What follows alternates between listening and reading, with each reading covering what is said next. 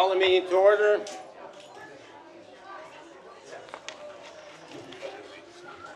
All stand for the Pledge of Allegiance. I pledge allegiance to the flag of the United States of America and to the republic for which it stands, one nation, under God, indivisible, with liberty and justice for all. Texas pledge. Honor thee, Texas flag. I pledge allegiance to thee, Texas, one state, under God, one nation. Moment of silence, please. May our hearts go out to Chito Rodriguez as he is still in the hospital.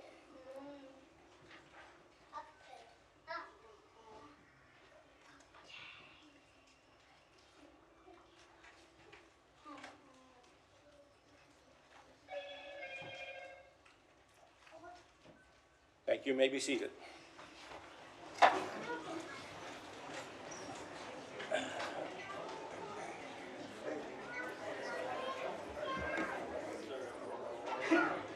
Mr. Secretary, roll call, please. Yes, Mayor.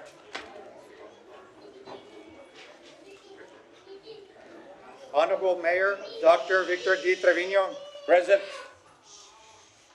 Honorable Mayor Pro Tem and Council Member District 1, Gilbert Gonzalez.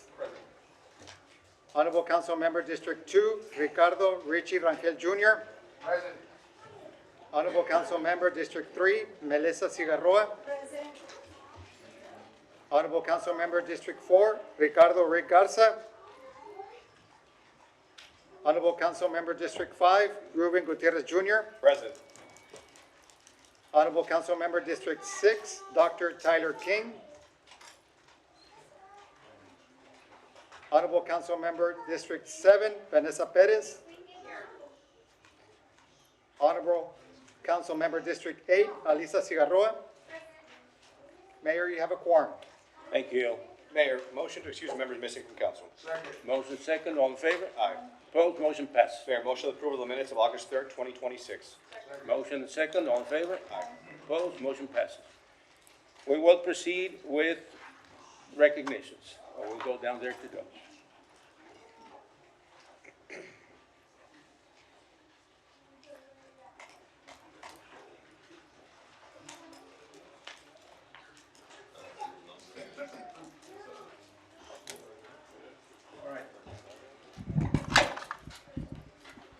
First recognition.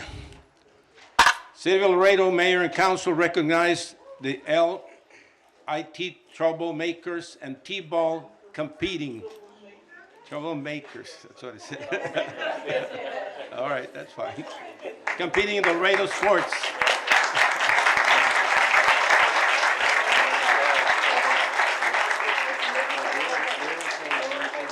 Little troublemakers competing in the T-ball team, competing in the Laredo Sports League for their dedication, hard work, sportsmanship, commitment to youth athletics. Special recognition is extended to the head coach, Margarito Segovia, and assistant coaches, Alejandra Vasquez and Veronica Segovia, for their outstanding leadership, mentorship, and dedication to developing the skills, confidence, character, and teamwork of these young athletes, both on and off the field. Congratulations. Yeah. And a couple of words from the coach. I just want to thank everybody for this. Anybody else? That's it? Okay. Let's go back for a picture.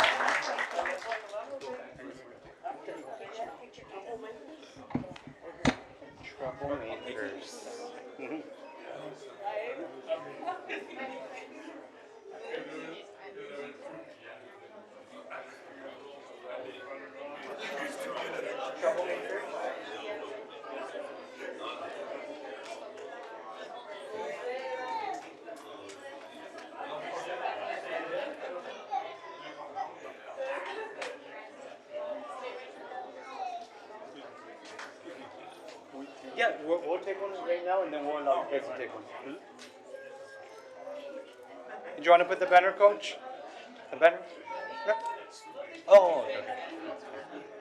Está muy grande. Sí.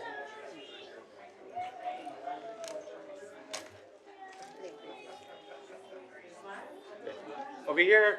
Que volteando aquí, niños. Aquí, aquí, aquí. 1, 2, cheese. Troublemaker. Cheese. Ay, que bajé, que bajé. Lower, right there. 1, 2, and 3. One more right here. One more. Ready, cheese. 1, 2, 3. Thank you. Parents, go ahead. Wait, one more. Wait, one more. Go ahead. 1, 2, 3. Oh, show your rings.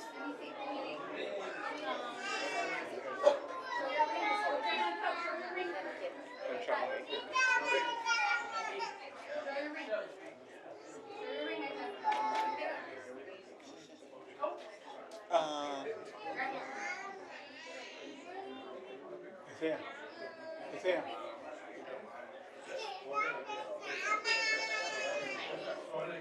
Cheese.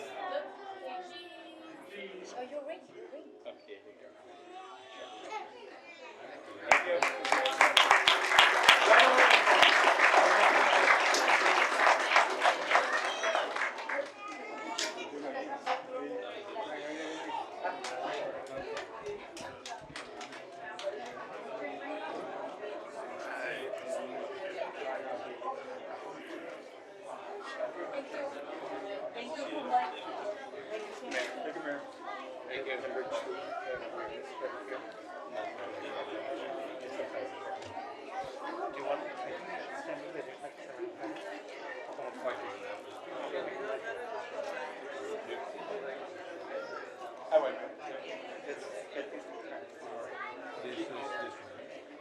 All right.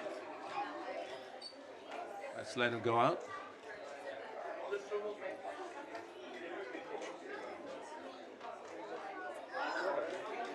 All right. Yeah, it's on. I thought I had mentioned the troublemakers, but it fits them. All right. Next recognition. City of Laredo Mayor and Council hereby recognize the inaugural Firefighter Leadership Certificate cohort for successfully graduating through a partnership between Laredo and Laredo Fire Department and Laredo College. The inaugural cohort completed the Level 1 Leadership Certificate, consisted of 16 college credit hours over a 2-month period from June the 3rd through August the 3rd. Program included 5 college-level courses designed to strengthen leadership skills and promote professional college bachelor and applied science organizational leadership, allowing firefighters to continue their education while preparing for future leadership roles within the department. Congratulations.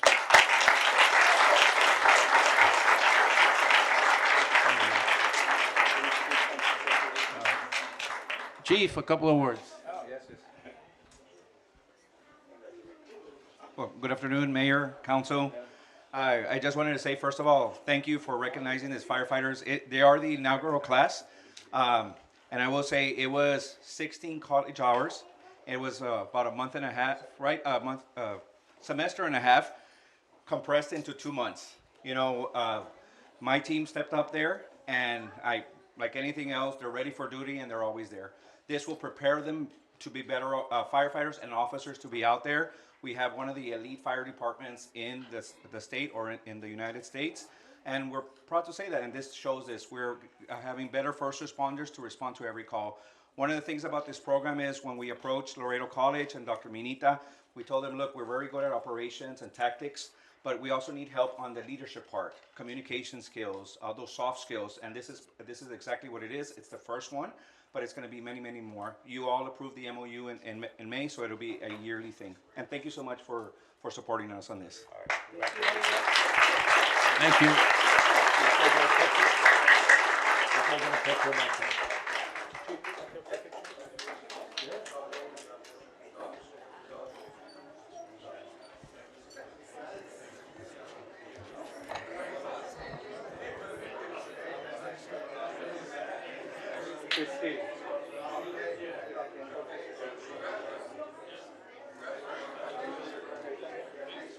Ah, sí, ya, they're talking.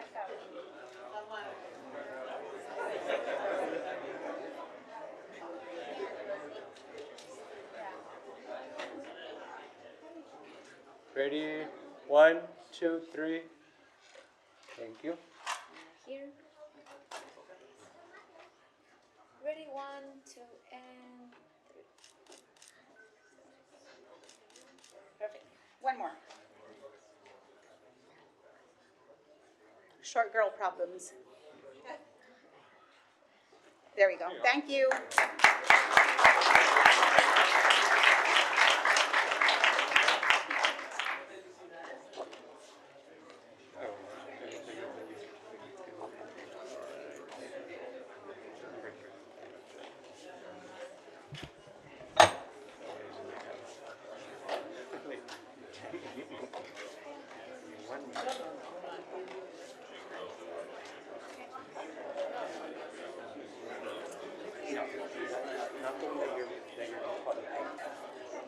Oh, yeah. You have to read it.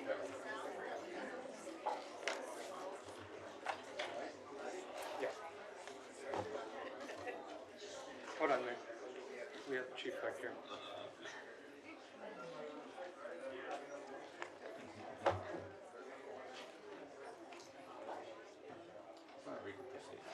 All right. Next recognition. Recognition of the 2026 Miss Laredo, Miss Southwest Royal Court for the outstanding achievements, dedication to the community service, and commitment to serving the ambassadors for the city of Laredo and Southwood, Texas. Congratulations.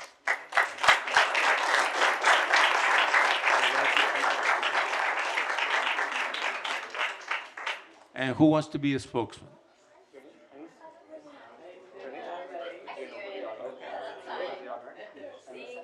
Oh, thank you. Jimena? Thank you so much. Jimena? Andrea? Jacqueline? Adams? Did you like your certificate? Carly Perez? Oh, she's mine. Angelique? Yeah. Ariana? Isabel? All right. Thank you so much, everyone. I want to thank the mayor, his beautiful wife, every member of the city council, and everyone here in attendance today for this recognition. I know we're all just so thrilled to have been appointed as your new royalty this year. Serving our community is the first and foremost priority. And so this year, getting out there, engaging with our community members, doing whatever we can to help in any way possible is definitely something that we're all looking forward to. And if anyone ever needs anything, we're always super happy to make ourselves available and to speak to our community and just represent Laredo with pride as we always do. Right, ladies? Awesome. All right. Thank you so much. Congratulations.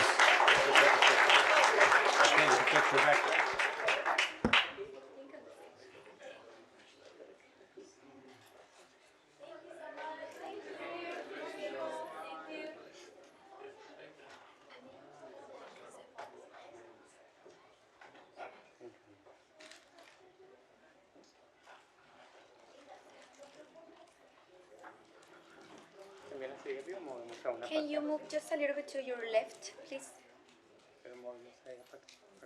No, they're good. Ahí está bien. Right there, right over here. Ready? 1, 2, and 3. Perfect. Right here, ready, 1, 2, 3. Perfect. Parents, go ahead.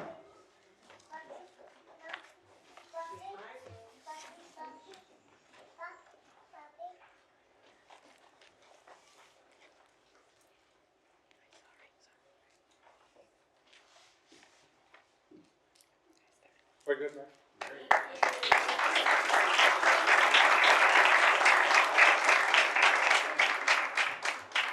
Can I give you these two, please?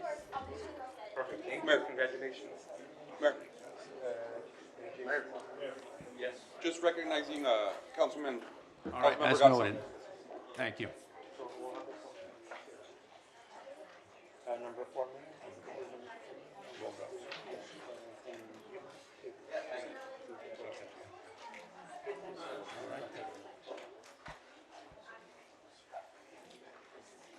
All right. Okay. Next recognition. City of Laredo Mayor and Council recognize the Bulldog Ballers and the fourth grade basketball team for earning first place in the Spurs League silver bracket for exemplifying outstanding teamwork, dedication, discipline, perseverance, and sportsmanship throughout the season. The team's commitment to improving their skills through consistent summer practices and the positive representation of the city of Laredo, both on the court and off the court, serves as an inspiration to other young athletes. Congratulations. And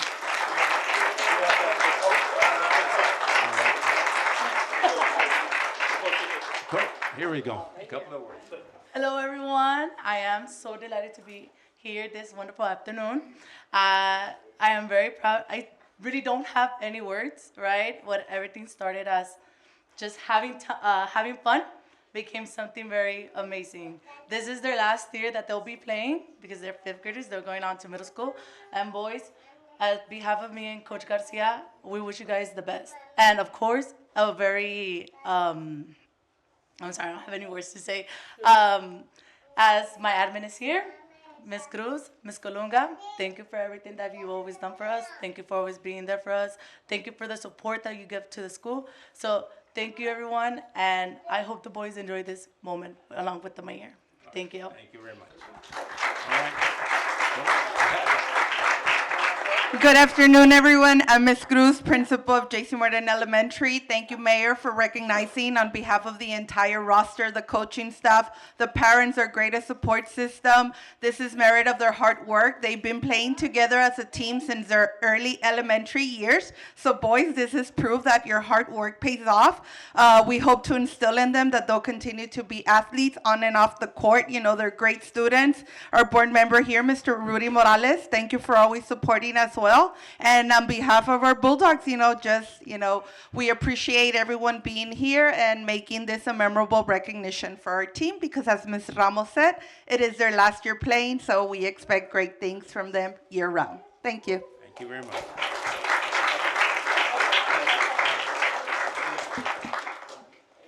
Let's go back to the first.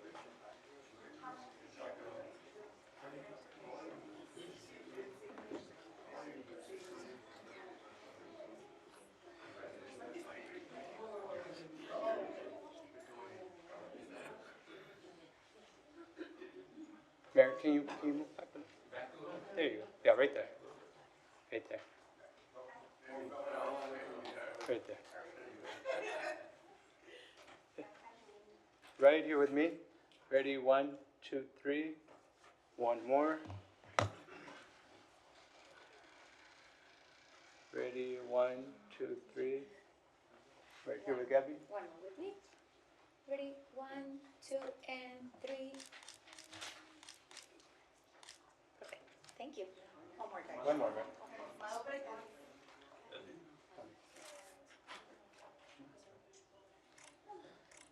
Parents, if y'all want to take pictures? They know we did. They get them off. Okay, perfect. Okay, we're good?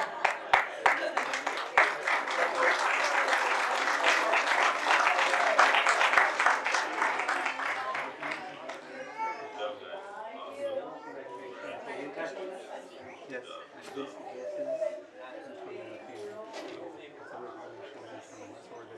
Yeah.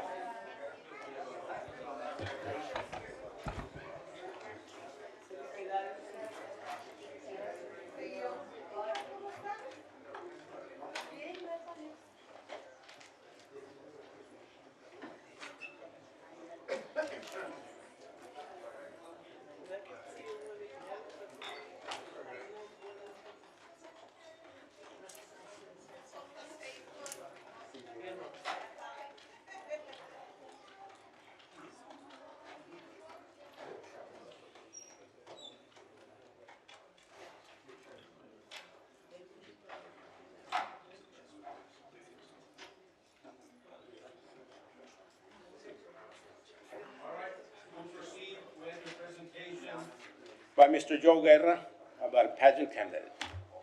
You here? Yes.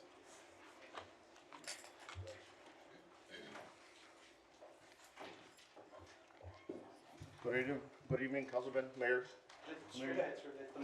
Okay, there we go. So my name is Joe Guerra. I'm here representing my daughter, Aleida J. Guerra. She's 18 years old right now. When she was 15, she was Miss Junior Laredo. Last year, she was Miss Teen Laredo. And this current year, she actually going to Miss Teen USA in Miami. So I'm here to, hopefully, we can get some support from the community, from the city. Hopefully she does good at, at her participation as a pageant. She's going for, like I said, Miss Teen USA. And the 19th, she starts the other participation. They'll be in Miami. And hopefully she goes well and represents Laredo as well. That's it. Thank you. Congratulations, thank you.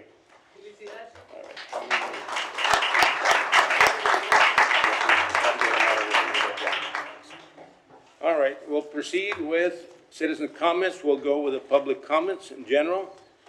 We'll start out with Valentin Ruiz.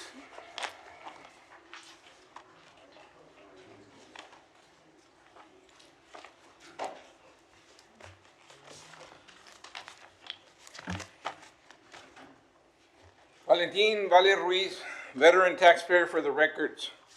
In the last town hall meeting at 8/11/26 on Tuesday, I was flustered by special ops police officers that targeted me. At 1:49, PD at the door pointing at me, like in the entrance there, and I was sitting on the other side. At 3:03, supervisor keeping an eye on officer that's approaching me. At 3:07 and 3:28, people ignoring city manager that was talking, and he was trying to do a really good job to keep the attention of the people because he didn't want them to know that I was having issues with the police officers that were bullying me. To walk out, they were asking me to walk out the door and leave my sign outside that says, "Water is life." I refused, naturally. I'm a veteran, and I told them, I swore a never-ending oath to defend and uphold the Constitution of the United States. And you, sir, the police officer, I told them, you swore to that same oath. And then he kind of toned down his voice, and he told me, a lot of respect for your service, and the same thing to you, sir. My supervisor's coming. And the supervisor approached me, the two of them were there, and then I got louder, because naturally, you all know I get flustered, get PTSD, I'm a veteran, I get triggered. And yet someone is sending these cops to approach me, because I'm carrying this sign, okay? And that bothers me to the core, because they targeted me only. I didn't even realize that it was only me. There were over 100 people that had these signs. 100 people. And I was the only one that was approached. At 1:27,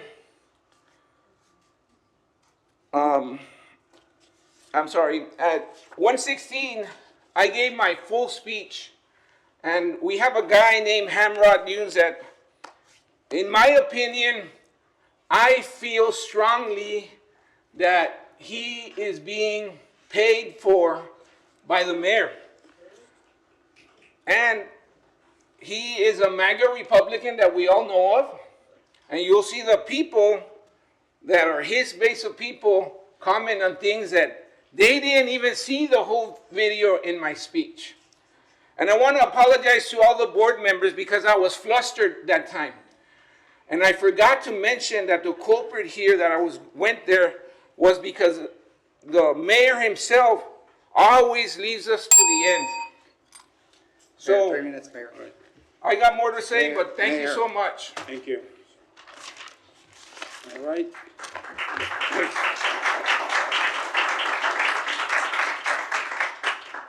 Elizabeth Salazar.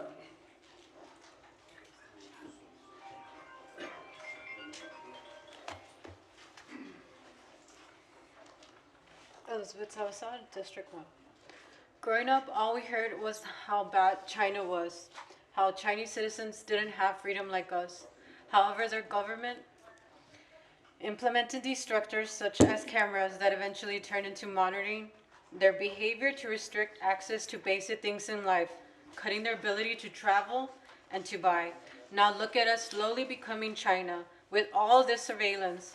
I once said this wasn't an anti-police matter. I had faith in our department. But as the months go by, I find it hard to keep saying it, based on their own actions. The chief said it himself, flock cameras were only for reading license plates. Only that. If that was the case, why are they located at parks, school grounds, hardware stores, our local shooting range, even down to every Dollar Tree, and strangely facing some local daycares, not pointing at any roads? Now some say, we'll change our minds if our children ever go missing. That fear-mongering won't work and shouldn't justify why our rights keep being violated every day, being tracked and monitored in the name of safety. Today it's safety, tomorrow will be for a social score, just like the Chinese. They're just collecting our private information, joining all of our records onto platforms. For later, for whatever reason, they'll try to keep us in check in the future. We're becoming a police state, building a digital prison all around us if we ever step out of line for whatever new laws may come. To quote a quote I heard from a professor from Columbus, under Flock, we are all under investigation at all time for all crimes. So much for innocent to proven guilty. They're materializing our police department under this new wave of technology. Some of the drones used by Laredo Police Department, such as Skydial, have military contracts, just like Brink drones, but they have contracts with foreign military, just like in the Ukraine. Everyone knows that recruitment is at an all-time low in the military, especially when the economy is bad. Even our local police department is suffering the same way. Some policemen have gone into the private sector doing security for businesses. Most policemen annual salaries around 50 grand a year, still more than what an average Laredoan makes, and yet they still can make it just being cops. The chief makes roughly 100 grand a year, but if he has so much faith in this technology that violates our rights, he should at least take a huge pay decrease, since these machines will be doing most of the work, right? Plus, I heard the same policemen doing security are telling their other employers that data centers are bringing them lots of business, stating it as a fact, like if it's in the works already. That doesn't sit well with me. 3 minutes, What do Mayor. they?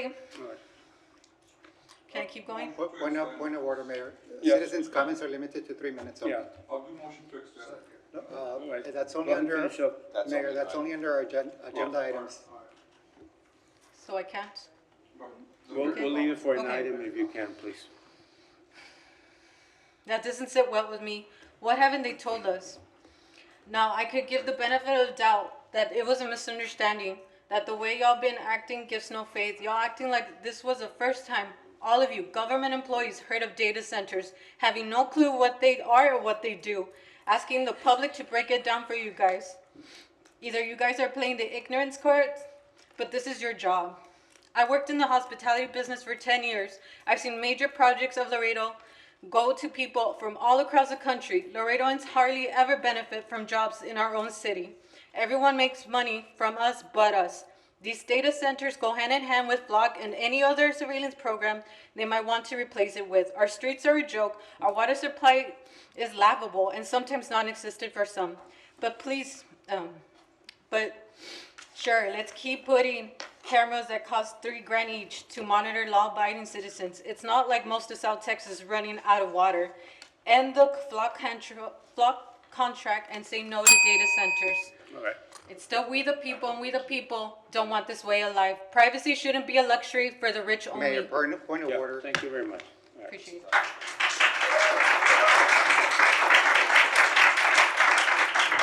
All right. Thank you for your comments. I will remind the public that citizen comments are limited to 3 minutes. If you want to expand on your comments, that has to go on an item. So we'll proceed with Alberto Guajardo.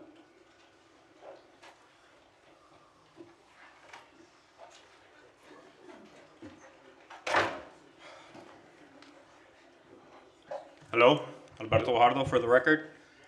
I actually came unprepared today, just trying to. Okay, good. Awesome. No, that's how I talk. I'm a very loud person. I'm outspoken. I think some of y'all got to see that at the town hall meeting. what I'm trying to do with our leaders is to get y'all to wake up about the issues. Mostly it's the data center and the flock cameras. I want everybody to start thinking like a businessman. What do they want? Why would somebody invest so much money? A lot of people don't consider how much investment is going into this infrastructure. Not just one thing, an infrastructure. That is surveillance cameras, a data center that gets to feed these cameras for data and processing, and the fiber optics that they're laying all around the city. Right? I don't want to fight against fiber optics. I like better, faster internet, but that's how they sell it to you. Right? You think they are going to make their investment back with selling a few $50 a month contracts? With selling $3 million unless it was $5 million worth of cameras to the city? That's not how they make their money back. What do they sell? Please consider that. They sell data. That's what the data center is. It is a bank, and they're selling their product being data. Our data. It goes to the highest bidder.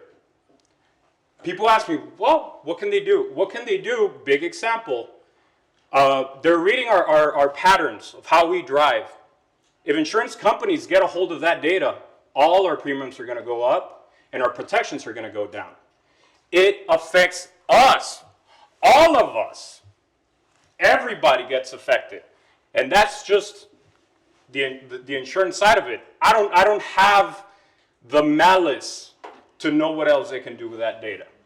But it will go to the highest bidder, being another country, being a self-interested billionaire, being whoever it may be. It's our data.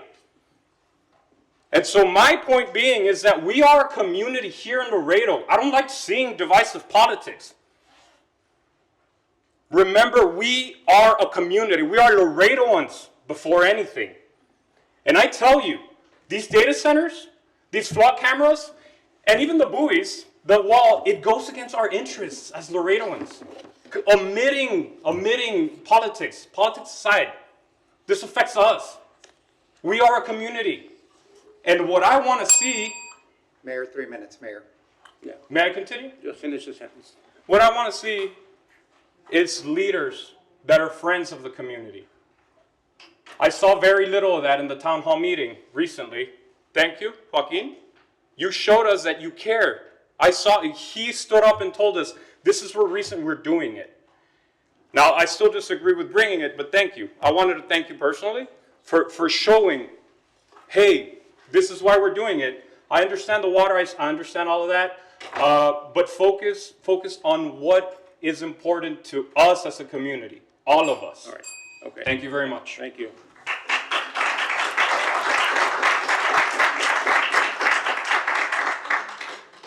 All right. Alberto Guajardo. Well, I'm sorry. We'll get you again. No. Jesse Herrera.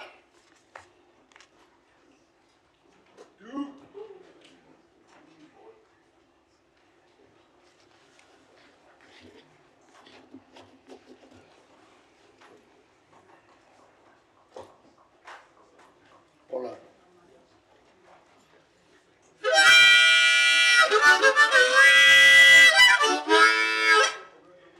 Some call me a poet, some call me the dude, but I've always been Jesse G. Herrera. Anything you might have heard about me is true. Only the names have been changed to protect the guilty. This is for Elizabeth Holguin. Keepeth and taketh. From the halls of Montezuma to the Paris of Central Asia, Kabul, Afghanistan, a las calles del Rio Bravo, Texas, the community de Laredo joined together in tears and joy and strides together to commemorate the ultimate sacrifice and beautiful life of USMC Lance Corporal David Lee Espinosa as we walked in his honor and memory at LBJ Wolves High School, Laredo, Texas, August 15, 2026. When Elizabeth Olguin, David's mother, spoke of David's unselfish, non-discriminatory love and bravery, she described how David shielded the people, Afghanian people, from the blast that took his life. And I saw at David's walk how David's mother assisted Mr. Alvarez, the DFW veteran, walking with a cane and lifted him up by his arm for several blocks towards the finish line.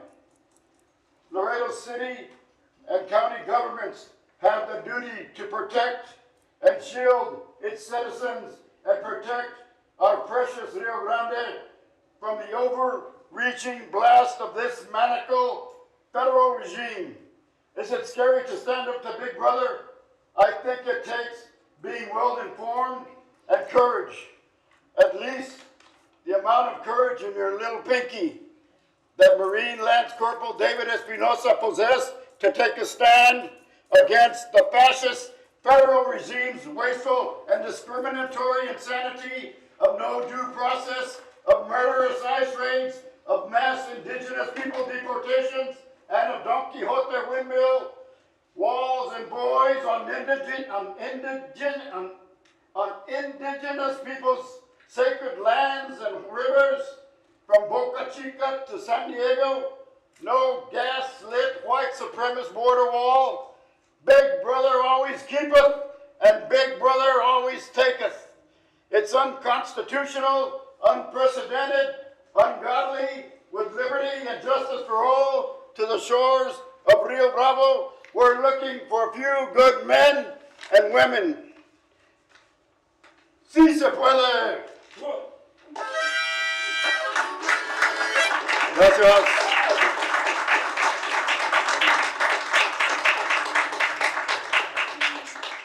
Rick Trevino.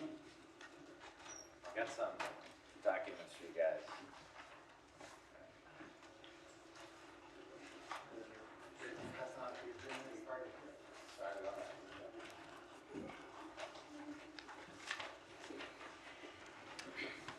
My name is Rick Trevino. I'm a criminal defense attorney, a member of the Democratic Socialists of America, and I'm also a member of Frontera Sin Data Centers.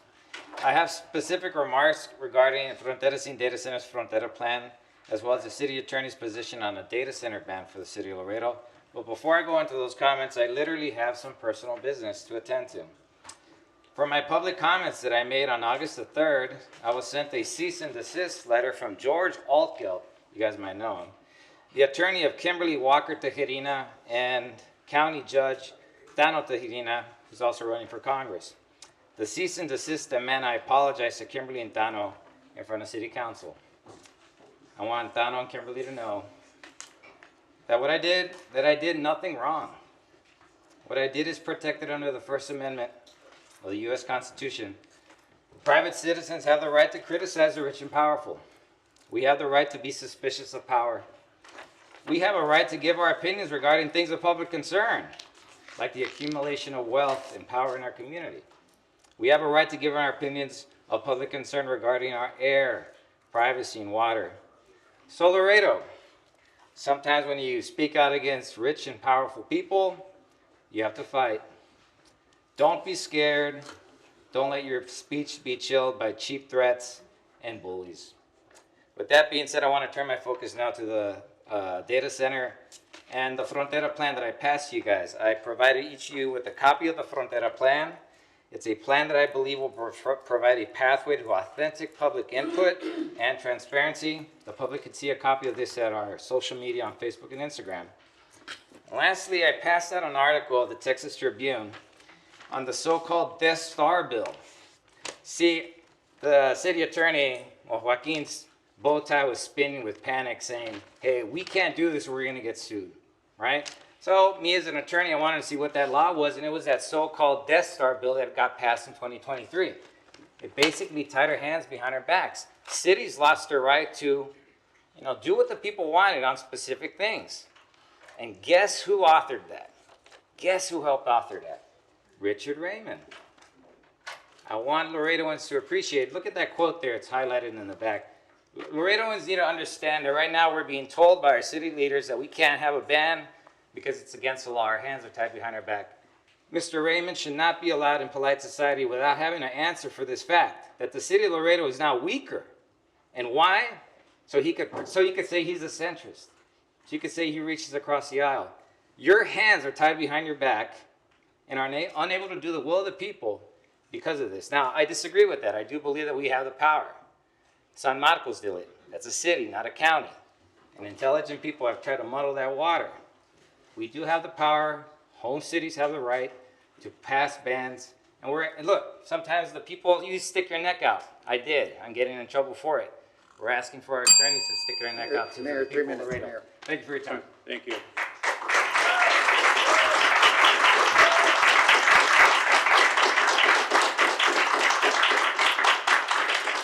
All right. Shaid Iracheta Montalvo. Okay. All right, this is the mic? Okay, so thank you, Mr. Mayor, City Council. So I'm here to talk about the frustrating communications with the City Council regarding the Laredo Police Department's misuse of flock cameras. The folks from the Deflock movement have been speaking about the Laredo Police Department's violation of their own protocols regarding flock camera access, and they've also been speaking about the city stalling the request of public records since at the very least June. The frustrating situation we're left in is that us as public citizens have been doing essential work in keeping our police department accountable, but we only have 3 minutes to voice our grievances, and during the last time we came to speak, the police literally approached our speakers as a form of intimidation while they were speaking.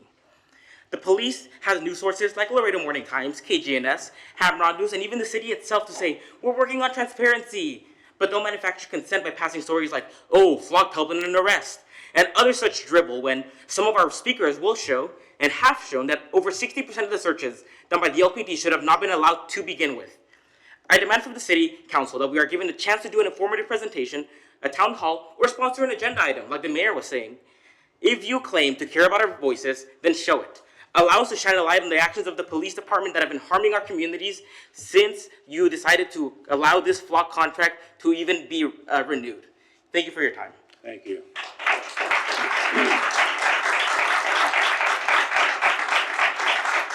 Amador Flores III.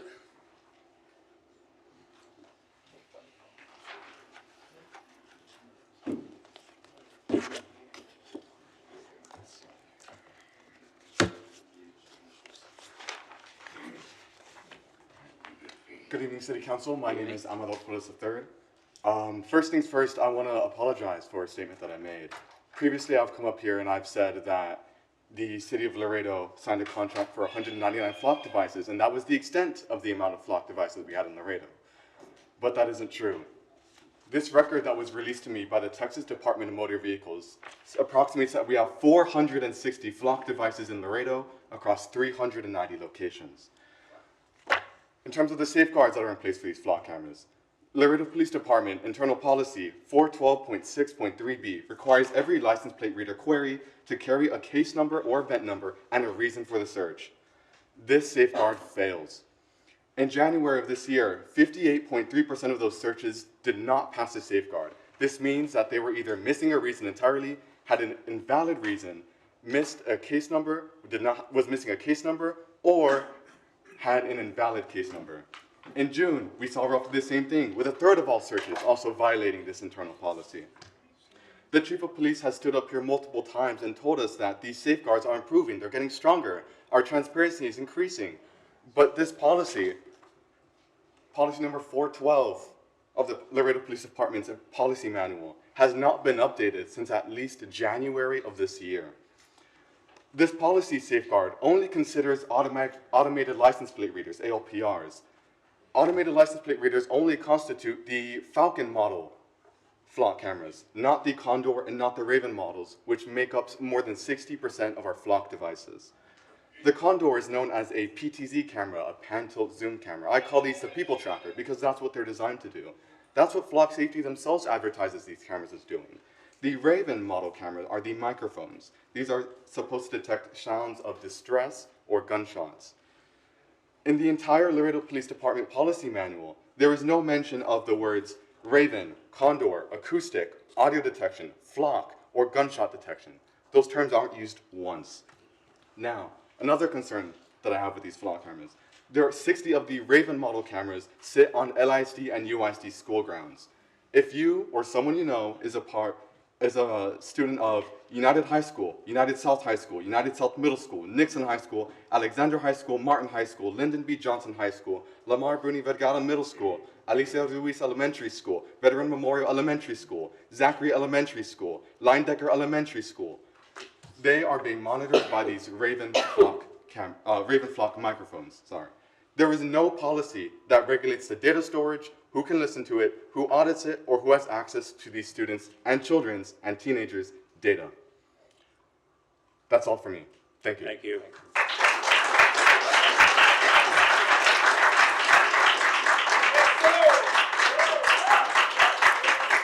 Maximiliano Prado.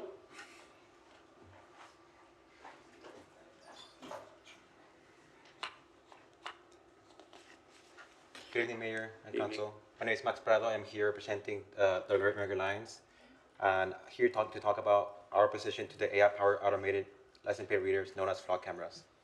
These cameras are used to track, log, and share your movements each time you pass by one. They're license plate readers, but license plate numbers are not all they detect. They use AI to identify vehicles by color, make, model of your car, dents and damage, bumper stickers, and much more. While we all may have an idea of what flock cameras what they are and what they do by now, we did not know how flock cameras in our city are being used. We were able to obtain records from the Laredo Police Department regarding flock from the dates of May 11 all the way from 2026 to June 11, 2026, through an open records request. This is what we saw from those records. Over 217,000 searches were conducted using our flock cameras. Only 7,453 searches were done by our city police department. That is only 3.43% of all searches using our flock camera devices. Out of those over 7,000 searches, over 4,200 searches had an improper, incomplete, or no case number, so around like 56%. One intelligence analyst in particular performed 1,357 searches, 40% of all LPD searches. Out of this number, over 900 of them, 85%, did not have a proper number or number at all. Over 90% were all for non-DUI offenses, not DUI alcohol offenses, which tend to be just misdemeanors. Are we really dedicating our time to just prosecuting misdemeanors? 104 records referenced Homeland Security investigations or Customs and Border Patrol, showing that LPD is giving intel to the federal agencies that detain immigrants in our community. 94 searches used the AI feature called Freeform to look for people using terms like female orange shirt, guy in wheelchair, blue jeans, white short sleeve, and brown hat. Keep in mind that this was around the same time that we were being told that all searches require a case number, that no searches were used to identify people, and that the police department had the proper safeguards to make sure that our flock cameras were not being misused. How do we know that the other 212,000 searches performed by other law enforcement agencies using our flock cameras are not being used? How do we know that the 4,200 LPD searches were done for the right reasons? Time after time, our community has spoken out about their concerns of flock cameras since May of this year. Even at Data Center Town Hall, Laredans raised these concerns as they talked about their opposition to data centers. Despite all these backlash that we have brought up, we have heard little to nothing from our elected officials. I know you can't comment right now, but we do want to hear where you all stand regarding flock. I'm calling for a city to host a town hall to let the community voice their concerns regarding automated license plate readers. Mayor, 3 minutes, Mayor. Give me 2 more sentences. Go ahead, finish. Such as to voice a concern regarding automated license plate readers, such as flock, and to hear from our elected officials. No internal policy will protect our privacy. The only way to ensure this data is not used to invade our privacy is not collected at all. Thank you. Thank you.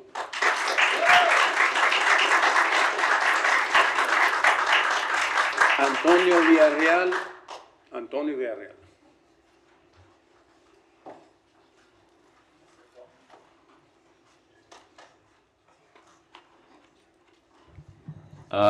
Hello, Council and Mayor. So I'm here to speak specifically about the flock issue, and I do Name want. for the record, please. My name is Antonio Villarreal. So I wanted to talk about flock and specifically about this idea that it's going to be contributing to our safety.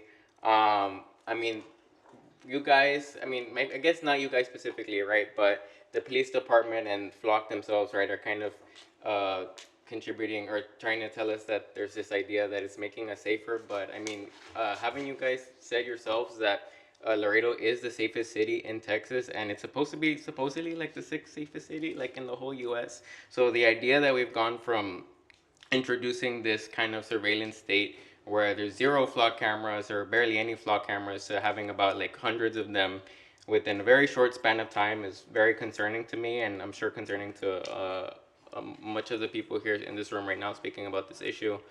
And it's really distressing that we're just touting this issue like it's going to actually improve safety standards when you guys have the data to show that we don't need to be relying or implementing new policies that would supposedly make us safer when we're already pretty consistently safe as it is. This AI technology that could be utilized with Flock seems pretty dangerous. I don't have the actual articles to show right now because I don't have my computer. But you could search it up. I'm sure other people have shown in the past and will continue to show today. That there is articles of people that are able to access the Flock database and have been showcased as using it to track people that they're interested in stalking or chasing, ex-girlfriends, any random women. So I'm sure that a lot of people in here in this room wouldn't want to endorse or support technology like that. And some of these people have been actually charged and disavowed by their police departments. So I just want to emphasize that we need you guys to be against this. We don't want these flock cameras to be made basically without any input from us, the general populace, when, like I said, there's such an influx of this going on right now. Where are we in the equation? Our privacy rights and our data is at risk when you guys just let things like this happen and we don't have any say in it. So yeah, please, let's put an end to Flock. Thank you. Thank you.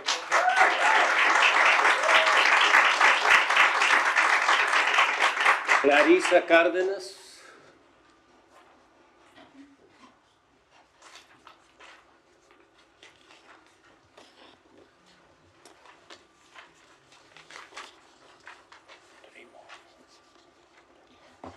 Good evening, Mayor, council members, and members of the community.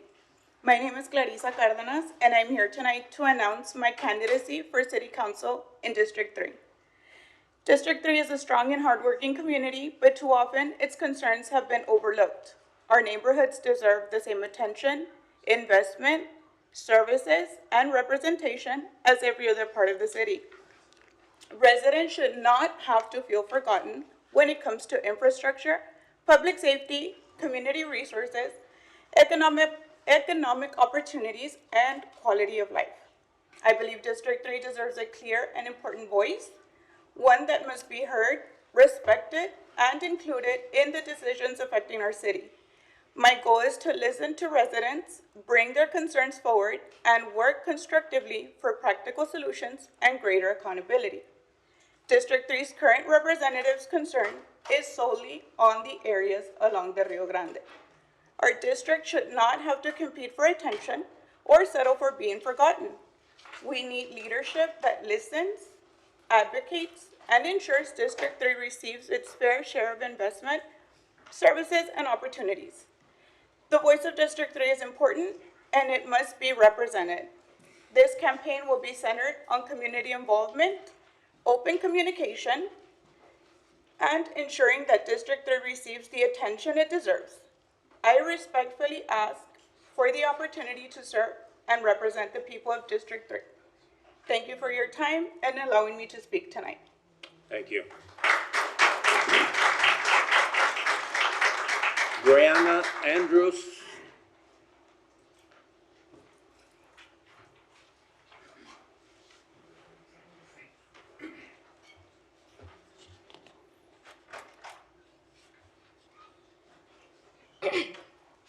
Hello, good evening, Mayor and members of the City Council. For the record, my name is Brianna Andrews, and I'm here because I'm deeply concerned about the buoys being proposed for the Rio Grande and what it could mean for Laredo's environment and our community. As we all know, the Rio Grande is not just a border. It's part of our environment. It's a wildlife habitat. It's a flood corridor. It's connected to our parks, our neighborhoods, our infrastructure, everything. Whatever someone's position is on border security, I believe every person sitting on this council should be able to agree that we have a responsibility to protect the river we live beside. So I'm asking the City Council to take the environmental concerns surrounding the proposed buoy system and border wall seriously before anything else is installed. We already had a warning. In March 2026, Dr. Mark Tompkins, a scientist with nearly 30 years of experience studying rivers, examined the proposed wall and buoy system. His research warned that during flooding, debris and dislodged sections of the buoy system could move downstream and become trapped against the wall and bridge supports. He warned that the combination of the wall and the buoy system could create dangerous conditions during major flood events. And then what happened? Last month, we watched hundreds of buoys become dislodged during flooding and travel downstream towards Laredo. So when I say that we need to take these warnings seriously, I'm not talking about some hypothetical environmental concern that exists only on paper. We already have seen a version of the problem that was warned about just last month. And not gonna lie, it would be quite embarrassing for our city council members to ignore an environmental concern, have experts warn us about the consequences, then watch something similar happen with a worse future flood, and then continue moving forward without demanding better answers. The proposed system is also enormous. The estimates presented for the Laredo stretch involve more than 15,000 buoys. Each buoy can be around 15 feet long and weigh approximately 2,000 pounds. That means we're talking about thousands of massive objects being placed directly into the Rio Grande. That deserves serious environmental review. What happens to the sediment? What happens to the debris during a flood? What happens to erosion along the riverbanks? What happens to wildlife that depend on the corridor? What happens to our bridges and water infrastructure? These are questions that should be answered before construction, not after something goes wrong again. And then there's a proposed border wall. Dr. Tompkins described the combination of the wall and buoy system as a ticking time bomb and emphasized that installing a system like this in a major river with huge flood flows is unprecedented. That should concern everyone in this room. So even if you somehow think that a border wall is necessary in Laredo, you should still know that the Rio Grande shouldn't be turned into a testing ground for an unprecedented barrier system. So to this council, before allowing or supporting additional installation or construction at all, I'm asking you to demand a comprehensive environmental and flood impact study that specifically examines the combined effects of the wall and the buoy system. I'm asking you to make sure scientific expertise is considered, since, a scientist already got ignored. I'm asking you to protect Laredo's water, infrastructure, wildlife, riverbanks, parks, and neighborhoods. Don't wait for a larger flood, a larger failure, or a larger environmental disaster before deciding those warnings were worth listening to. Laredo deserves better than that. Thank you. Thank you.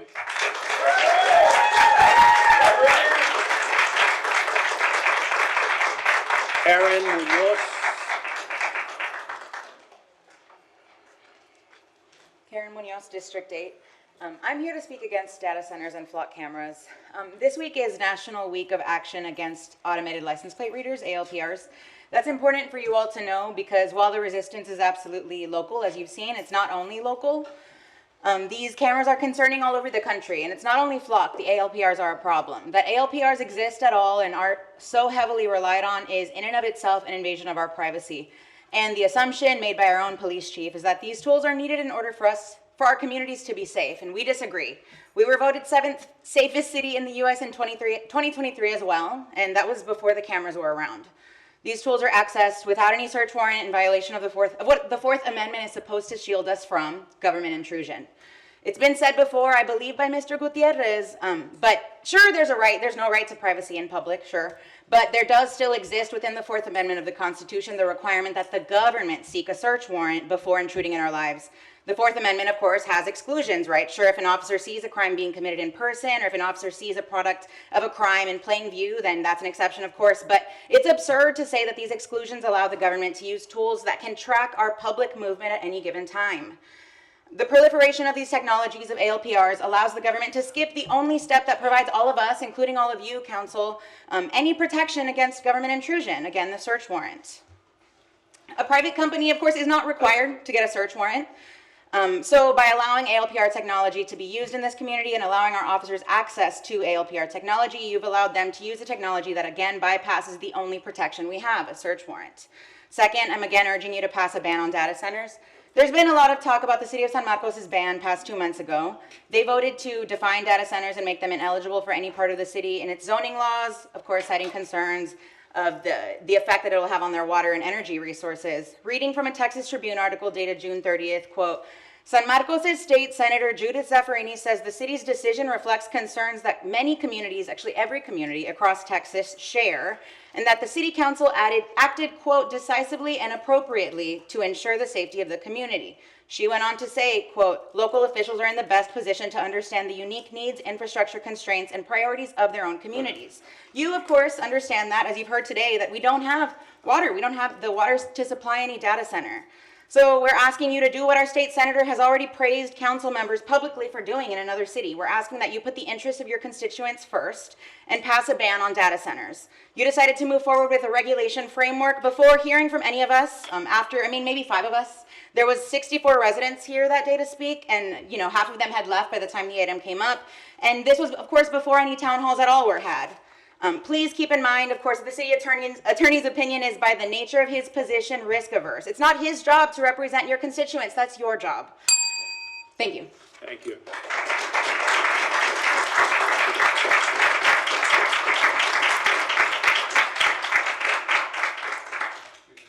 There's some citizen comments on items. I don't know if you wish to come up on item 22. Would you like to come up or wait till the item comes up? I'll come up. All right, it's Martin Castro.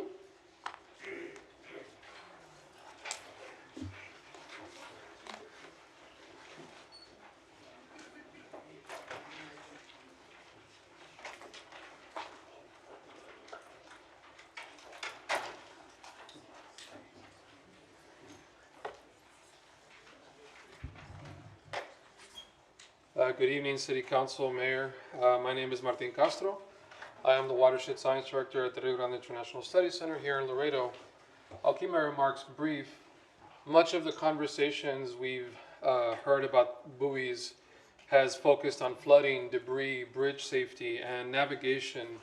All of those, of course, are critical concerns, but I also wanted to raise another issue that has not received enough attention with what these buoys may be doing to the river itself, especially under the extreme heat we're facing.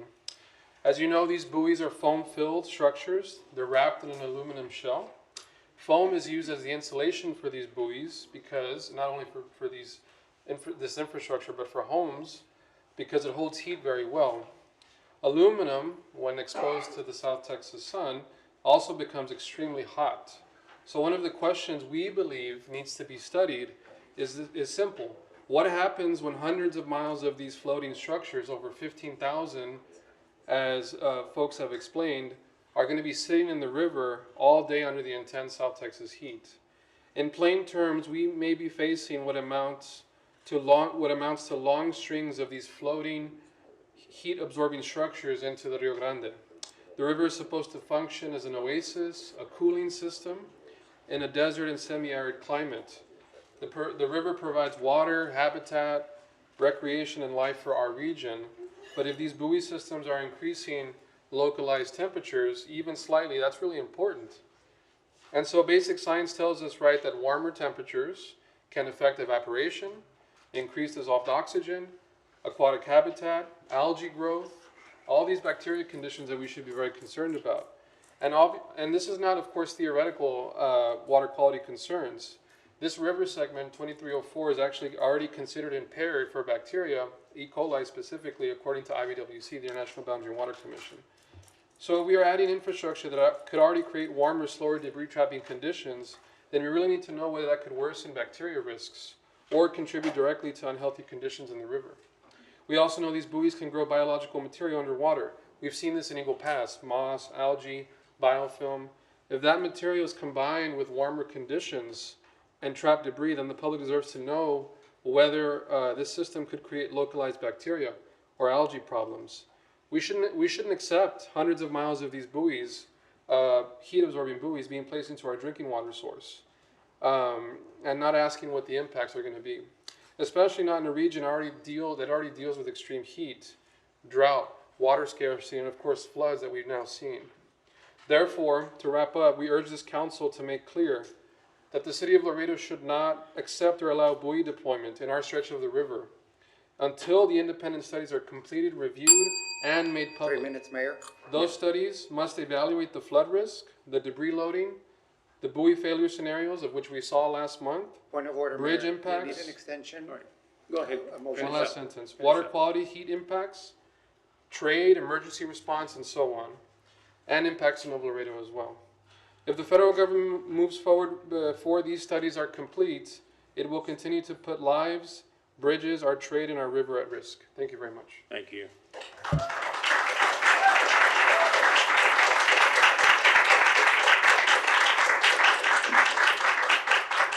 On this same item, Edgar Villaseñor, would you like to comment?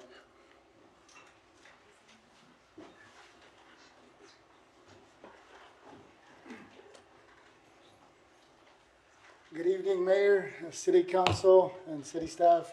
I'll also keep my comments brief. Just last time I was here, I spoke about being proactive and not reactive. And, you know, on March, we had told you guys, again, I know you guys have heard this many times, but we told you guys that there was this report that said that, you know, that flooding was an issue, that this construction could cause risk. And then 5 months later in July, it happened, boom. Exactly, almost exactly like what we predicted. But also in the report, it doesn't only talk about the buoys, it really talks about the wall. So in this, and I'm glad you guys are like, at least, I wish it wouldn't have been like a reactive thing, but now that you see that there's some truth to the report, look at everything because it also talks about the wall. So right now with this resolution that you guys are suggesting to reassess the buoys and the development, how they're doing that, also include the border wall because that, I know all the way at the bottom sentence it says and continue coordination with the construction of the border wall, but that goes exactly against what the report said. So today my ask is just that you guys amend that resolution and consider the impacts of the border wall as well. Thank you. Thank you.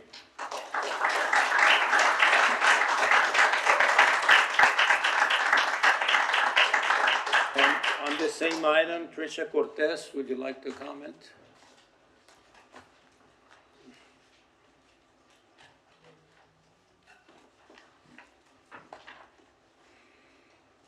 Good evening, Mayor and members of the City Council and management. My name is Tricia Cortez with the Rio Grande International Studies Center.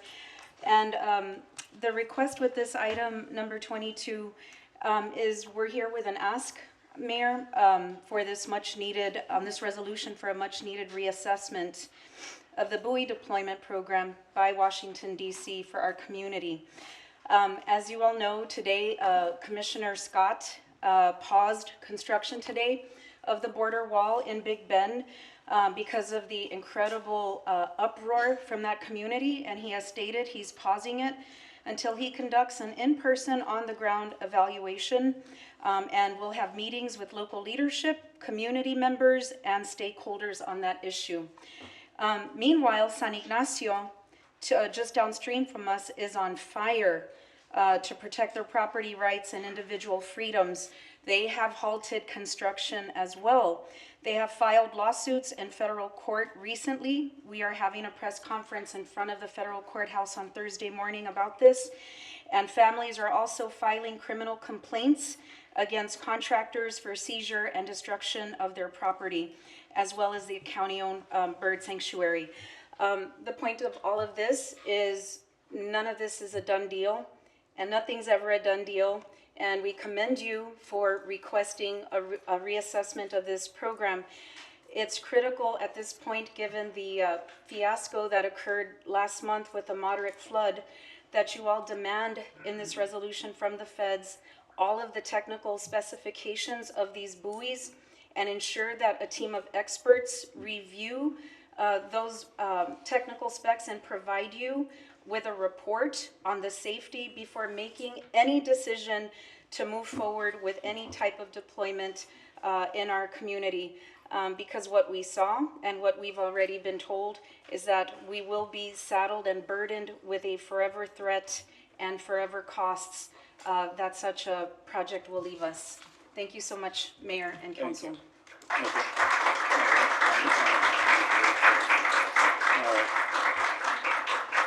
We have other comments on different items. Item 23, does anybody want to come up?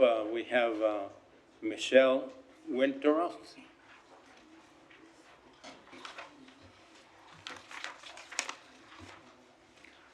For the record, my name is Michelle Winteroth. When council members King and Alyssa Cigarroa voted against the residency requirements, one of the concerns was that it looks like we're trying to keep people from running. So I have to ask, how is this any different? Or is this exactly the whole point? Is this what you're really trying to do? Let's be clear. This added expense is because Alyssa Cigarroa chose to leave her seat midterm to run for mayor without a thought of how this would affect us. I understand the law is within 120 days and as soon as practicable. So I'm asking this council to use the maximum legally possible instead of rushing this process to meet a deadline. Give the people time to prepare, a fair chance to run, and to give voters a fair chance to decide who they want in that seat. If you believed people should not be kept from running, then you should believe the same thing today. And that brings me to District 3. I am tired of our people being treated like an afterthought and our neighborhoods looking like trash. Mercy Hospital, the prime example. District 3 deserves a representative who understands the people who live there, listen to them, and is prepared to fight for the people in that neighborhood every single day, not someone who is off catering to certain nonprofits. Fairness and democracy need to be brought back to City Council. So rather than stand here and complain, I have decided to do exactly what democracy allows every qualified citizen to do. Therefore, I am running for City Council District 3. And Melissa, I know which hat I wear. So, I'll see you in November.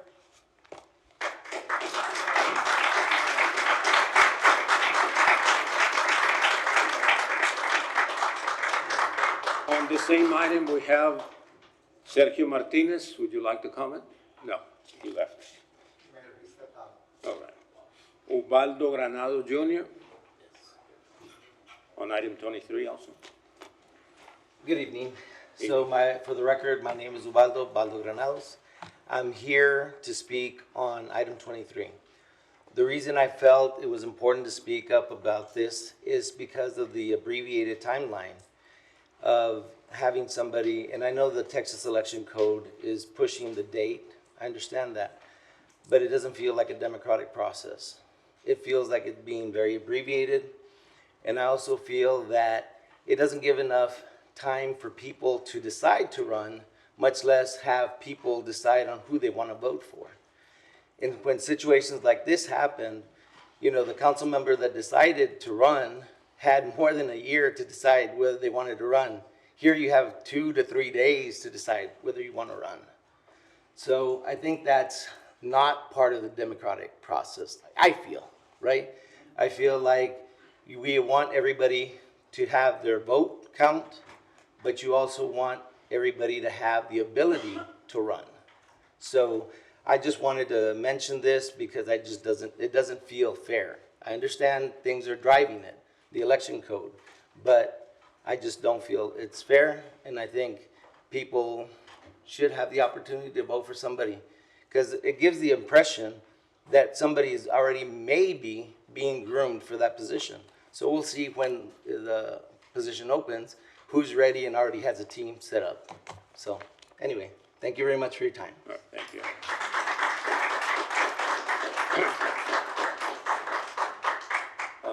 On the same item, Daniel Martinez.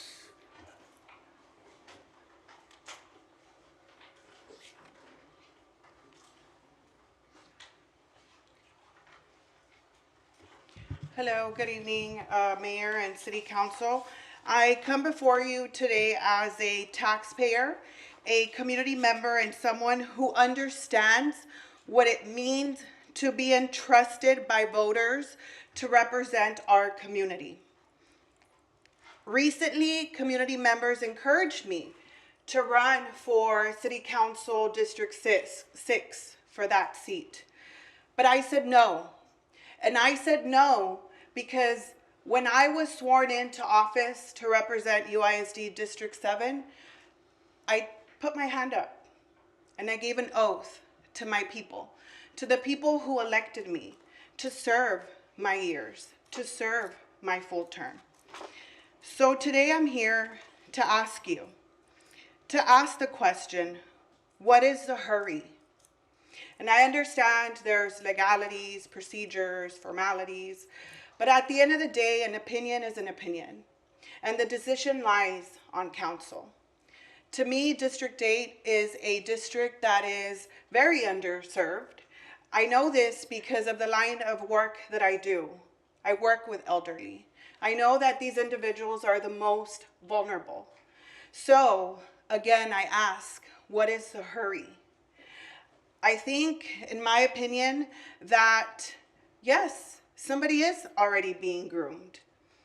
2 days is not enough for somebody to step up. Why? Because it takes finances, it takes decisions from family to support, and you essentially need a team. And again, as public officials, when we take that oath, we do it because we make a promise to our people. And yes, although doing an election further down the line may cost us money that perhaps maybe the city does not have, that is not the fault of District 8 residents. That is the fault because the representative who is on that seat right now is wanting another seat, the mayoral seat. So again, ask yourselves, what is the hurry? Why now? Why not wait? I waited, and I waited because again, I made that promise. And when you make that commitment, you should not take it lightly. Because people came out 2 years ago and trusted you with that work. And we've seen the issues that have been ongoing with the Hamilton. We just heard public comments that obviously there are a lot of issues ongoing in that district. So again, why not finish the work? I was taught that when you start something, you finish it, whether you like it or not. Even my kids sometimes with football practice, cheer Mayor, practice. 3 minutes, Mayor. I don't want to go to practice. I'm tired. I'm done. Well, guess what? You made your commitment and you have to stick to it. So again, council, I'm asking you to ask yourselves, what is the hurry? Can we wait? Will you give District 8 a fair process in this? Thank you. Thank you.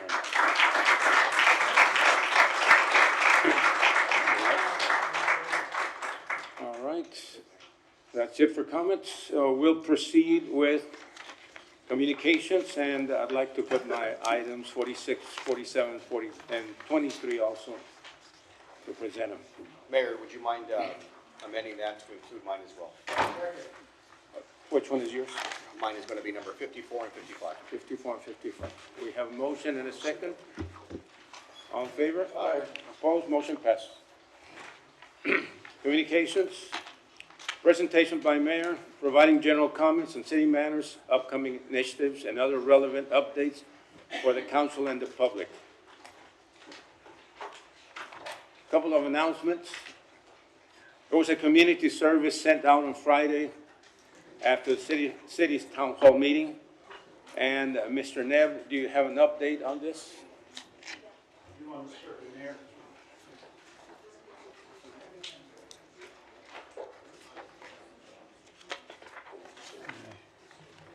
Promise to keep this brief, so.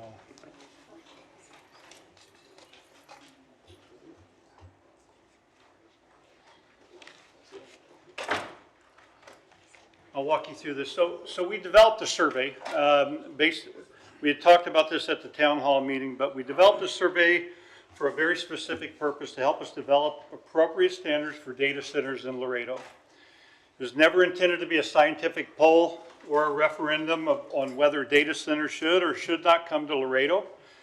We wanted to understand what protections people believe should be considered: water, power, infrastructure, neighborhoods, environmental impacts, economic benefits, and accountability. The response itself has now become a part of the story. And I want to explain what staff has found. When we look at the responses by day, something unusual becomes immediately apparent. On August 14th, we received 92 responses and 92 unique response patterns.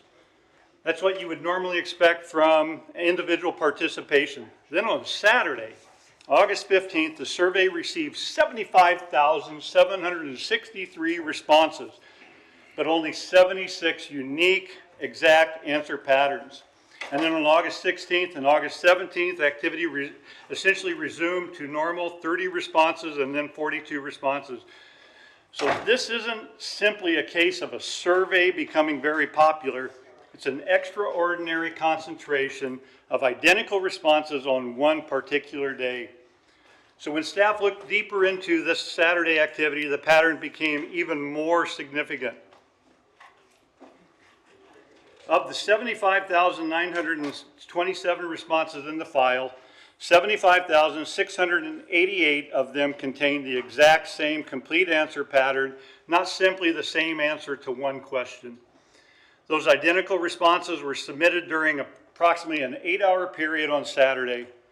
This represents approximately 99.7% of the entire response file.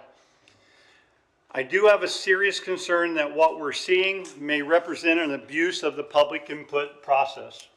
Staff is reviewing the available technical information to better understand what occurred. Until we can complete that work, I do not believe it would be responsible to describe 75,000 electronic submissions as 75,000 independent expressions of Laredo's public opinion.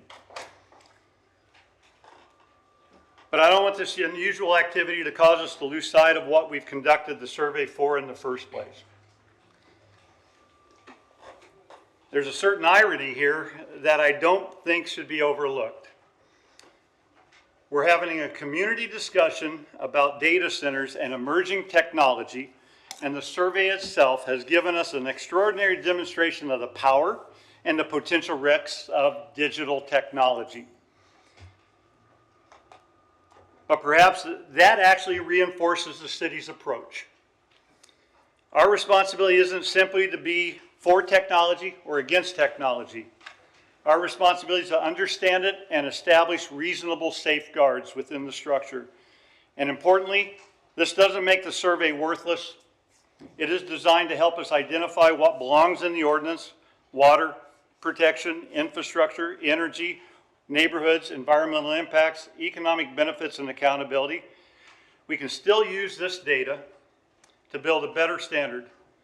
What we should not do is confuse raw electronic response totals with a scientific measurement of community opinion. Our responsibility is simply not to be for or against technology. It is to establish reasonable standards that protect Laredo while allowing responsible development. So, Mayor, I think I just wanted to make sure I showed you what the returns have been. This is a stronger response pattern than we had for border wall, buoys, any of the other surveys that we've had out there. Just wanted to provide you with that data with where we're at. We will look through the information. We will determine exactly what happened within that structure. This is about us taking the data and bringing it to the whole conversation about developing out standards for how we will manage any type of uses, industrial uses that utilize a lot of water, utilize a lot of power.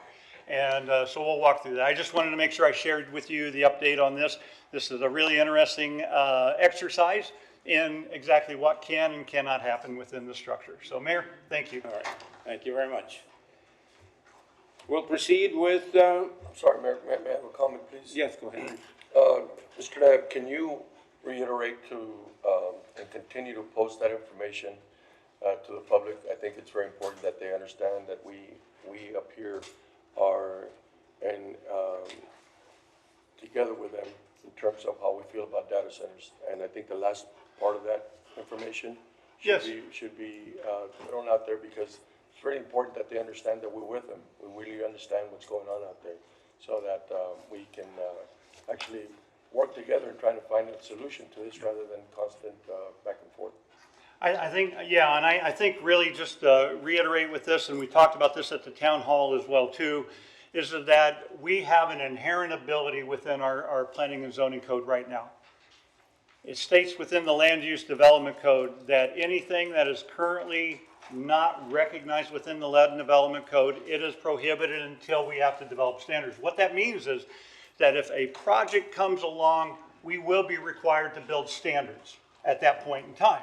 So the concept, and I think this is the conversation we had at the last council meeting, this is the directive that was given to me by the mayor and city council, was to develop out the standards as to how to manage this and how to walk through this.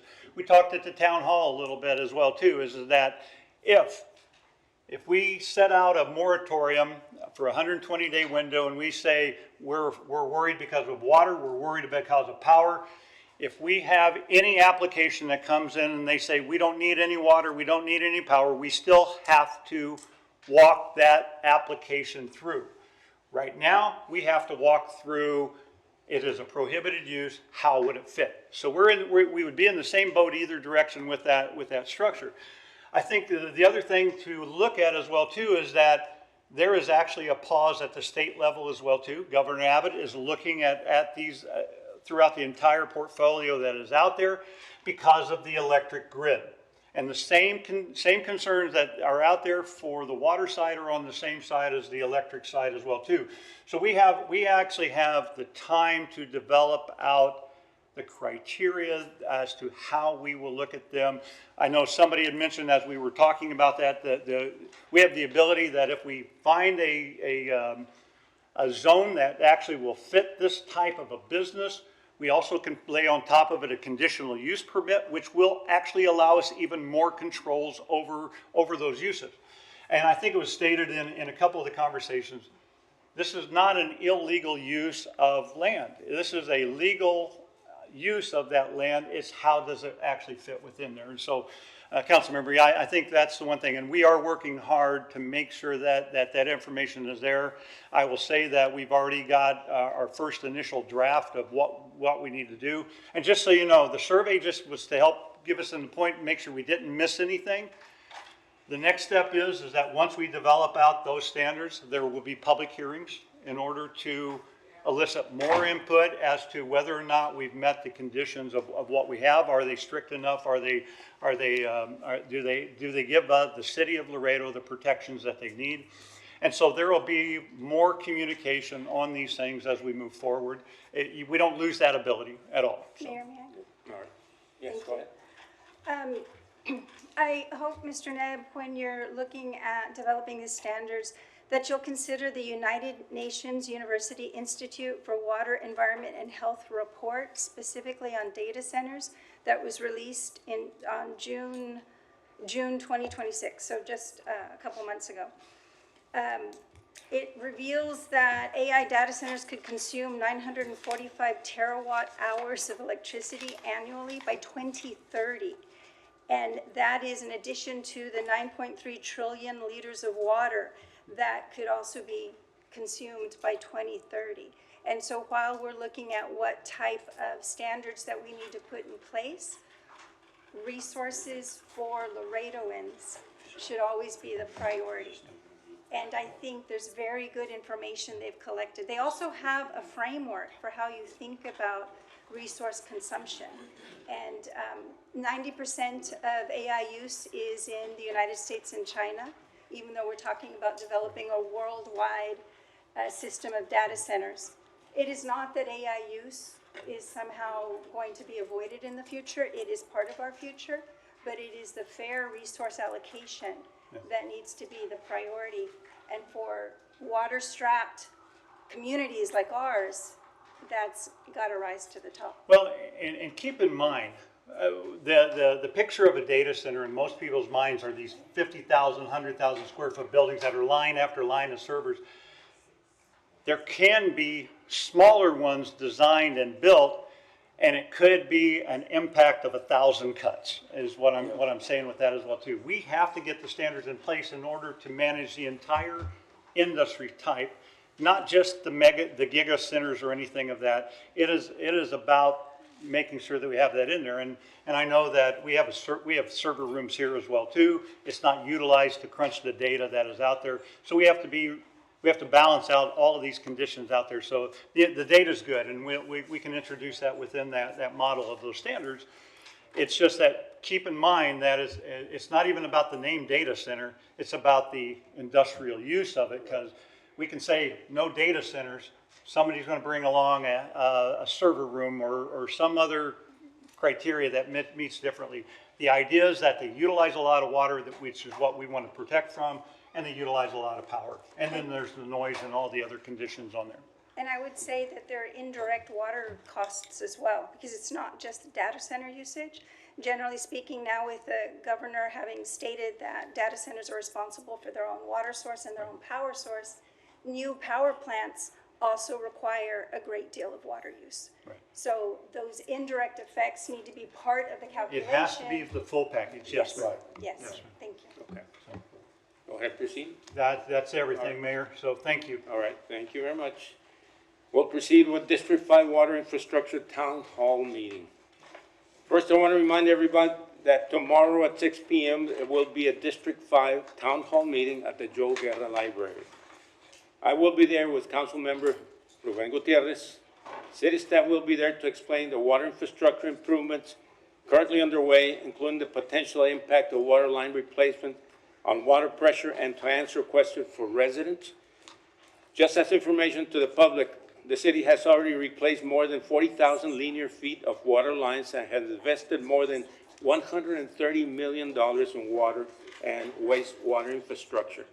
And representatives from utilities and city department will be available to provide information and address residents' concerns. And I'd like to ask someone for utility to come forward and give us a brief presentation so the public can better understand what's happening with these improvements across the city that we're looking at the potential for interruption in services. Anybody from utilities here? Go ahead.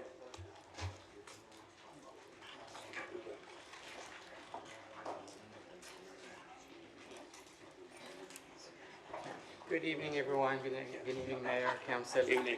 So tomorrow really is to focus on District 5 and the pipe bursting that is going on there, and some of the issues with the pressure loss. And I think we've discussed this, Councilor, earlier. So we'll bring this back, and we'll have the same thing as we did with District 4. So our technical expertise and engineers will be there to explain anything for the public. So I've invited everyone to be there.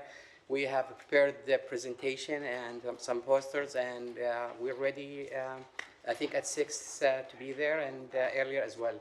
So, yeah, that's it. All right.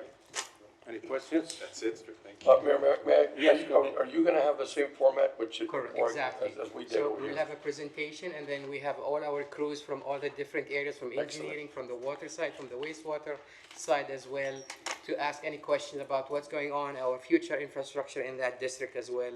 And hopefully we can have audience and be there. So we're ready. Yes, go ahead.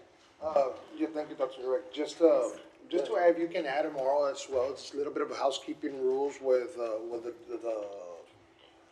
contractors, if you don't mind, if you want on the conversation you're gonna have tomorrow.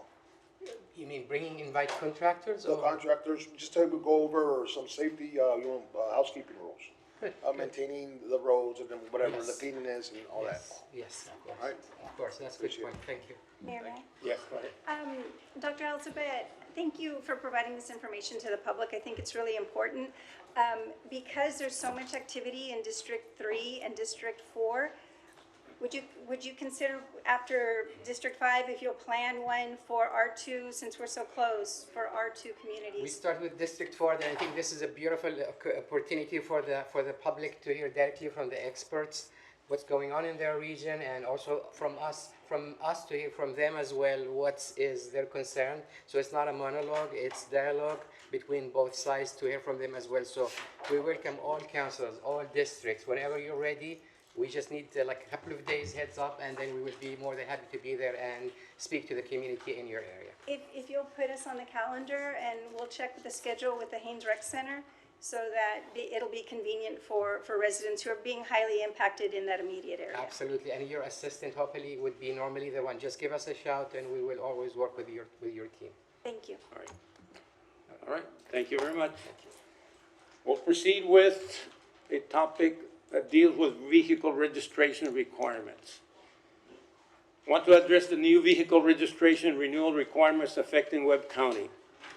Since approximately 95% of Webb County's population lives in Laredo, this directly affects our residents. County tax assessors, including Ms. Patricia Barrera, have raised concern about the new identification requirements.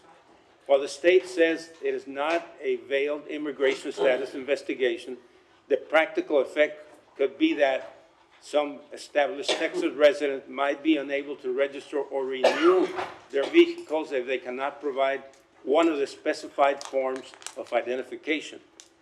And my concern is straightforward. If the people cannot renew their registrations, some may simply continue driving without valid registrations. That does not improve compliance or road safety.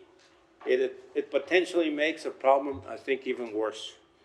The new requirements for initial vehicle registration took effect on March the 5th, 2026, while the identification requirements for renewals are scheduled to take effect on January 1st, 2027.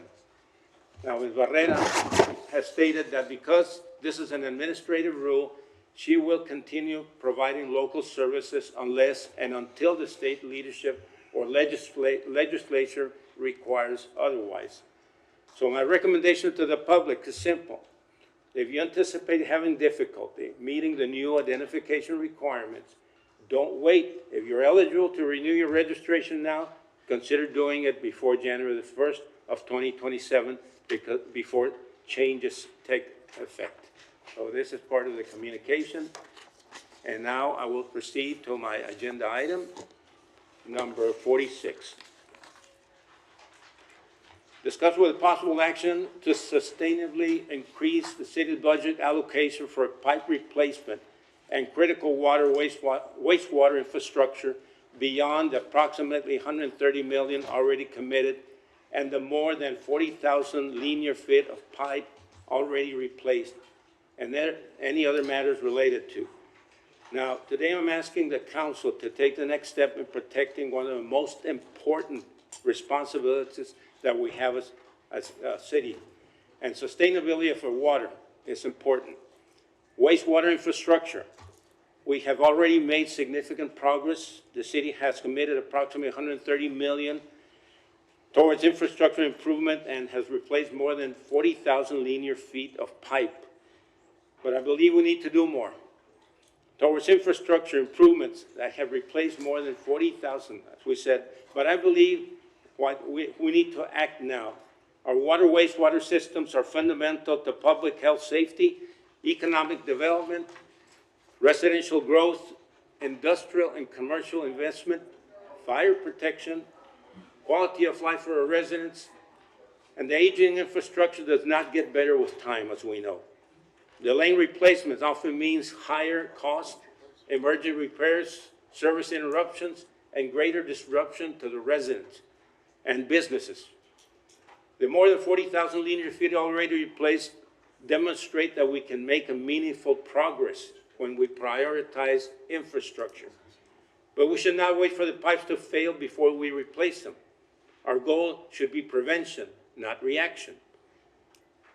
So we have an obligation to leave the next generation a stronger, safer, and more reliable infrastructure system than the one we inherited.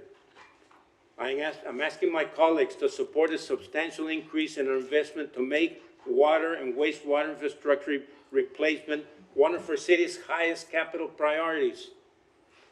This is not simply an infrastructure issue. It's a public health, public safety, and economic development issue. So my motion is to request an increase of the city's budget allocation for pipe replacement and critical water and wastewater infrastructure beyond the approximately 130 million already committed. Now, this should include accelerating replacement of aging and failing water lines, increasing wastewater line and system rehabilitation, prioritizing areas where the greatest risk of failure is occurring, and identifying infrastructure approaching the end of its useful life, and also developing a multi-year capital replacement strategy. This is the bigger picture, so that is my motion. Mayor, I'll second for discussion. Second for discussion. Mayor? Go ahead. Could I have the mic, please? Mayor, of course, as you well know, that this entire council sitting here is a huge advocate of, and replacing these lines are extremely important to us. As you know, they're aging and they're in deplorable shape. We have budget talks Wednesday, Thursday, and Friday this week, and my question is to you, Mr. Neb. We see a very tight budget already, and ask for more than $130 million in pipe replacement, which is needed. I absolutely agree with it, but is there room in the budget for it? Mayor and City Council, and correct, Council Member, our budget workshops next week will be Thursday and Friday. That's the intent. That was the best schedule for everybody, so we are going to start on Thursday. They'll be at the library, the Guerrero Library. The nice thing about this is that this is an enterprise fund, so it's not impacted the same way on the general fund. The concerns are still they hold a lot of merit on that, is that we have to balance out that, because we are trying to balance out our revenue to our expenses on all of our funds. But I'll guarantee you that I know that we have the utilities on as one of the departments that we are going to cover. We'd love to cover that in greater detail, talk about the projects that we already have assigned out there.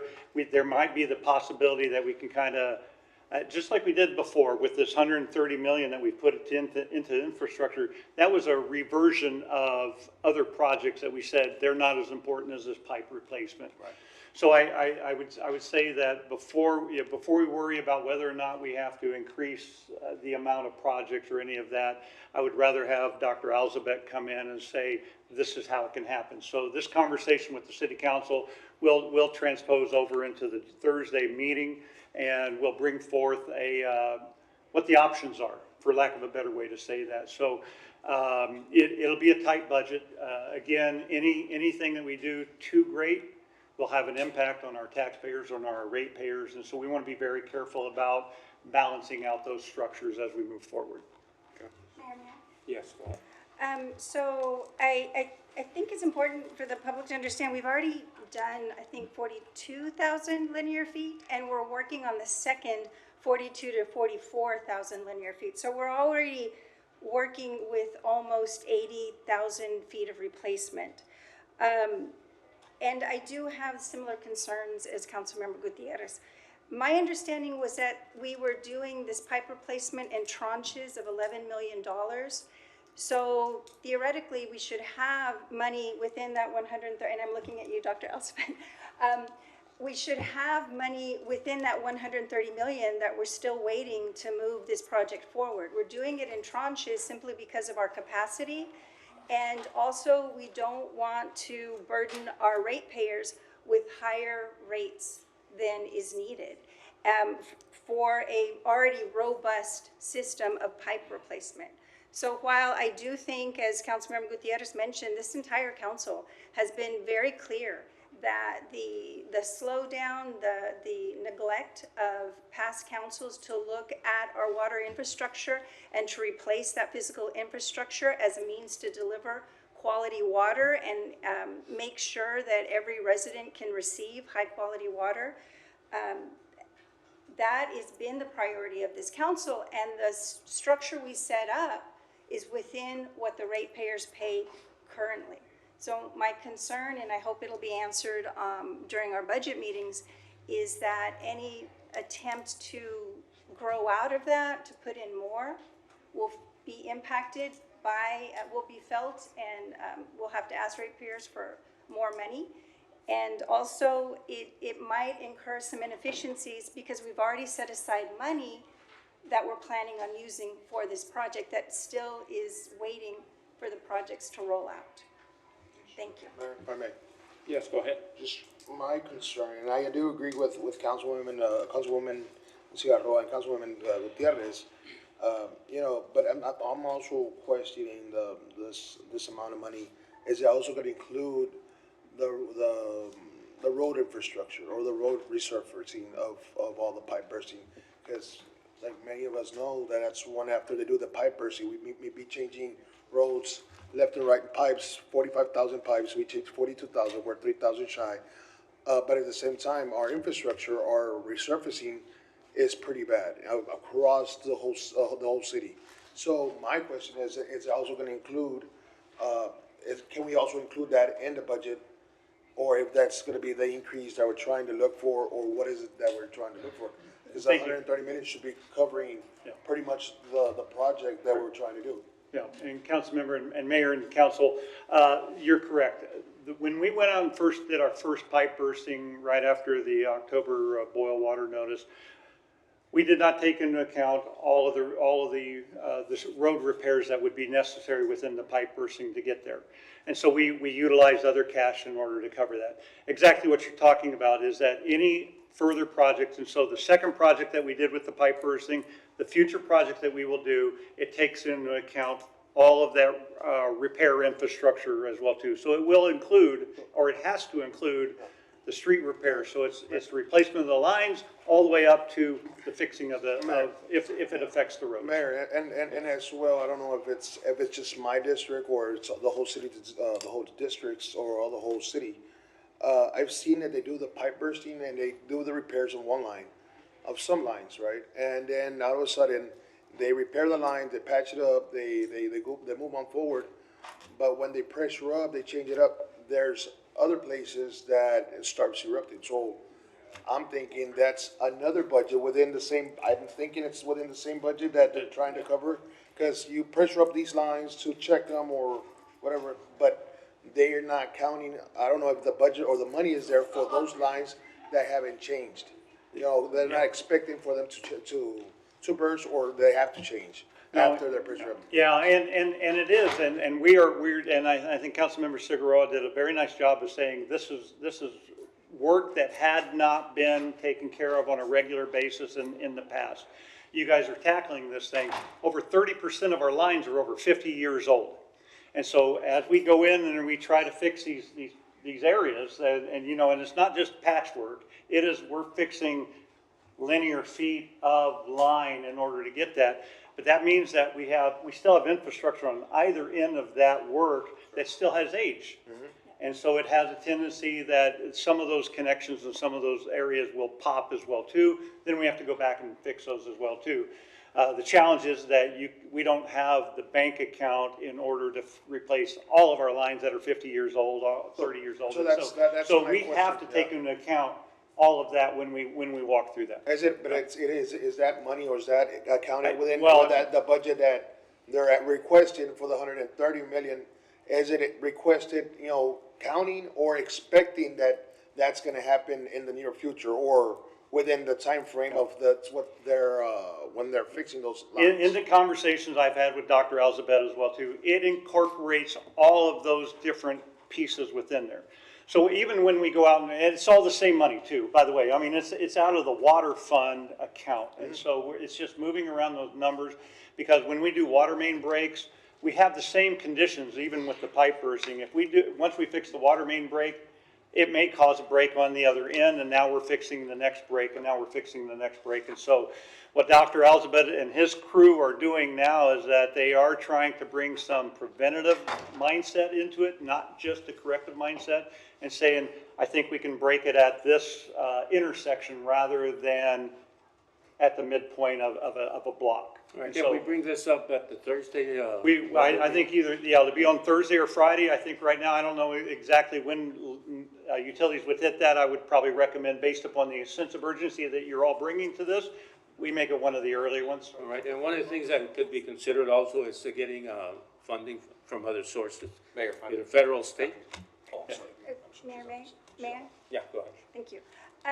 My question, and I don't know if the mayor's going to table his motion, but my question is a budget one. So if we're talking about road repair, you know, I don't think the public realizes that the pipe bursting method allows us to not excavate the entire street to replace pipe.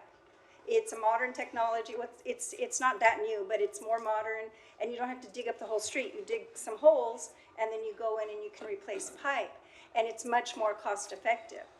But my question is, because you are replacing the pipe on one street, on one side of the street, and then generally what I've heard from my constituents is that you have one street that has been newly paved and the other street is the same street.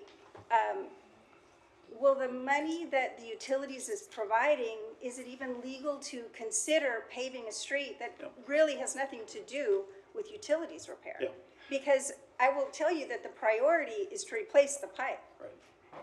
Yeah, and Councilmember Figueroa, and and Councilmember Rangel, we've had this conversation with his district because the roads are really aged as well too.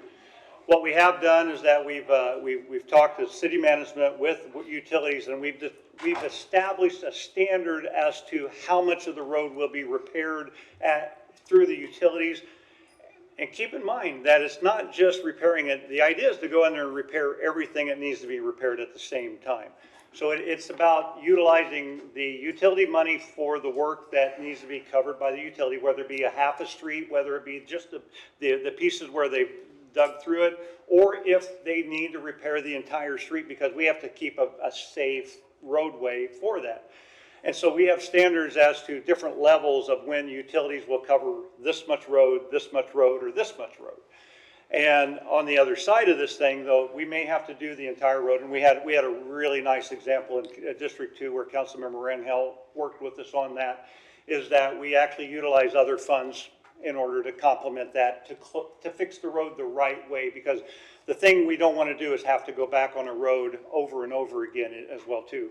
And we always hate to fix a road that we've already fixed through Public Works and then have to go back and fix a main break underneath. So the idea is to work together in all of our departments to get that Mayor, done. I'm next. I'm up.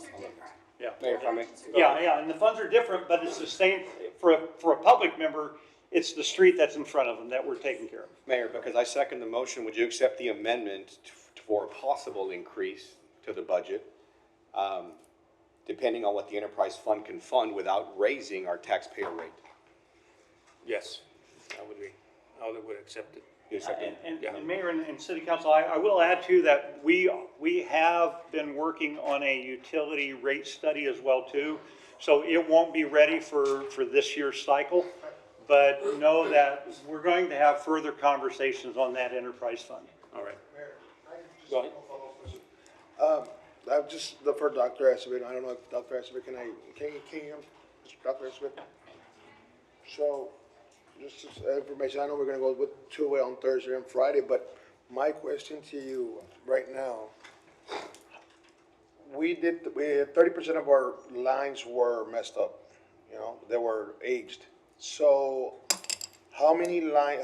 what's the percentage now that you changed the lines? What percentage are we at as of today? So first, I want to thank everyone. This is the best. I feel like I'm surrounded by the best council that is really taking care of the water utility. And so I'm really happy that everyone is seeing the pain and the big workshop that this city is going through right now through this council. So thank you very much, every one of you, for the support that is being there. To your question, again, we are almost doing 40,000 feet now, and we're going to do another 40,000 feet. So hopefully by end of this next fiscal year, we are around 80,000 feet of linear, and that's going to give us more understanding of the process, which means the next phase 3, will be faster, bigger, and more focused. But my question, what's the total of line that we have? We don't know that, but because that question came after the water notice advisory, I think the mayor or someone suggested that, how can we be ahead of this? Can we not, it's not just reactive? So right now, actually, we've already put up for the council a bid to hire a consultant to do a full assessment of all the lines in the city through leak detection, valve exercising, valve replacement, assessing where those things, building a new GIS map system that will basically tell us what is our line breaks for the next year, rather than trying hit and miss kind of situation. We will be more focused, more organized, more methodical on how we do these things. The contract now is ready to be finalized. We have 3 bidders. We're working with them. We're going to find the best one. Once we have that contractor or that consultant, they will be able to do the work that you're asking for. And I think to Mr. Neb's point about pavements, yes, of course, the preference is that money goes to pipeline replacement. Phase 2, though, of this process is more organized. It's not like phase 1.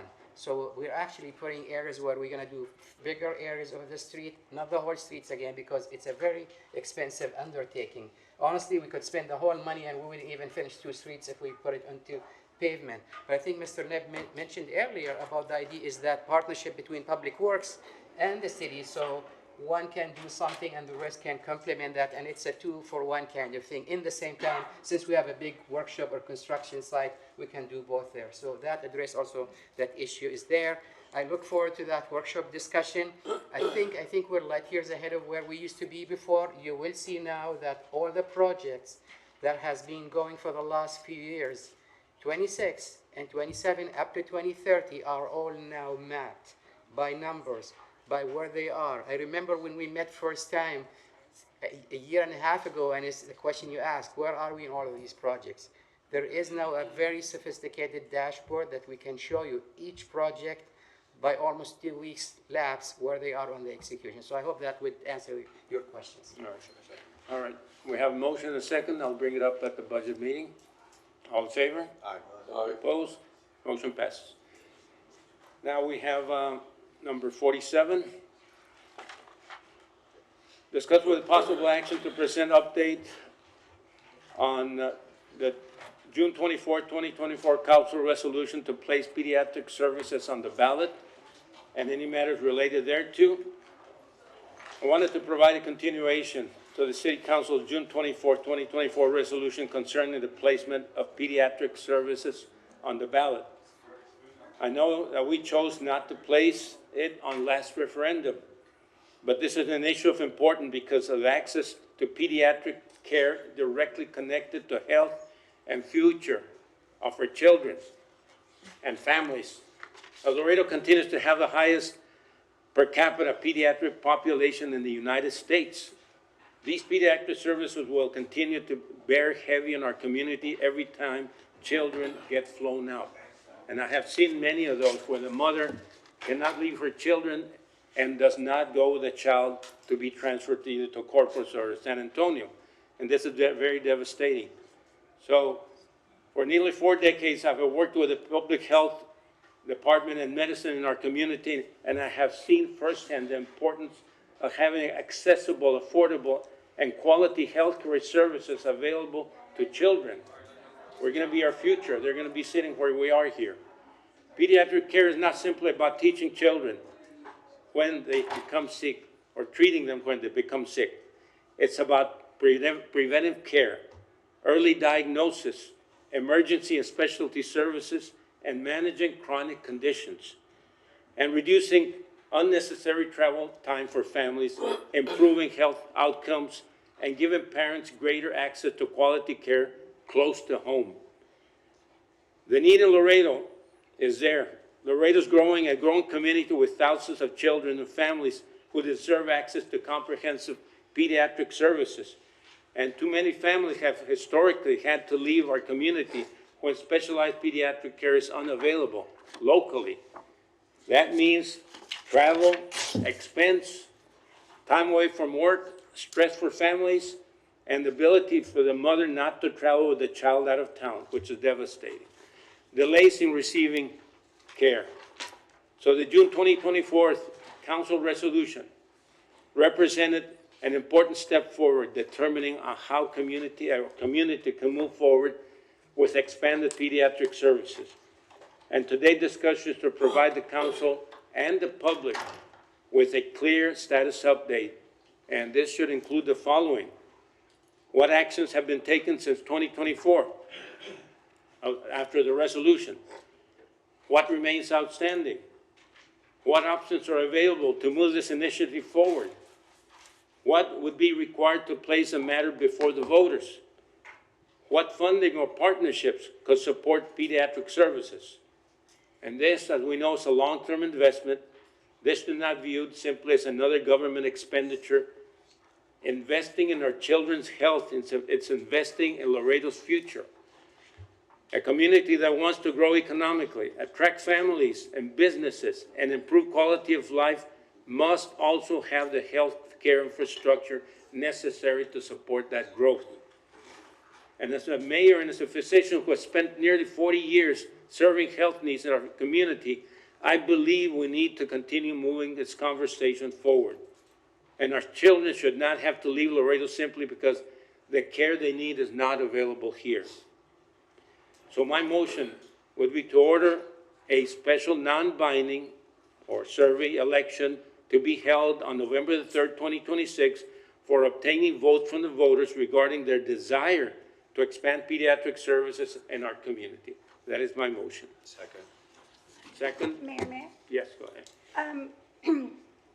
Mr. Nguyen, I wanted to ask, just from some reading about what is allowed on our referendum, or what is allowed for a referendum, the non-binding opinion, is it allowed for placement on the ballot? Because the article I was reading suggested that if it's really just collecting an opinion about a subject, that is not a proper referendum item, if there's no action tied to it. If I may, I have some ownership on this because I wrote it during this charter amendment. So I remember council had discussions regarding referendums to the public, and you're correct about the article in general, but our charter does allow it. So. No, I'm sorry, I apologize for not being clear. I'm talking about the state of Texas. Okay. But again, our charter does allow this, and it doesn't contradict with the state of Texas. That's all I'm saying. Because I'm sorry? it does allow it because, as written, it says our non-binding elections supply information guidance to city council. So, and that's language that I mirrored from. So there's no conflict with state of Texas election vote to allow it on that. And Generally, then- I'm sorry if I may. Generally, for like the binding ones, you would say, hey, here's an ordinance that we're wanting to pass. However, we want the public to decide. So therefore, we would have an ordinance. Whereas this non-binding, you don't have to create an ordinance. So that's why it can be seeking information and guidance from to help the city council. And again, it's non-binding. It's just a referendum item on the ballot. And it'll be after all of the council elections. The ballot's already going to be long, so is Yes. it at the end? That's generally where it is, and then just it's additional information. I checked with Webb County Elections Office today, and there will be no additional price because we're on this ballot. So this is just an additional item to be printed on the ballot. And then I think, Mayor, my second question is, what exactly will this referendum say? What is the question? This is a survey for the people of Laredo to ask them if their opinion is that we need better pediatric services here in Laredo. For a community our size and per capita having the largest pediatric population in the state of Texas, in America, I think. We did develop some draft language for the ballot language, because that's what you're asking for, I believe, Councilmember. Right, So- exactly, because we know that Driscoll has already committed to providing and you're children's comfortable with this services language, right? in different Yeah. clinics here. Yeah, let me read the proposed language that would be within the resolution for that, because we've been working on this late this afternoon in order to get through what the city secretary has to do as well as legal. But the proposed ballot language is, in a non-binding vote intended to provide information and guidance to the city council, should the city of Laredo support efforts to expand pediatric hospital services in the Laredo and Webb County community and encourage Webb County to evaluate available governmental options under Texas law to support such services? Yes. So to be clear, we're asking for Webb County to establish a hospital district from We're city council is encouraging them asking. to evaluate available governmental options, yes. Have we discussed this with Webb County? I believe that there has been conversation, I have not had any conversations, but I believe that, I know the mayor has talked with Judge-elect, I believe about some of this, but nothing other than that. And so, this is why we've written it as softly as possible. It just encourages Webb County to explore those options. And this is a survey because we know the county is the one that's capable of doing hospital districts, not the city. So this is a purview of the county. In other places, county have hospitals and they have the ability to obtain funds to create county hospitals. And being the largest port of entry in the Western Hemisphere and the large pediatric population, it only makes sense. Seeing all the pediatric cases that get flown out, fractures that we don't have the ability to treat them here get flown out. And that is very devastating for our children to be taken out of the city for things that we can't provide services here. And if there is a possibility to do it here locally, I mean, I'm all for that. Mayor, I have another question for the Yeah. city manager. Do we know when Driscoll Children's Hospital came and I don't know if it was here in front of council or if it was at their fundraiser, and discussed the fact that they were establishing children's clinics and expanding those services here in our community. And they had a timeline that made sense with their corporate budget and establishing which doctors would come, et cetera. It seems to me that Children's Services, I am, of course, very supportive of having more pediatric services in our community. But it does seem to me that some of that is already being established by Driscoll. Do we know what their timeline is? No, I guess I don't have enough information in order to say where their timeline is at within that. I do know as well too, I believe Doctors Hospital has been looking at pediatric wings as well too. Gateway Community is looking at trying to increase these services because these are needed services. Well, As to how quickly, but I know that Gateway had been working with Driscoll as well too, and because we don't have Driscoll really in the city right I now. might want to answer that. I might give you an answer on that because you're talking about inpatient and outpatient. Clinics are outpatient. I'm talking about inpatient pediatric services that we do not have here. They did discuss bringing in specialists, though, to look at patients that would then be transferred to their hospitals in Corpus. But they did talk about specialty doctors coming to our community in order to treat the population here. And I would say, Mayor and City Council, this has been a topic of conversation for a long time within Laredo about doing a hospital district Yes. underneath the county umbrella as well too. And I think this is just recognizing that one classification of patients, which is the pediatric side. But I know that it's been looked at on a larger scale as a hospital district. So in these conversations, I think this focuses on exactly what the mayor was asking to consider as the pediatric side. But there is a larger conversation that has been happening within the city. Well, there's an ad hoc, just Yes. one last thing, there's an ad hoc committee that's going to report, and my understanding was that they were going to talk about discussions with the county. So if this is work that is already being done, I do not understand why we need a referendum for the people to say that we should be doing this if we have already decided that we are pursuing these conversations and the connection with the county. Mayor, if I may. Go ahead. Thank you, Mayor, for bringing up this item right now. I think it's a great idea. At the same time, you have your, because once the pediatric, comes into Laredo, there is a lot of incentivization that we have to provide, or a lot of, items that we're gonna provide. At the same time, it gives you the opinion of the people, because we work for the people, so we gotta understand if they want, that's something they want, and we're gonna spend a little bit more money that we're expecting. We're letting them know that, and I'm saying to help out, encourage the county commissioners to encourage them to do that pediatric district. It's just to let them know, look, this is what the city or what the people wanted. We're willing to help. So I think that's what the mayor's trying to prove, that to provide the information showing that, hey, the peoples have spoken, people want, you know, the pediatric, district in the Webb County and City of Laredo. So, Mayor, congratulations All right, for that. thank So- you. So, yeah, call for the question, please. All in favor? Opposed? Motion passes. Thank you. Mayor, Yes. just to roll call that, it's one opposed only? One opposed. Cigarro's opposed? Okay. All right. Mayor, I think I'm next for number 54. Let's see, do we have one more pending? Is that correct, Mr. Secretary? The next item would be, I had 23. After, the mayor 23 did was mention brought up? 20, the mayor did mention 23, and then your items, Right, that's Councilman. fine. Okay, thanks. Yes. All right. 23,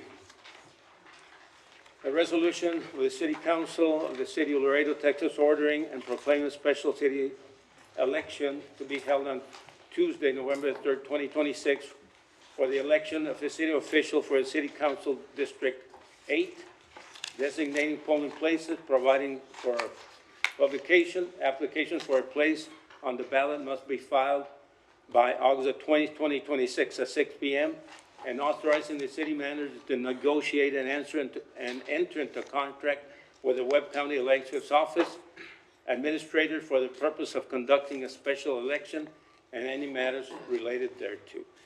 Now, before we go into this item, I know we have a lot of public interest in our democratic process. We have heard concerns about the timing of the District 8 election, but there's a glaring inconsistency to what the public deserves to have explained. So the announcement by Councilwoman Figueroa to run for mayor was made on August the 7th, 2026. And I'm assuming that this date was selected because her time that was in her district was very close to announcing her election date.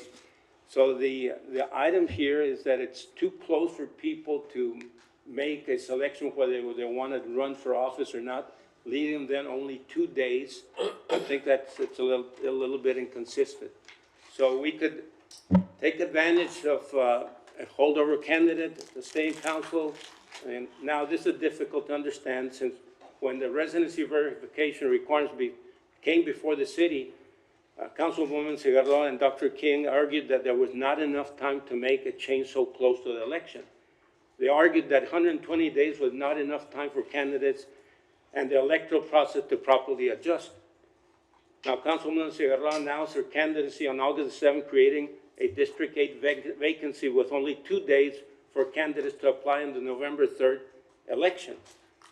And suddenly the concern about having enough time seems to have disappeared. If 120 days was considered too short when the issue involved a residency requirement, why is 2 days sufficient when it involves the voters of an entire council district choosing their representative? So you cannot apply one standard with a rule that affects the political thinking and a different standard when your own decision affects the entire district. So this is not about giving anyone an advantage. It's about whether District 8 voters deserve the same consideration for time, participation, informed choice that Councilwoman Figueroa argued candidates deserved when the residency issue was before the council. So the public deserves consistency, not one standard when it's politically convenient or another when it's not, circumstance and change politically.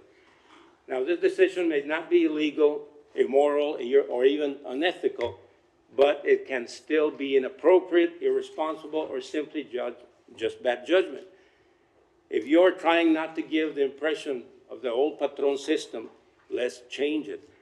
So my motion would be to extend the special election date to another date allowed under the law to allow more people to register and be part of the democratic process. That's my motion. So, okay. Mayor, Yes, go ahead. so it's my understanding that we have to hold an election within 120 days of August 7th. August 7th, people in District 8 have only known for 10 days that there was a vacancy. Most of all of these other positions on the general ballot have been known for at least 4 years. that they were coming up.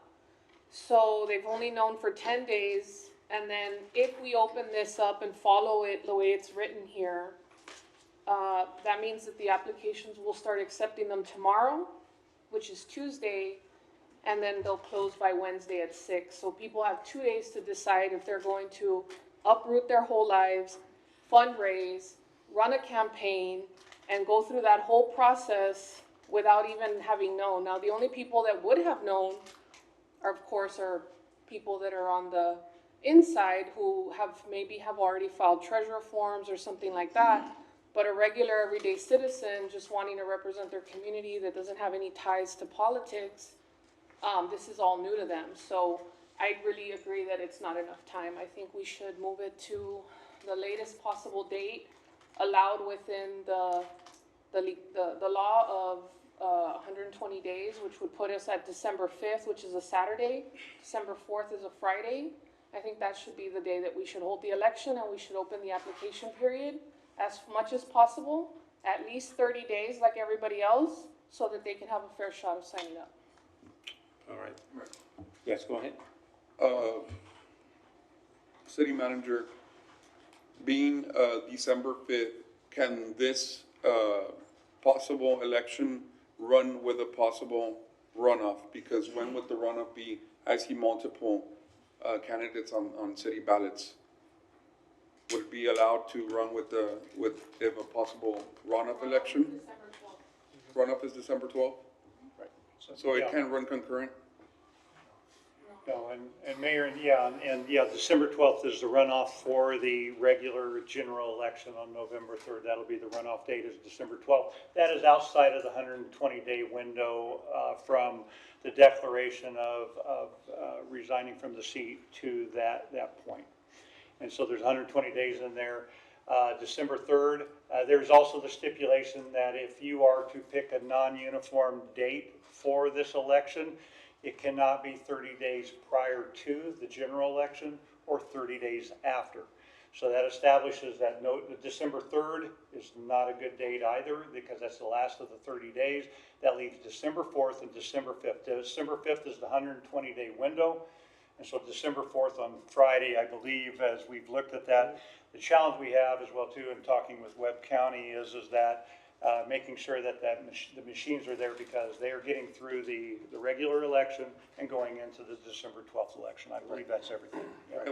Okay, so what about the Thanksgiving holiday? Would it be within the 30-day window of the general election, and you cannot be within that for the statutory 30 days prior to the uniform election date, which is November 3rd, or 30 days after. So the Thanksgiving holiday there will be still within the 30-day window. Thank you. All right, so that is a motion. And second? Would like to state for the record that I'm not opposed to the concern that is being raised, but I do believe that the special election should be held on the general election to maximize voter turnout and avoid the expense and the confusion of holding several elections throughout the fall. Honestly, the only agenda that's being pushed tonight is the one trying to twist a practical, voter-focused decision into something personal. And I put my seat at risk because I believe that Laredo deserves better than these political, manipulative schemes. And Mayor, you had every opportunity to call for a special election the day that I announced. And in fact, the special meeting that we held on Friday initially was supposed to hold the special election item, and you chose to remove that. And that is not leadership in my eyes. All right.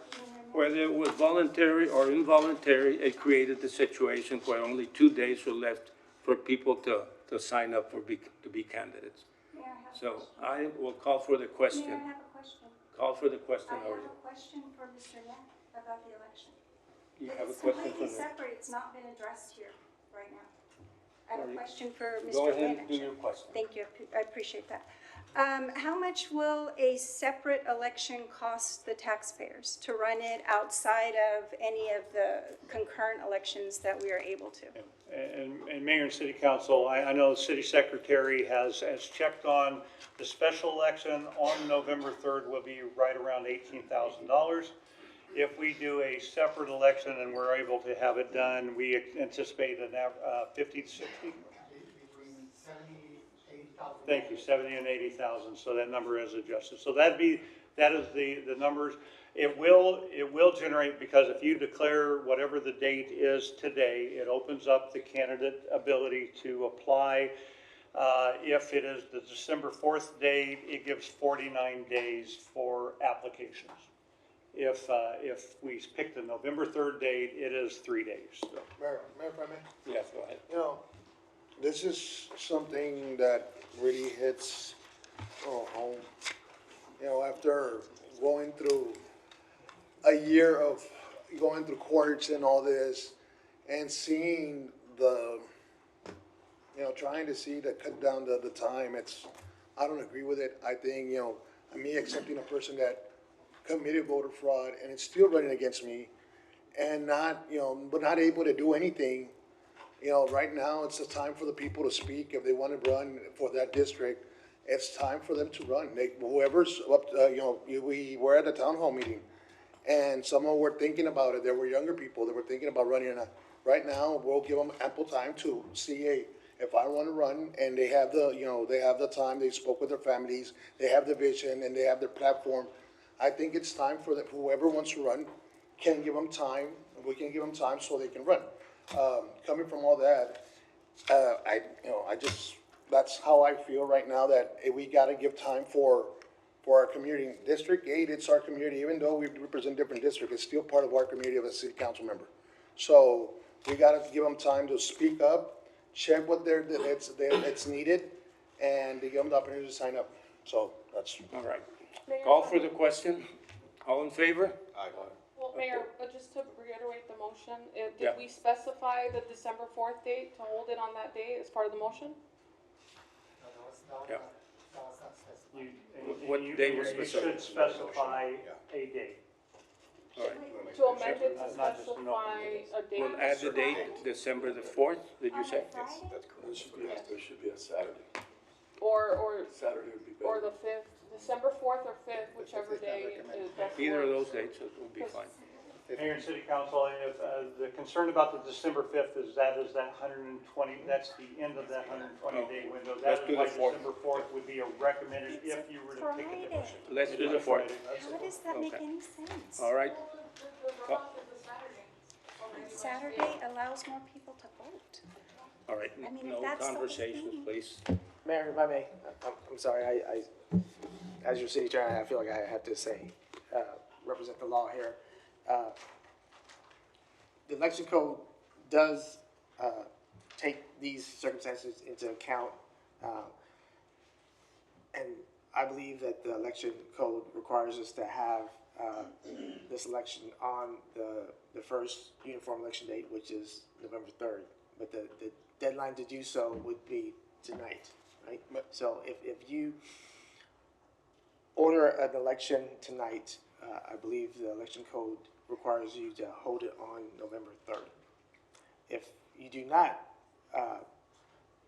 order an election today, then the 120 days comes into play, in which time, how it would play out is the next uniform election date is May, and that's way too long.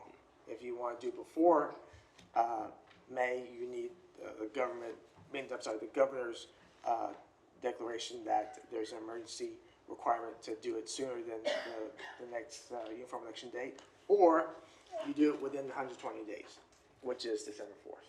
So to be clean, if you're going to order an election tonight, it needs to be on November 3rd. But If Mayor- you do not order tonight, then you can order it Mayor, for December 5th. before we go on for the questions, my question to Mr. Zone, what would be the repercussions if, let's say, we don't, who would come after us?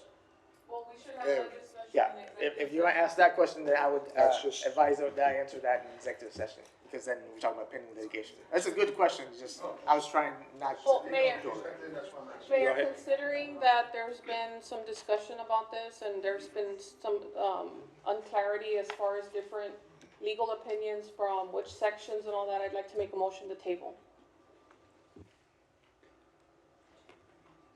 Is there a second? Well, I made a motion to. We have a motion. All right. Second didn't come in, so. Second? No, No, no, okay. I did not second. So my question is, if we don't make a decision tonight, can we decide again during the budget process or the next time we meet? Or is there a time frame that we need to meet within 120 days? If you do not decide tonight, then November 3rd is off the table because today's the 78th day. So if you do not decide tonight, then you need to hold it within that 120 days, which is December 5th. Mayor, motion to go into executive session with this item, please. Section 551.071. Second. All right. Motion second. All in favor? Aye. Opposed? Motion passes. Pursuant Executive to session. 551.071.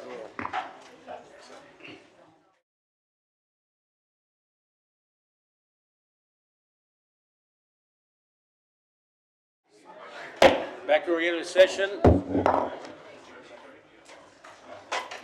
Conclusion, the item has been tabled, so we can bring it up in the workshop. Mayor, make a motion to table.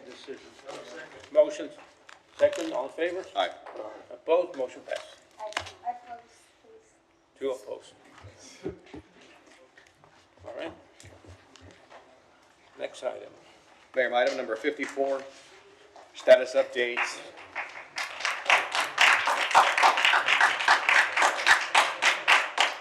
Number 54, go ahead. Mr. Ramirez. Mr. Ramirez, not going to be necessary. I'm on my item. Okay, go ahead. Go ahead. Just for the public to understand that we tabled it, and we're gonna bring it back on Friday. Yeah, I think that, we said that. Thank you. All right, yeah. Okay, sorry. Mayor, my item number 54, status update on the development and construction of the 4 pickleball courts at Jovita Hidalgo Park and the imagination there too. I'd like to motion to table this as the construction has already started. Motion second. All in favor? Thank you. Thank you, Mr. Ramirez. All in favor? Aye. Opposed? Motion passes. Mayor, number 55, discussion with possible action to rename the Bartlett Soccer Complex as the Roque Vela Senior Soccer Complex at Bartlett, and any matters incident there too. Thank you. As we all know, we lost a gentleman, a pillar to our community, Mr. Roque Vela Senior. LISD board member, of course, the chairman of the Veterans Affairs Committee, an advocate and defender for veterans' rights, a businessman, and certainly a father, a grandfather, and a husband. I had the pleasure of meeting Mr. Vela years ago. That gentleman was something else. He was certainly gave it to you like it was, and he didn't like it, well, that was too bad. But definitely an advocate. He was always out there speaking for his veterans, speaking for his friends, speaking for people that aren't here anymore, and how the veteran community was always suffering and never able to get the services that were needed by these ladies and gentlemen. The reason I brought this item, and specifically at the Bartlett Soccer Complex, because his son, ex-councilmember Roque Vela Jr., which is here. Roque, how are you? He played a vital role in the development and design of that complex and that park there at the Jovita Hidalgo Park and the Bartlett Soccer Complex. So I thought it absolutely necessary to name this complex after him, and being a few blocks away from his Jet Bowl business that I think we've all been to. I think it's absolutely necessary to do so, and to always remember this legend of a man that he was. So I had asked my council and my colleagues, to support this. Mr. Vela, would you like to say a few words? Yes, come on, please. Just a few words. Thank you so much, Councilmember, Mayor, your family, the rest of the council. I appreciate it so much for entertaining this idea. I was, when I was in council, these were some of the items that I really didn't look forward to. There was usually some back and forth, and I didn't appreciate how important something like this is. Obviously, this is very important to me, but I say that because my father didn't speak about Vietnam at all, as most do not. And my last trip to DC, I decided to take him with me. He had never been, being in politics all those years, he just did not like DC. He didn't like the politics of it all, if you will. So I took him with me, and he went to go visit all the memorials, all the Vietnam memorials. And coming back from that trip, he was a completely different man. And that's when he really immersed himself into becoming or being an advocate for veterans. He had never taken advantage of it, and any of his benefits. He started enrolling to his benefits, started to make sure that veterans had what they needed, advocated for them, as you mentioned. And we host 2 different veteran groups every year at our ranch to hunt. That's kind of something that just started to snowball after that. And I can't tell you how gracious I am for you guys and how humbling it is. This is obviously important to me. That park is very important to me. I live right behind that park now, so I can look on my balcony and look at the park.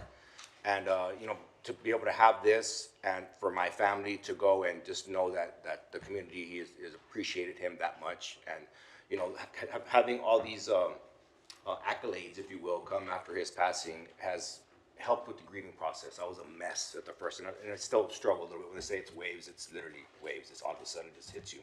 But this has somehow been comforting, and it helps a lot to know that the community respected him just as much as I did. So thank you so much, and I appreciate it. Thank you. Thank you. Yes, go ahead. Just, stand there just for a little bit.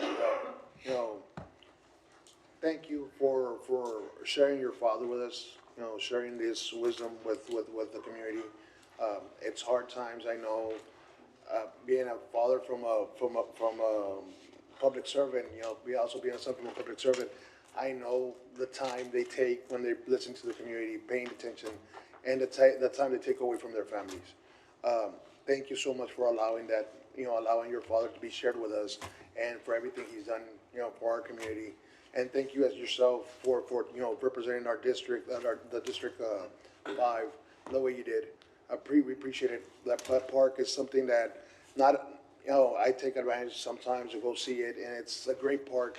You go relax, you see. So I think all the peace is going to be there, and congratulations for having a great father you've always had. Thank you. Thank you. Yeah, I'm very proud of that park, and taking advantage of what was basically a hole in the earth, just a quick story how all that happened is we had that old pool that's in the base area that I'm sure we were all at. Mayor, maybe you even, it was so old, maybe you were at it when you were a child. I worked at the elementary school. Yeah, it's been there forever, right? So, and the facilities were the same when I was a kid, and fast forward, we had to repair the lining, and it was $400,000 to repair the lining. I was like, I'm not gonna keep pouring good money into bad money. Like it doesn't make sense. And I had already kind of started to eyeball that hole in the earth. And I talked to John from Public Works. We did a lot of it in-house. So long story short, we put a pool in there for like $800,000. It was twice as much, but it's a brand new pool. We're not gonna have any issues with it. The rest of the park was about 1.1 million. So for under $2 million, which is still a lot of money. But for under $2 million, we got all of that, and you can see people using it. It's probably one of the busier parks in the city. So I'm very proud of that, and to have my father's name on it, just that it means that much more to me. So, Mayor, may I? thank you again.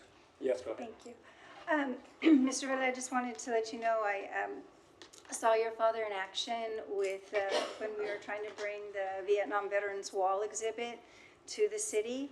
And the amount of respect he commanded in the room was impressive. People spoke so highly, both in the audience and then his colleagues here on the dais. So a great deal of respect to him, and it's really, it's our honor and it for you to allow this to happen, to accept it on behalf of him and your family. Thank you for that, ma'am. There's a motion on the floor. All right, motion second? All in favor? Opposed? Motion passes. Thank you.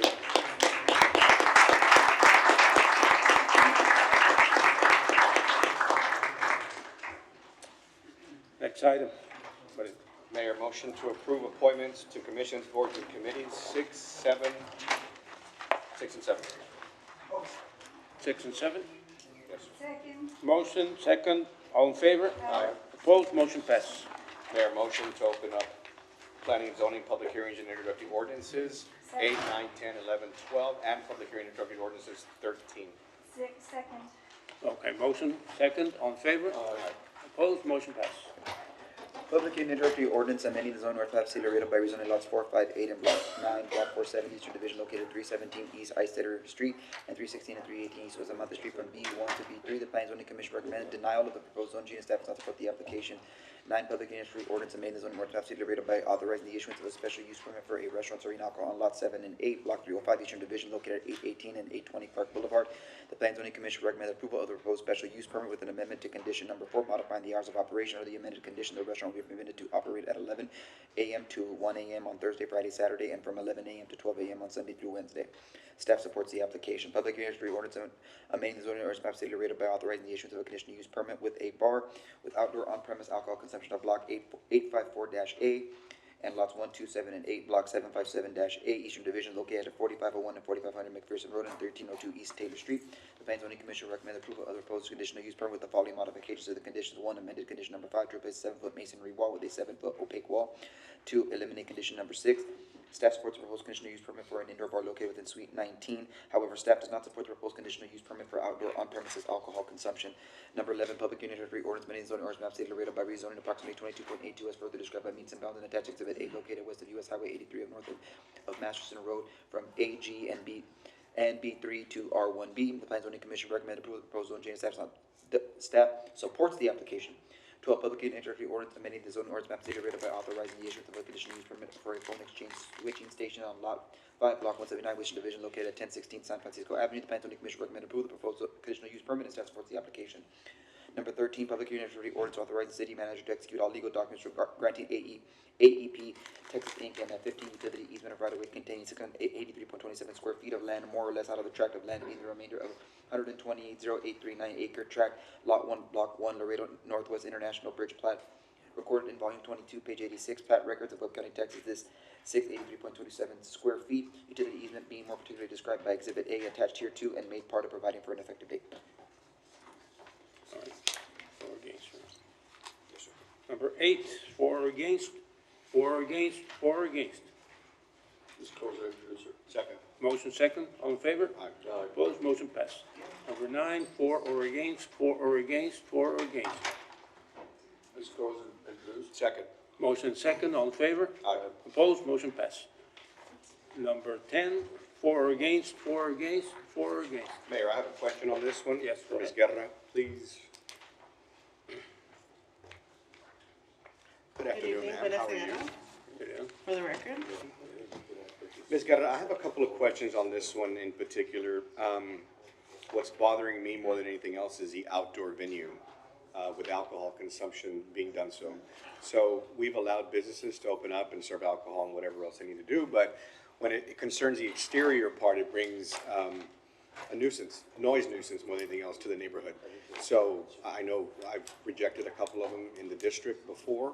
If you could just show me an aerial and how close residences are close to the business that they're proposing. Let's get to the PowerPoint.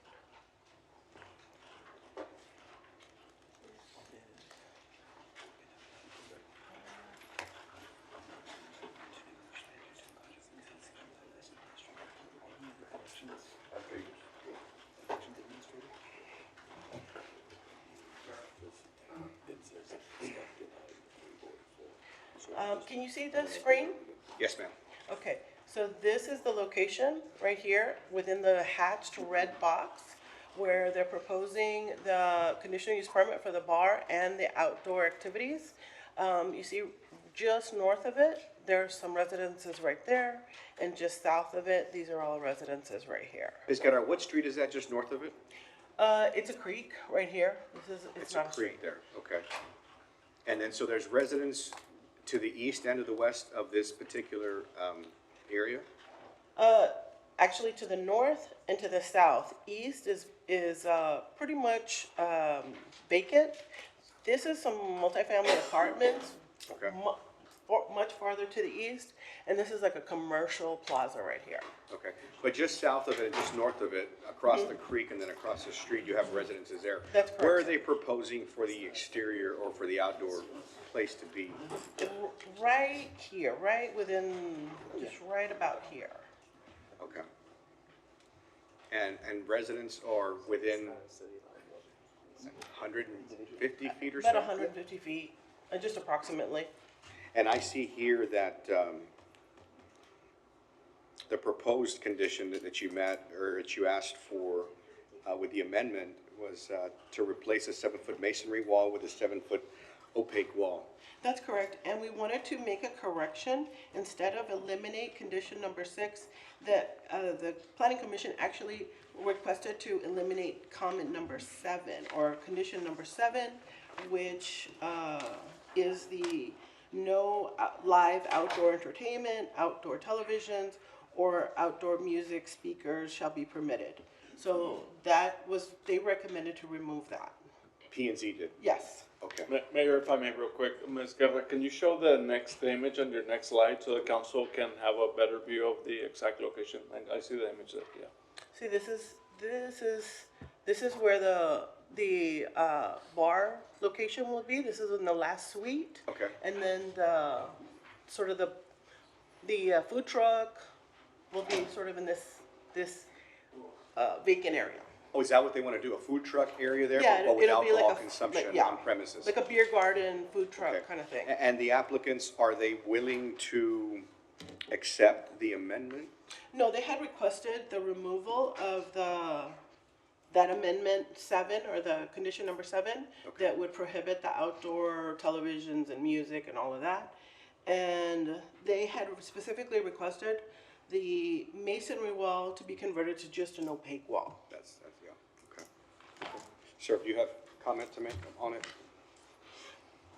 Good evening, council members. Rick Benavides on behalf of the applicants. This proposal is to bring about a proposed business, Benny's Beard Garden. Now, my family, we operate that commercial plaza. We've had that vacant land there for many, many years. We thought, you know what, maybe seeing how well Saludos is doing, maybe we can bring apart something on our side of the street.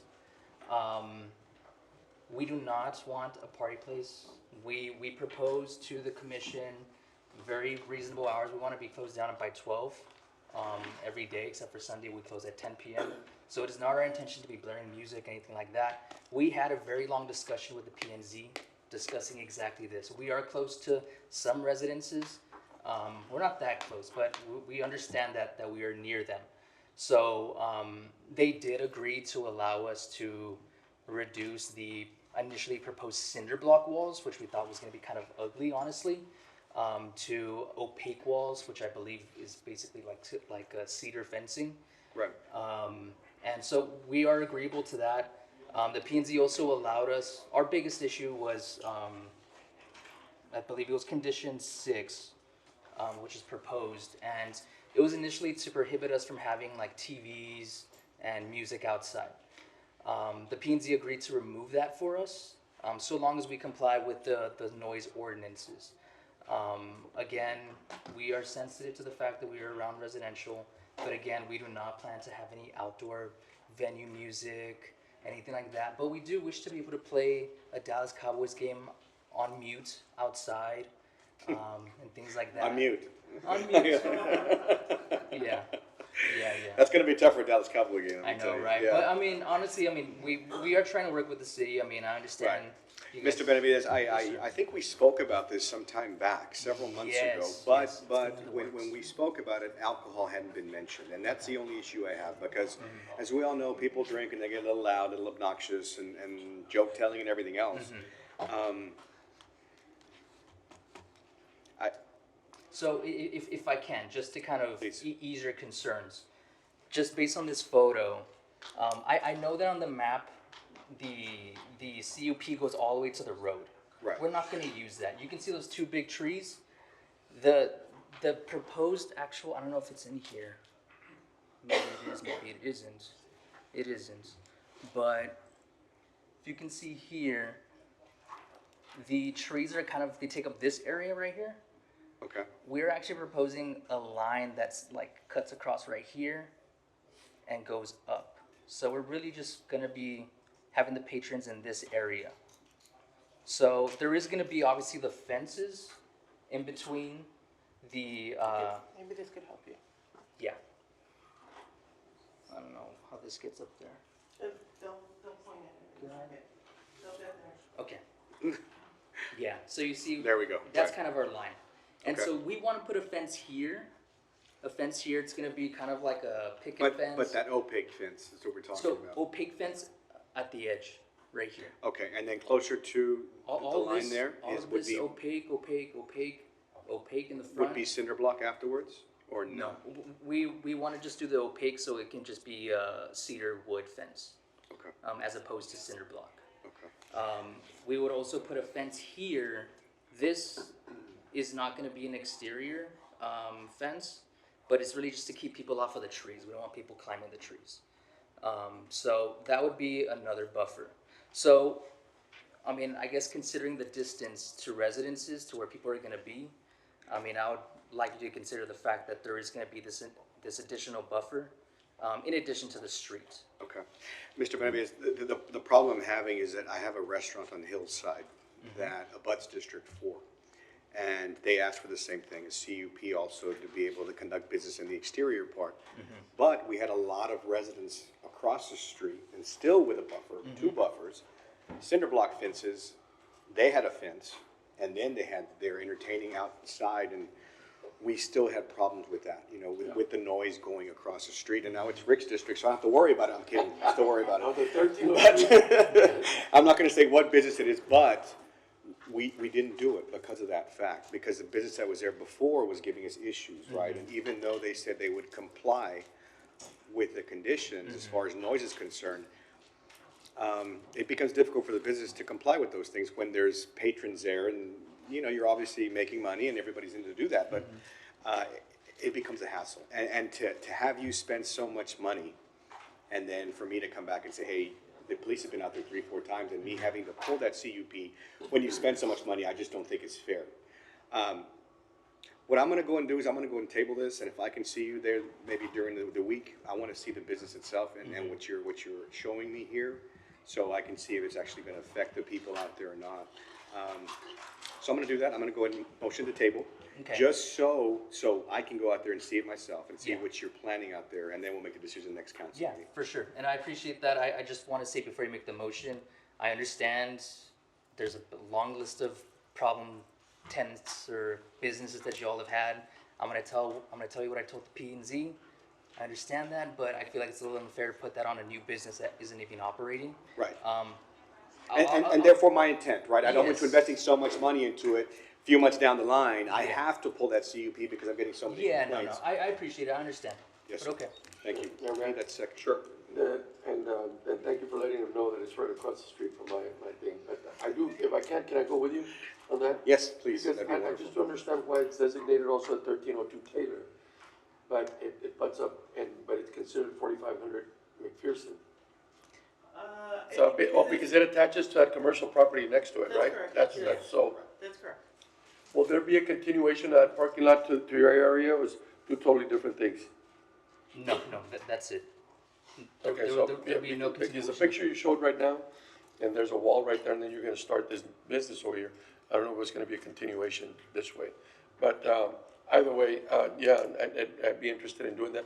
I have a huge problem with a couple of restaurants right now that do have outdoor. You're pretty far away from the housing project across the creek. Yeah. But I have, there's concerns over here on Calton Road where it butts up against the back door and they bring the live band at 10 o'clock at night on the weekends, Friday, Thursday to Sunday, and it just becomes I've had some issues with that. But either way, you know, I'd like to be with you there so that we can figure out how it's gonna affect the other side and everything. It's a At least day. to take a look at it. No It's a big day deal. we can go get some coffee. That sounds perfect. Thank you. All right. Appreciate you. So motion to table? I think there's Second. one more discussion. Oh, I apologize. Okay, there's a motion and a second. All in favor, table? Any opposed? Motion carries. Motion to bring up item number 8 again. Second. Motion and a second to bring up item number 8. All in favor? Right. Any opposed? Motion carries. Number 8. Ms. Guerra, can you give me a little bit more explanation on this? I inadvertently voted for and wanted to go with staff recommendation, but I want to know why staff was recommending denial. Oh, this one, both planning and zoning and staff, we thought we'd be more comfortable with a conditional use permit at this location. Okay. This is, there's a basketball facility already located at this location. They're proposing a car dealership. Yeah. There's some residential uses sort of in the vicinity. Yeah. So we thought we wanted to just make sure that we don't negatively impact those residential uses, so CUP. Yeah, so this is the conversation that I had with you, Mr. Chavez, on this issue. So I'd like to see if we can, that we can still propose to deny it right now and still work on it under, we're still speaking to the owner of the property, right? Or do we settle on what we're gonna do for him? So, Mayor Pro Tem and honorable council members, so we, as far as his current operation, that's been resolved for now, but it's still pending, this, as part of the full operation of the business. From what I understand right now, he's on, is it B1? He's a B1. Yeah, he's a B1, so that's been, resolved as far as operating right now, but his ultimate goal is to change the zone on it. Okay, so not during this go around, because you're recommending denial. We don't support it. Planning and zoning recommended denial of the zone change. They had expressed that they would feel more comfortable also with a conditional use permit. Okay, so then we're good if we deny it right here, because that's what, I just wanna go with the wishes. I know we spoke to this gentleman, fine gentleman, he wants to get some, it's in the weeds of this thing, so I need to make sure that we've already spoken to him, and this is a proper way to go to deny it right now, and he can reapply for a CUP, right? This is why I brought the code with me. Typically, we recommend to table it so that they don't run into the waiting periods.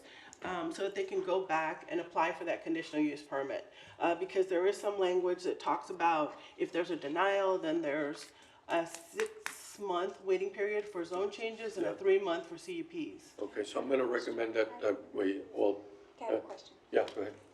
I was wondering, Chief Rodriguez, if I could ask you to come up because the owner would like to have a facility for auto sales, so used car lot, Ms. Guerra? Is that what we're talking about? Yes. Could you share the information that you shared with me of how many used car lots exist in our community? So, good evening, Council and Mayor Pro Tem. I've shared a couple of numbers, and I know that it's increasing every month as we move into digging in exactly how many auto sales, car dealerships we have in the city.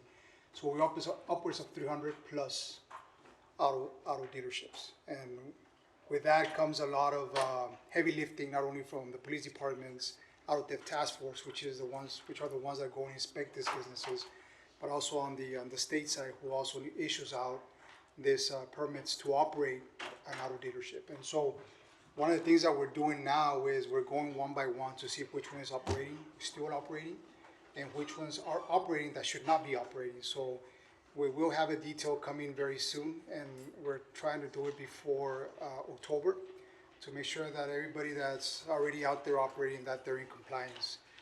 As of right now, we've already noted that there is well over 38 non-compliant, and we're already addressing those. Great job. Appreciate that. Thank Yeah, you. thank Thank you very much. So at this time, I'm gonna motion that we table it. Second. There's a motion and a second table. All in favor? Aye. Any opposed? Motion carries. Moving on Thank you very to much. number 11. We did 10. We did 10. We tabled 10. Number 11. For or against, for or against, for or against. Motion to, Oppose and introduce. second. There's a motion and a second. All in favor? Aye. Any opposed? Motion carries. Number 12. For or against, for or against, for or against. Second. Motion to close and introduce and a second. All in favor? Aye. Any opposed? Motion carries. Number 13. For or against, for or against, for or against. Motion to close and introduce. Motion, Second. motion and a second. Any opposed? Motion carries. Mayor Pro Tem, for number 14, just for council to introduce, no action needed. And for final reading of ordinances, motion to approve 15 through 21. Second. There's a motion and a second. All in favor? Aye. Any opposed? Motion carries until 21, so we move on to the consent agenda. Please call out number 22. Okay, to pull out number 22, 23. 23 was already spoken about. So 22, which other will the council wish to pull?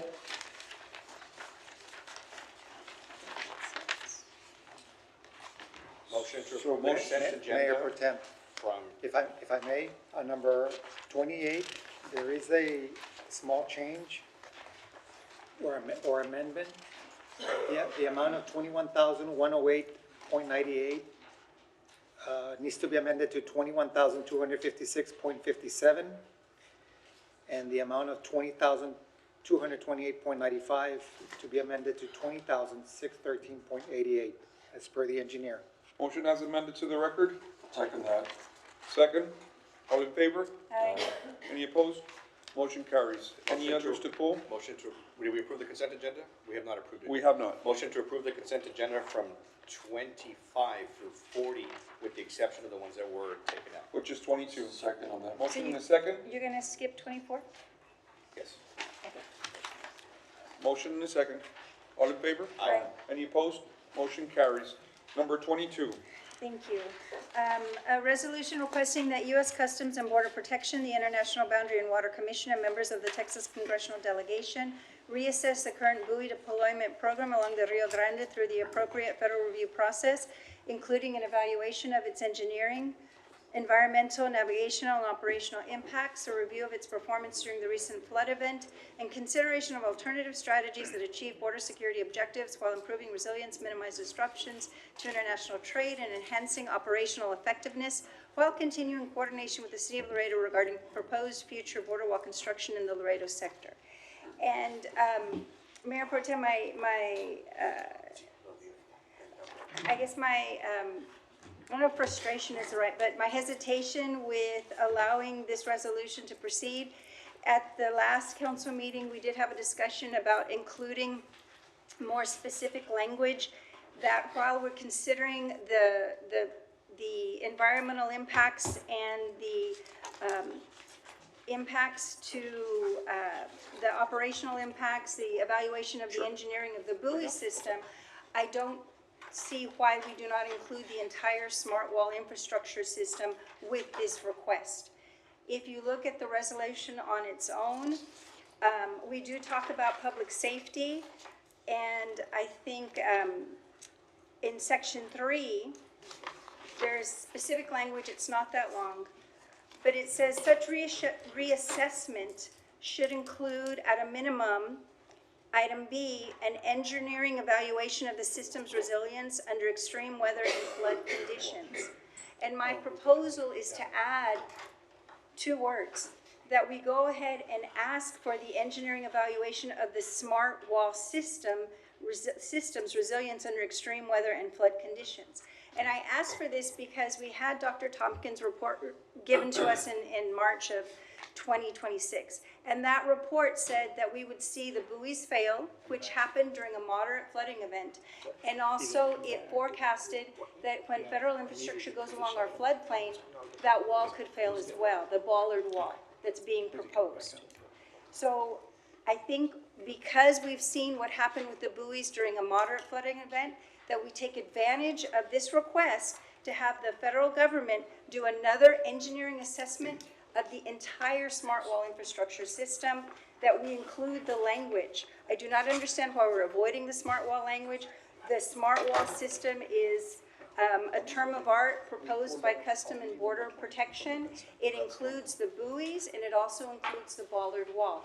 And I think our engineering assessment needs to include the entire package because we know that there are flooding risks due to the Dr. Tompkins report and due to what we did see with the buoy failure during this last event.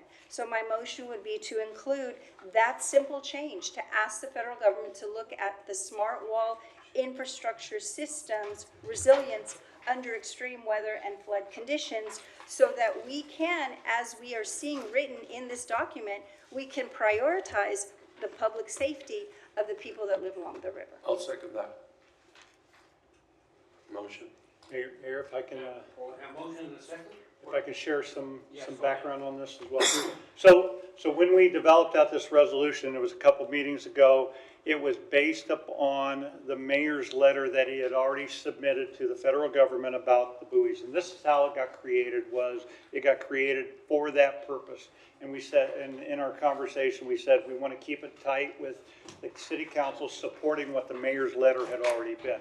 At the last council meeting, and Councilmember Figueroa does share, she wanted to add that. What we asked for at the last meeting was to table that and let us go talk with Jackson Walker, and our attorneys have looked at that. Before you make a decision on this, we wanted to make sure we cautioned you on what we are trying to accomplish with this. So, Yes, in speaking with the attorneys there at Jackson Walker, because they are heavily involved in constant negotiations, we wouldn't want anything like this to possibly inhibit those conversations or turn those negotiations sideways. So it's because of those things, and again, this is up to the council to decide. Yes. It would be my job just to caution you, because these are ancillary things that are going on.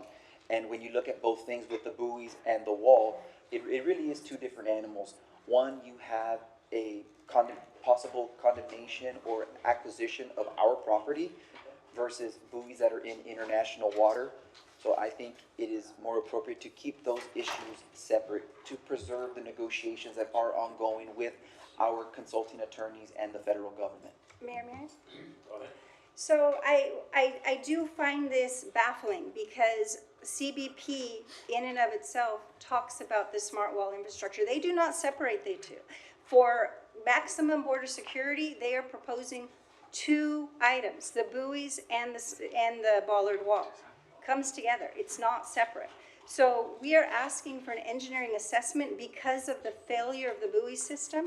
And we talked about the risk to our bridges, and we talked about the risk to our water infrastructure, our water plants that lie along the river where those buoys could have theoretically entered. Now, we saw some 24 buoys break loose from the Max Mendel, right? That's what was placed there. They dislodged and they came down and were threatening World Trade Bridge, and thank goodness that the way they were laid out, it wasn't too much pressure for that bridge. We understand from our engineering consultants that are here that this bridge can withstand hurricane forces in the river.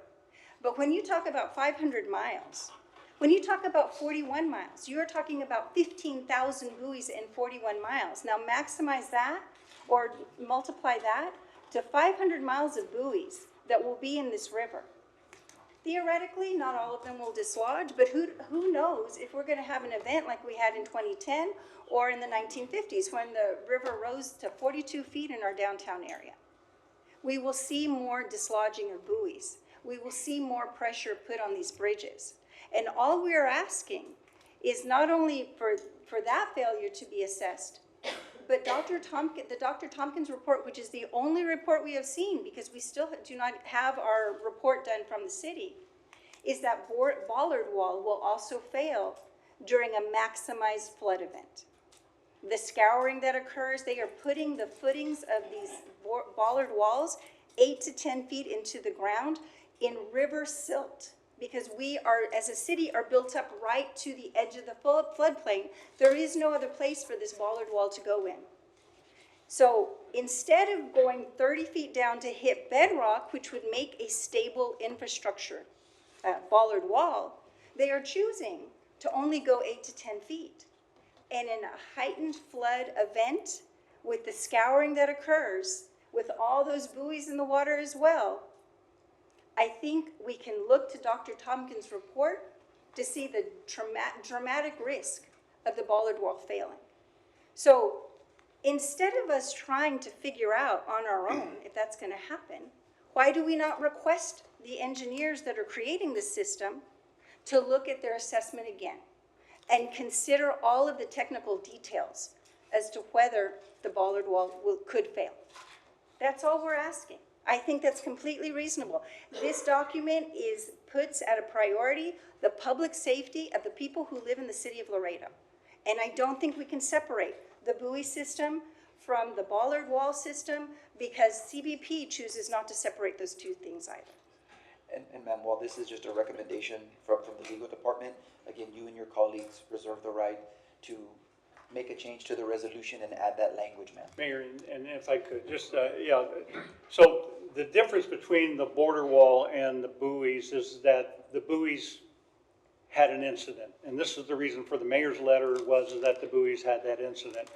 We have requested the information on the border wall. We've requested information on the buoys. We have not received that yet. I don't know if the resolution based upon legal's concern about do we overstep too far or not. I appreciate what you're saying, but the idea is that we actually had a true failure of the buoys holding the way they were. And so that's why the mayor wrote his letter. I think this is the idea of the resolution. I would just caution, and I agree with our legal counsel, we can do whatever you see fit. I'm just making sure that you understand, because we had the conversation in the back room about some of the strategies that we've been using. So currently, right now, Big Bend is doing negotiations on bollard wall there in that area. And what their pushback has created is a visit from Commissioner Rodney Scott to come and see the area and listen to the stakeholders. And he said to those people there that he would listen to all of the stakeholders and explain CBP's position. So pushing back does not necessarily create an antagonized situation with negotiations. Right now, San Ignacio is also pushing back against contractors that are overstepping their bounds and beginning to bulldoze in private property that they do not have title to, which is illegal. And so those residents are also stepping up and saying, we need CBP to come and look at the environmental impacts of what is going on. That is all that we are requesting. And I think in this matter, because public safety is a priority in this resolution and should be a priority for us. And in fact, I would like to ask that when you see public safety in these lines, there are several of them, that you center public safety as the primary first item to be noticed, and then continue with the environmental impacts and all the other impacts in this language. But we prioritize public safety, and every opportunity we have to remind the federal government that that is our obligation to our residents. And that is why we insist at every turn that that engineering assessment must include the entire system that they are proposing here in Laredo. Mayor, we've provided our recommendation, so it is your item. All right. So basically, we've dealt with this situation many times. And we already had a letter from the federal government when they said if we do anything that's not the recommendation, they will just do eminent domain. But that does not preclude us from putting out situations that have happened, like the dislodgement of the buoys, and situations that are real, that we can actually have data to say this does not work. And as a result of that, I think that was a reason for the letter we put out, telling them that they needed to do further studies. And I think we delineated all the requests in that letter before they install anything that would be similar to what was dislodged. So with evidence like that, I think they would listen. They would not listen to anything that's contradictory, anything that's negative towards them. They said very clearly in the letter that if we go against what they're doing, they would do condemnation. And that's the bottom line. So we have to be very intelligent in what we say and the reason we say it. Whenever we say something that's not functional, this is the proof that it's not functional, that is something they would listen to. Not that we just don't want it because we don't want it, because it's not good for us. They already told us what they're going to do. So I want to caution everybody just to think in that fashion, and we have to be a little bit more intelligent than just saying no to what they say. We're going to say no, but because of a certain reason, because of a detrimental effect which we can prove. And that has been already stated in the letter. All right, there's a motion? Mayor, Yeah.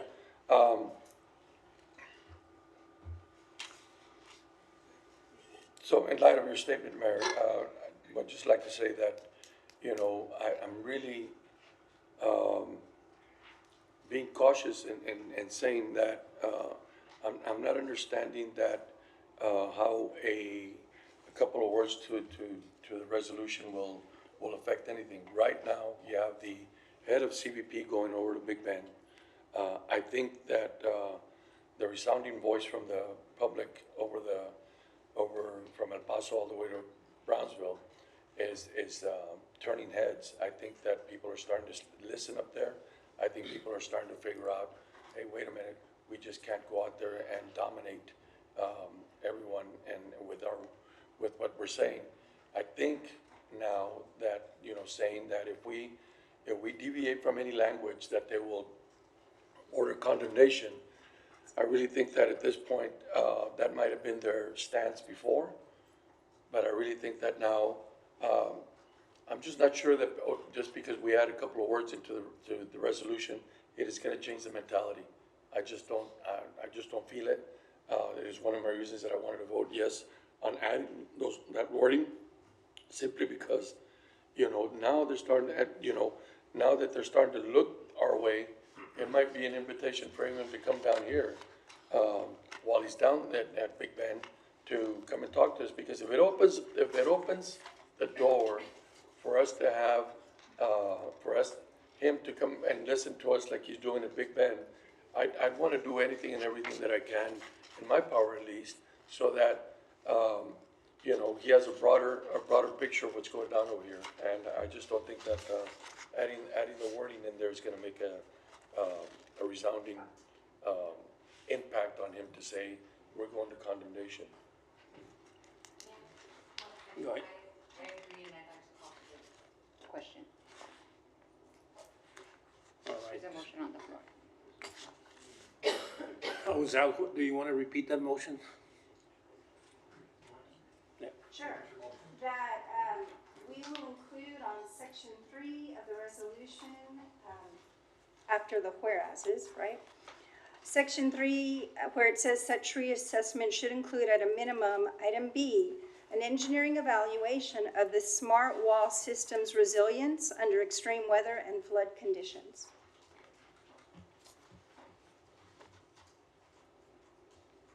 That's it. That's, And there's a motion and a second, Mayor. all right. Motion and a second. All in favor? Aye. Opposed? Motion passes. Is that everyone voting in favor? Pressing here, yes. What's the next one? Mayor Knapp? Yes, go ahead. Mr. Knapp, well, I have a question for Mr. Knapp. Since we're on the subject of the bollard wall and the buoys, we had requested at some point some information, if we could provide Nuevo Laredo with information, but also, if we could ask SELA for any information that they may have on these systems, since we are information deprived at this point. Is that something that we're able to do as a city? Let me answer that a little bit around without giving that full answer, because again, what I would recommend is that if you wish to request that information, we run it through Jackson Walker, because we have hired Jackson Walker to do that work for us. And then that way, at least, we'll get you a full answer back as to whether or not we should or should not be. Because I know there's dissenting conversations about what information we are entitled to share, what information we're entitled to receive, and Well, okay, so I do understand the hesitation about sharing information. all I'm saying is let Jackson Walker, because we hired that legal firm to do that work for us. That's all I'm saying. Are we going to ask Jackson Walker to ask SELA about information that they may have? We can have that specific conversation with them. Yes. Does that need to be a motion, or can it just be a directive?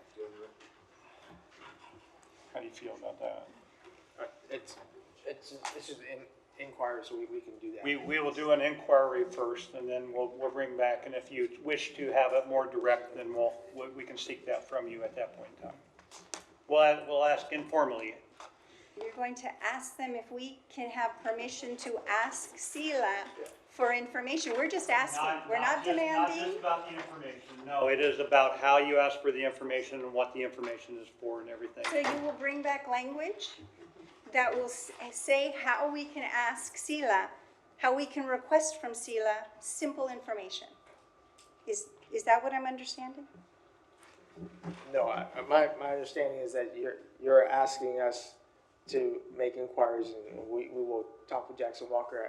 I don't think that's anything that requires a council action, is all I'm saying. I guess I'm curious because we are requesting information from an agency. We're not demanding, we're not making any assessments or judgments about the information. We are simply asking SELA for information that they may have about the river, its condition, and any infrastructure assessments that they may have done on their own. Right. So, I believe that we understand the directive and we can make that inquiry. all right, thank you. We're just saying it's going to be through Jackson Walker, yes. Appreciate it. Thank you very much. Number 41. Yes, go ahead. Oh, yeah, let's do a recognition. Discuss.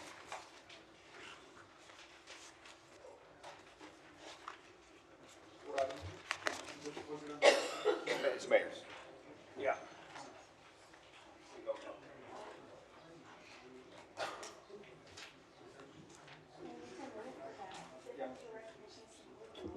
Motion to move up the recognition, bro? Second. All in favor?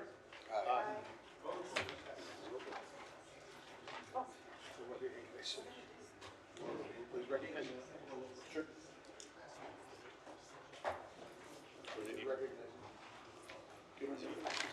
All the pins, yeah.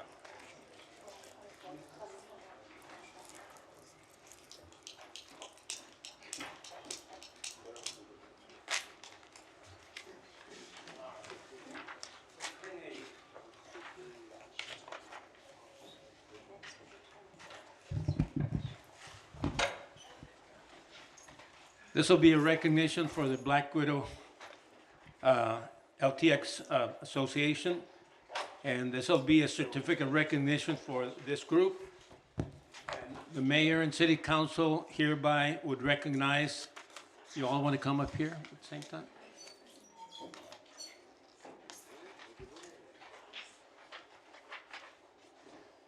All right, we'll start out with certificate of recognition. Mayor and city council hereby recognizes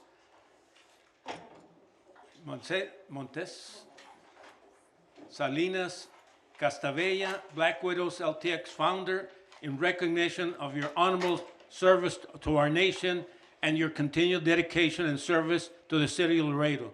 Dated August 17, 2026, signed Mayor and Mario Maldonado, City Secretary. Congratulations.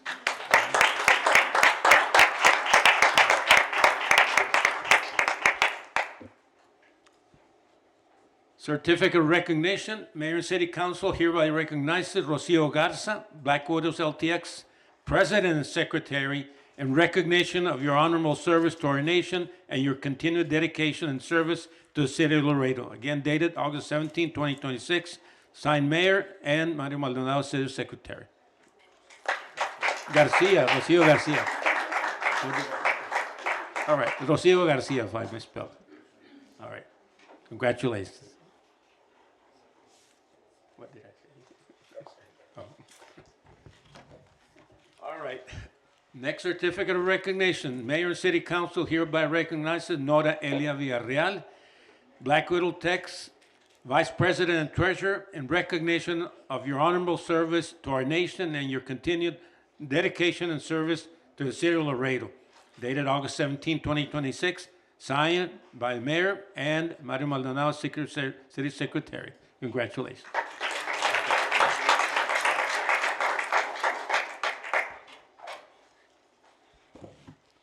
Next is Cynthia Garcia. All right. Mayor and City Council hereby recognizes Cynthia Garcia, Black Widows LTX, Sergeant at Arms, in recognition for your honorable service to our nation and your continued dedication and service to the city of Laredo, dated August 17, 2026, signed Mayor Dr. Victor Trevino and Mario Maldonado, City Secretary. Congratulations.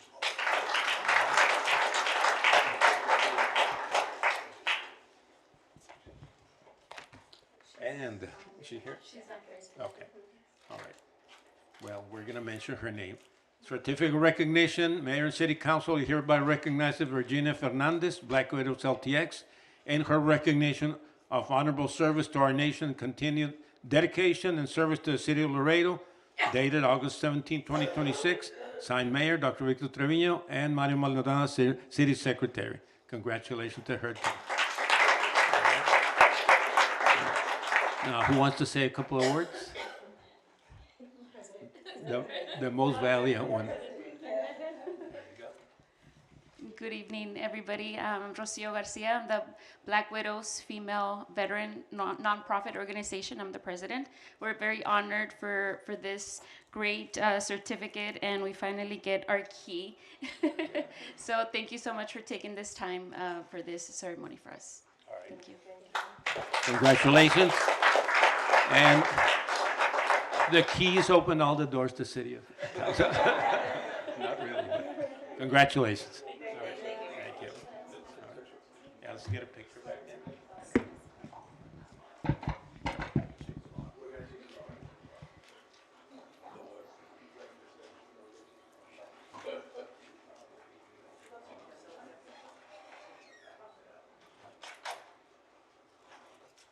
Okay, ready? 1, 2, and one more. 1, 2. Thank you.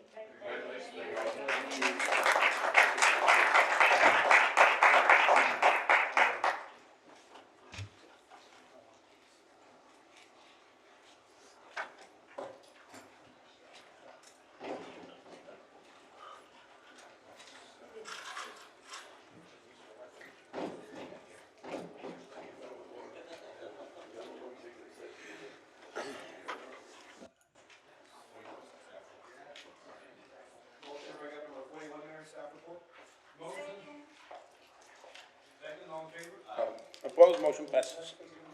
Number 44, is it? 41. 41, sorry, 41. Staff reports.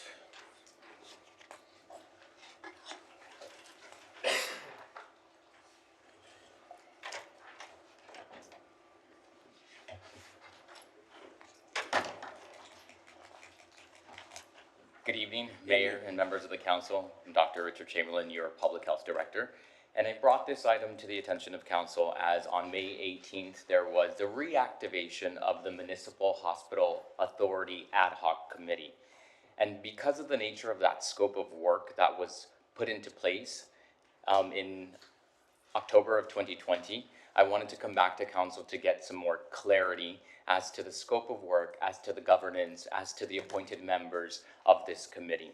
And so, just a little summary, assess the past, the discussion, which was, as I mentioned, in October of 2020, discuss the present, and then act for the future.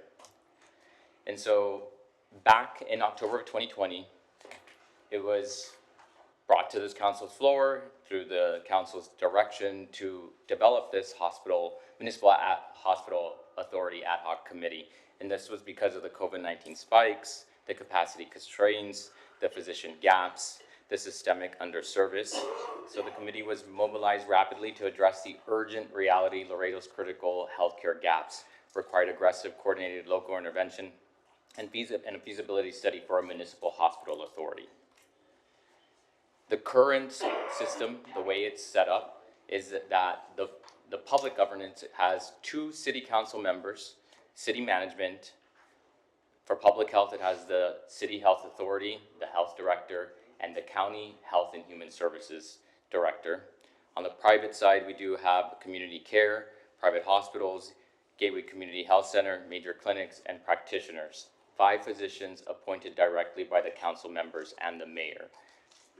The foundational structure brought critical voices to the table. As Laredo transitions to long-term planning, council must evaluate if this exact mix remains optimal.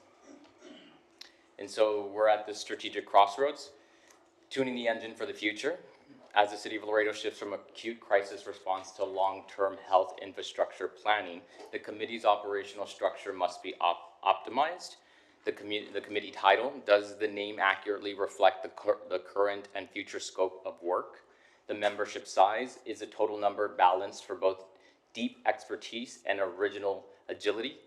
Appointment process. How do we ensure balanced representation, transparency, and clinical expertise? And strategic scope. What are the specific policy areas the committee should be reporting back on? The following decisions notes require council's direction today. So decision 1, aligning the committee's title. Currently, it is the Municipal Hospital Authority Ad Hoc Committee, implies a narrow, specific focus on establishing a municipal hospital authority. Alternatives that I can recommend would be focused on infrastructure, the Municipal Hospital Ad Hoc Committee, which is what we have, the focus on access and metrics, healthcare access and hospital capacity Ad Hoc Committee, focus on broad strategy, community healthcare advisory Ad Hoc Committee, or focus on system design, healthcare systems and planning Ad Hoc Committee. And so those are some recommendations for the council to consider as we work through the rest of the presentation. Ultimately, it's your decision on how you would like this committee to be titled. Decision 2 is optimizing the total membership. Broad representation benefits captures a wide array of stakeholders, categories, and community voices. Risks, difficult to coordinate meetings, potential diffusion of responsibilities, on the opposite side, agile decision-making for quorum, easier meeting coordination, strict accountability, actionable and rapid outputs. So the options for council are to establish a strict fixed cap on total members and define members solely on the designated stakeholder categories rather than a set number. And so decision 3, the appointment process matrix. If you'd like it for it to be the status quo, which is what we have right now, the mayor council directly appoints 5 physicians and original organizations. The district model, each council member appoints 1 distinct representative. The mayor council cap, a fixed number of members appointed by mayor/council. Designated seats belong to specific organizations and sectors, guarantees functional expertise, or a hybrid model, which blends appointed community members with fixed organizational reps, which is the one that has the most flexibility amongst those. So which governance model best ensures transparency, expertise, and alignment with Laredo's community health goals? And finally, the policy horizon framing the future scope of work. Once structurally optimized, the community will be equipped to advise City Council on long-term community health infrastructure and systemic capacity. So capacity, workforce, specialties, alliances, geography, and equity should be built into the scope of work, at least for my recommendation to the council. And so with that, requested actions and next steps. We at Public Health kindly request for council's direction on the official committee title, the membership structure and total, the appointment process, and formalized scope of work. I'm able to share this slide right here, which already has members that were appointed to this committee, but working outside of that scope of the 5 physicians that were originally conveyed in the original motion back in 2020. That's also why I wanted to come back for you all to make that change, so that way these individuals do stay as part of your committee, or we go back to the status quo. It's what you all choose to do. We just want to make sure that we have that guidance, so that way we're able to organize and start up these meetings as soon as possible. So here you're able to see that we do have individuals that were appointed on June 15th and June 1st. From the council districts, we're just missing, of course, 5 and 7. Those are still to be appointed, and then there are additional recommendations to be added to the specific committee as well. But of course, these are just your recommendations, and I yield to the wishes of the council. Yes, go ahead. What did you have? Dr. Chamberlain, thank you. I have a question. Are you doing something similar like what we did with the autism committee, where we have an all kinds of minds master plan and we're taking issues chunk by chunk, as far as we're focusing on one thing, then we're gonna focus on something else and so something else? That's the clarity that I'm trying to get right now from the council, because the Municipal Hospital Authority Ad Hoc Committee isn't what we're working on, or what I believe we should be working on for this specific reactivation. So what would be your, in your opinion, the top priority for the, like, what is the top issue that this committee would ideally tackle? I would go back to this slide that I just put back up, which would be capacity, hospital and Can we emergency. put the slide back up?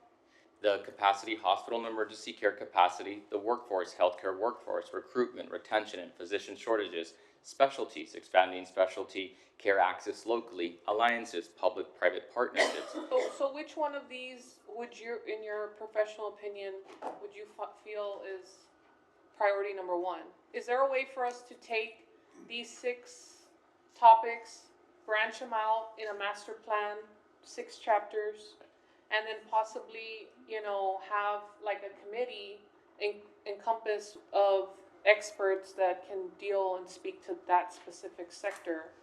I don't know if it could possibly be the same people, or if we need additional people, then we can kind of bring them in. Is there like a model where we can make a core structure of the committee and then have like maybe work groups or additional visiting type people that sit on the committee for those types of discussions? Because like, for example, you know, the autism, we started with autism, then we worked on, you know, other abilities and different problems that, and so some groups are experts in one and maybe not so much in the other.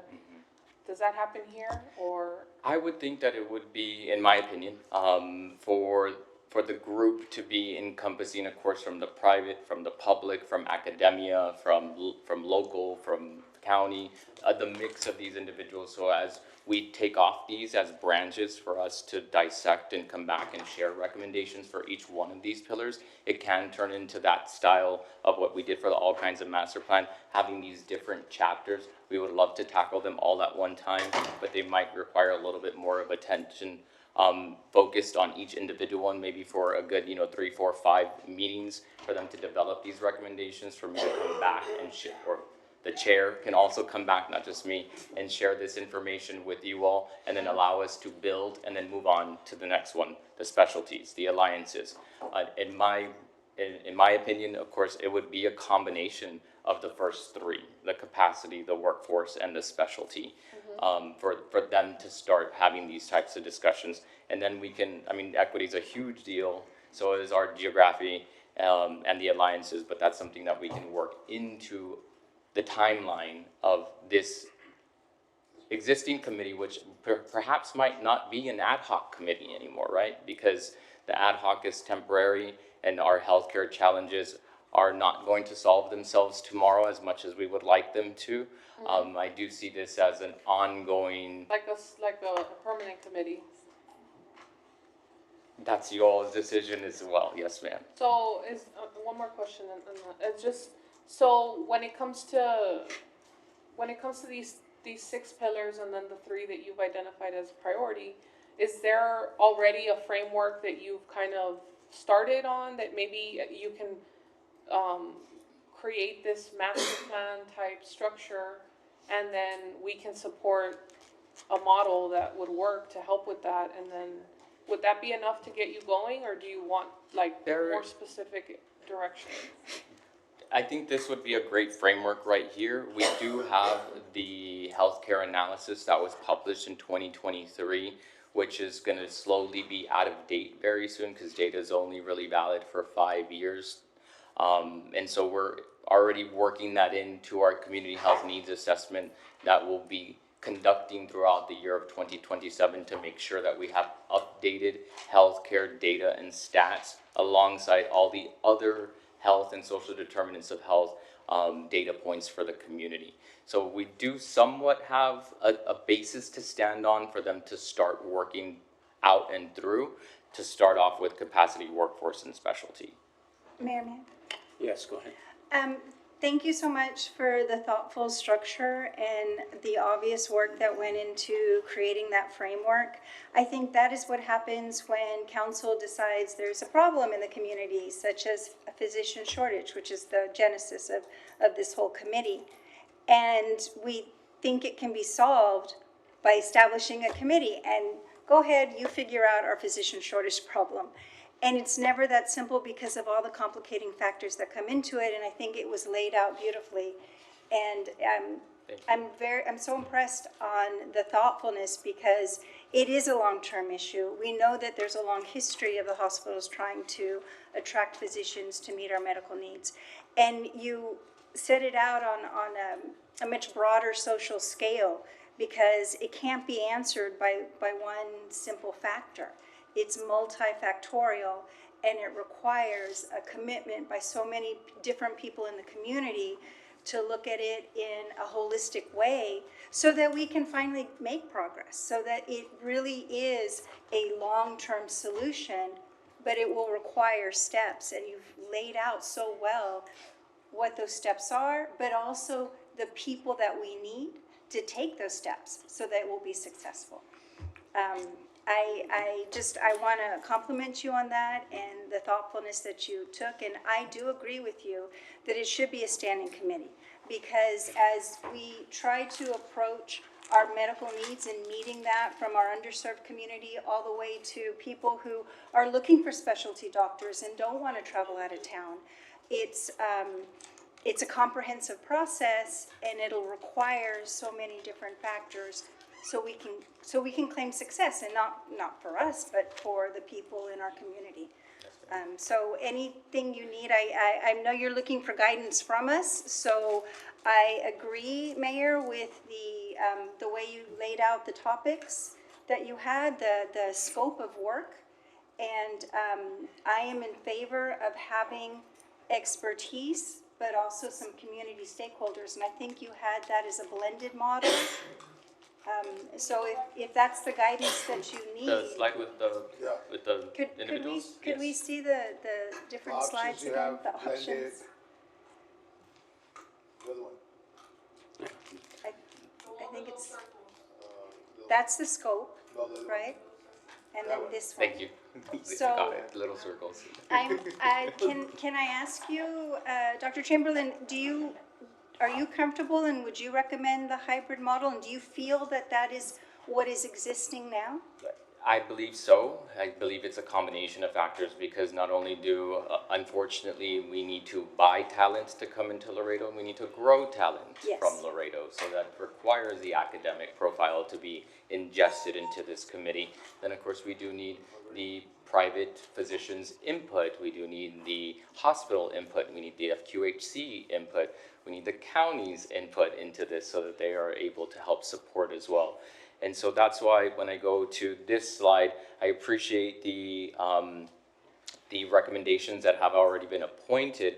And as you can see there, the categories, medical doctor, hospital, CBO, we're on the right track here. But I feel like but we need that guidance as to what the cap would be. If you all would appoint these additional individuals, the title of the committee as well. One of the things that might be necessary here, we're looking at all the technical and professional parts. I've been around hospitals all my life. And the main thing to look at is the business part, because we might have all this technology and all the expertise, but if we don't have the business part down pat, they are subjected to fail. And I've seen many hospitals sell to other hospitals because of the same reason. You might have all the technicians, all the labs, and all the equipment, and everything fine, but nevertheless, it doesn't make money because of the business part that's missing. And for that, you need somebody that's into hospital administration, people that have the experience on how to set up hospitals, and what are the necessary things to look out where to make the money and keep the money, not only in providing medical services, sometimes you need the other part. And I think we need to focus on that. If you get somebody that's very expert on that, that would be a plus. Yes, sir. I can definitely include that as another recommended participant of the committee. May I? Yes.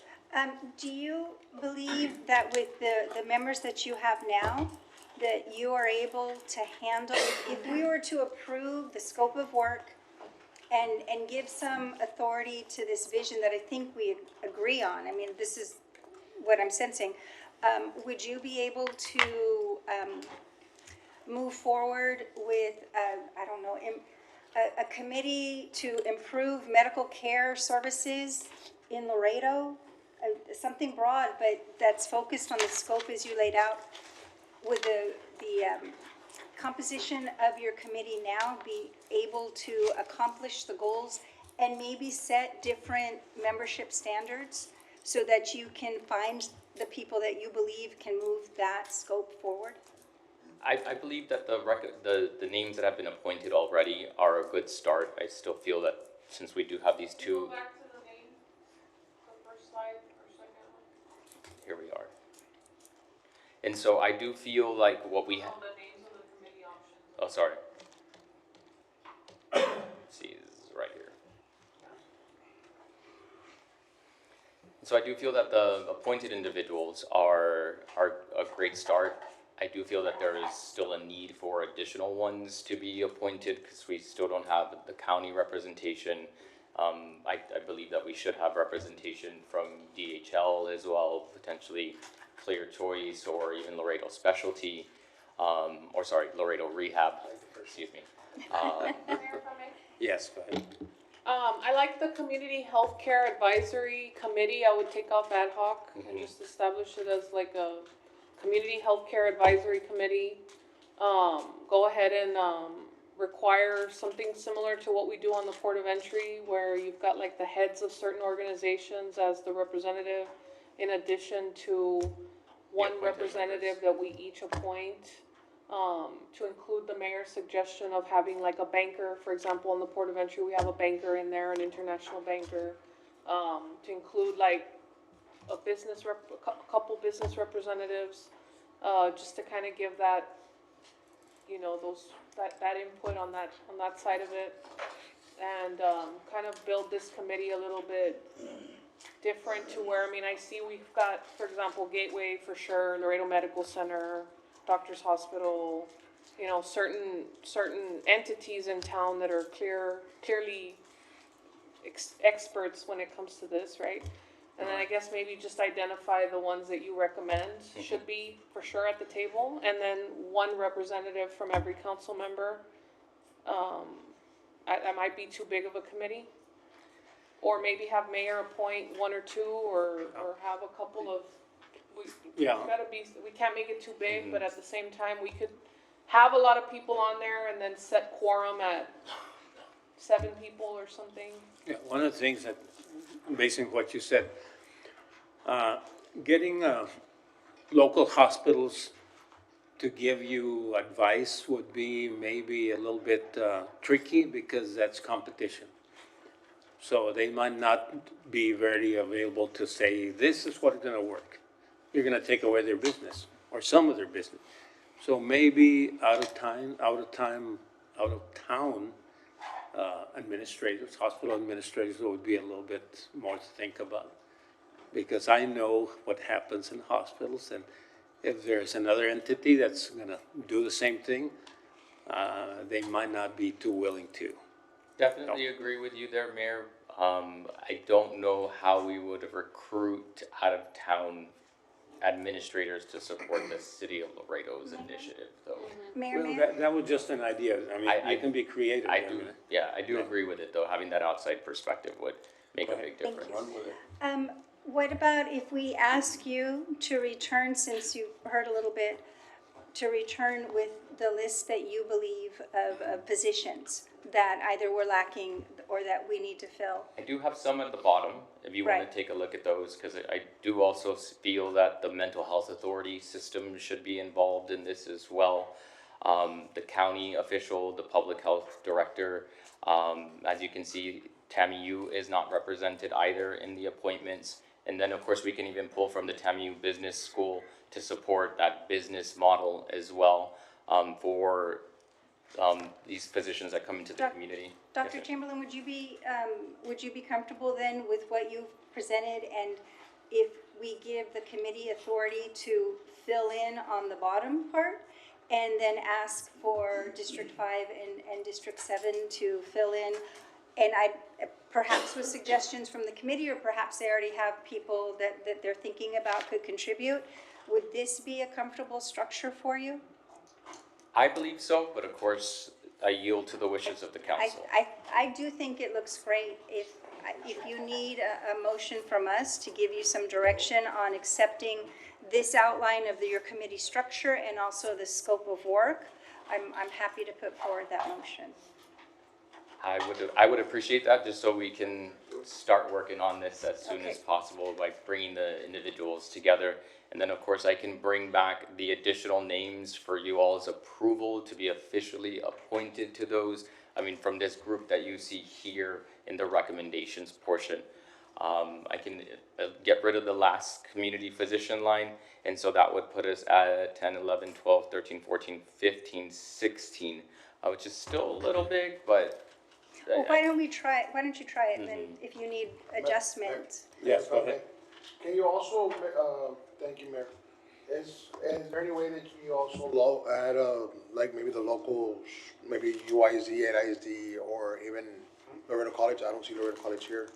Yeah, we can definitely add Laredo College. Thank you for picking that one up as well. They are see part of TMU, the pipeline. Yes, no, you have professionals over there, so anything you can add, they can add to this input, so. And I can let you all know that when we conducted our first community health needs assessment in more than a decade, we did have a community advisory group that pretty much consisted of all these individuals, and it did work out pretty well with developing that, not the first, but lately the first community health needs assessment that we did publish. Mayor, to finish this out, then I'll motion that we accept this structure with the addition of Laredo College for sure. This structure of committee membership, the scope of work that was presented, And the and title? allow you to return to have confirmation of the committee members. I'll second that motion. Can I just get the title? And, Also- and the title of the committee as proposed by Councilmember Perez.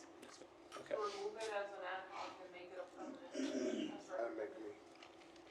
Yes. I'll second that motion. All right. Okay. Motion and second, all in favor? Aye. Opposed? Motion passes. Thank you all very much.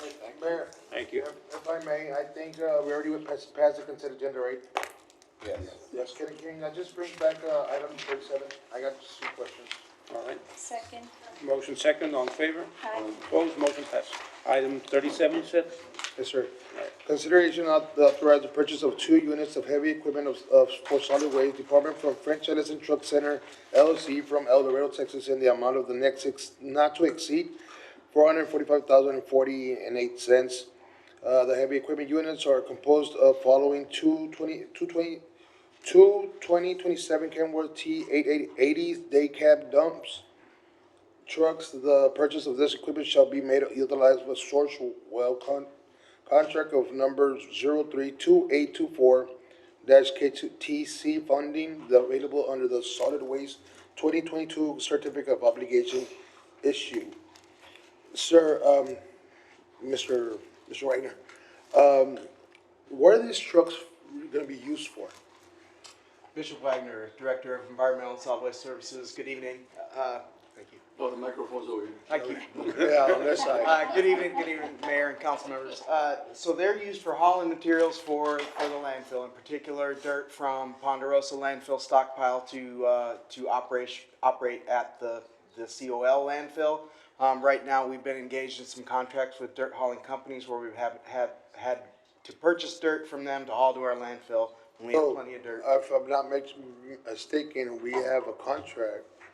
It's a not to exceed contract, so I don't have to buy dirt if we have dirt, if we've got the ability to move it. Also, my predecessor, had purchased, some trailers, some belly dump trailers. They're not optimal in landfill management. So my question is, when, Ponderosa's not, right now, in motion or working, or we're not in function, we're not using it, what is it we're gonna do after we remove that dirt and put it into the solid waste right now? So the stockpile of soil that's at Ponderosa right now was stockpiled when they were building the cells for the existing Ponderosa when it was owned by Mr. Trevino and Southern Sanitation, excuse me.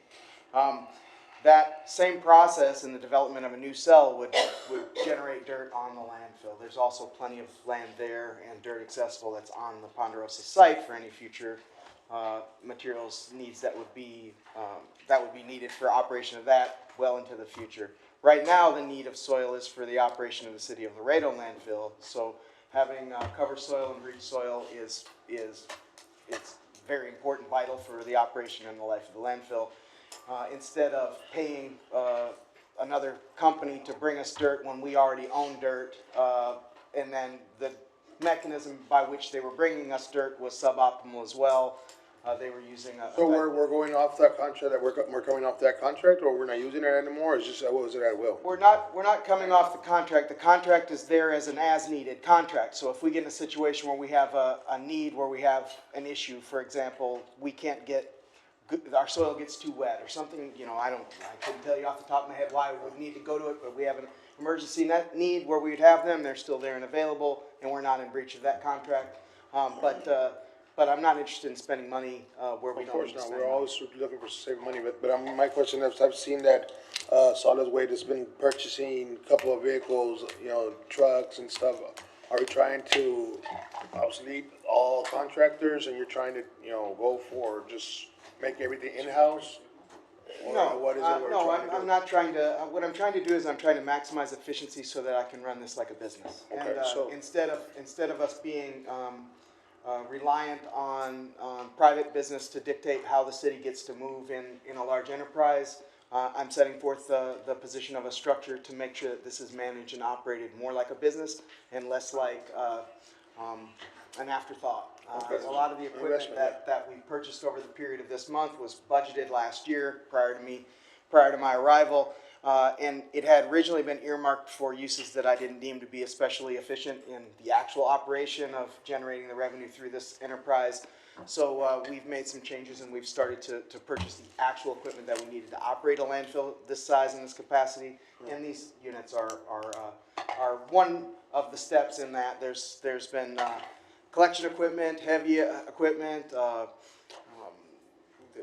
series of equipment that we've purchased. My thing is buying more equipment means we gotta hire more people. No, sir, that doesn't. What it means is we're taking the people that we already have there and we're placing them in the equipment that actually does the job that we needed them to do to begin with. So we're not requesting any FTEs? I've not asked for any FTEs. That coming up? No, So we already have people coming for these 2 trucks? Everyone that is paid for out of my budget will be there next year. I've not requested anybody else that isn't being paid for out of my budget. And do you have how many other certificates obligations do you have open? I've got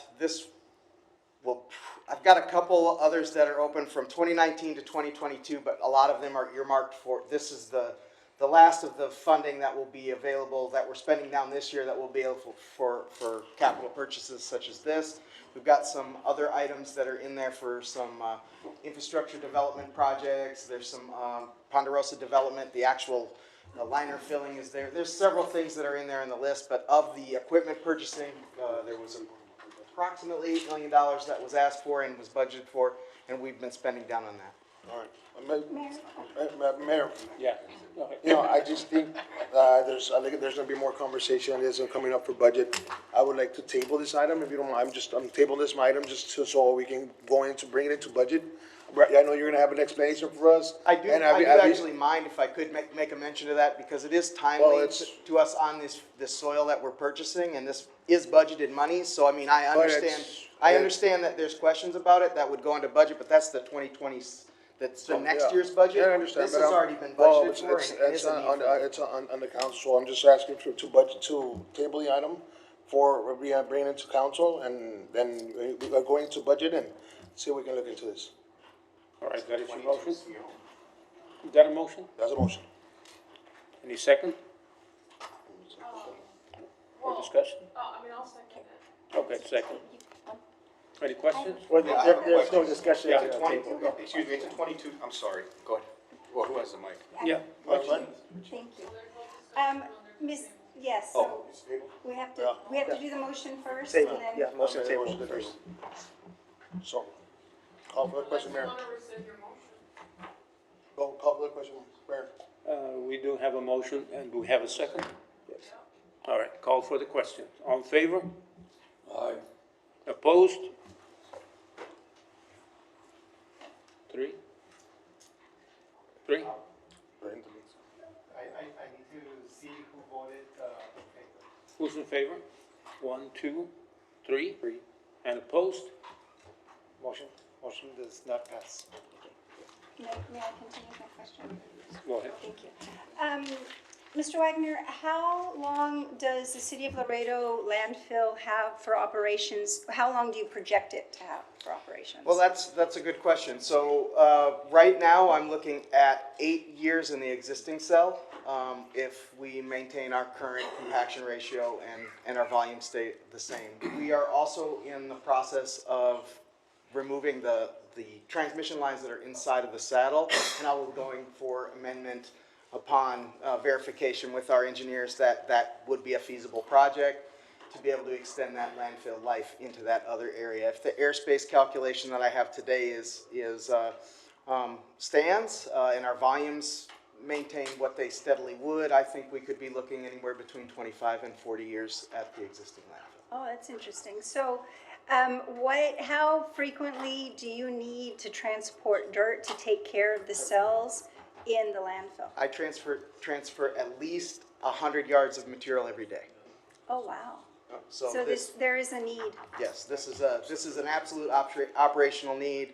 Before the inefficiencies that were found in the old equipment that we were utilizing was basically putting material down on the ground, and then we were having to pick it up with other equipment, and we were having to replace it back on the landfill in order to stay operating, which was costing us more manpower, more hours used, more equipment wear and tear, and it was really a terribly inefficient way to doing it. We purchased 2 of these units already, so in order to have a full cycle with the existing employees that were running the other dumps for us is what runs it. So we keep that cycle going, and we've already seen benefits off the 2 that we've had, and so I'm excited about being able to save that money and operate in a little bit better way. Thank you. Mayor, and just to clarify, previously the motion had been, there had been a motion to approve the item. So as it stands, it is approved, yes.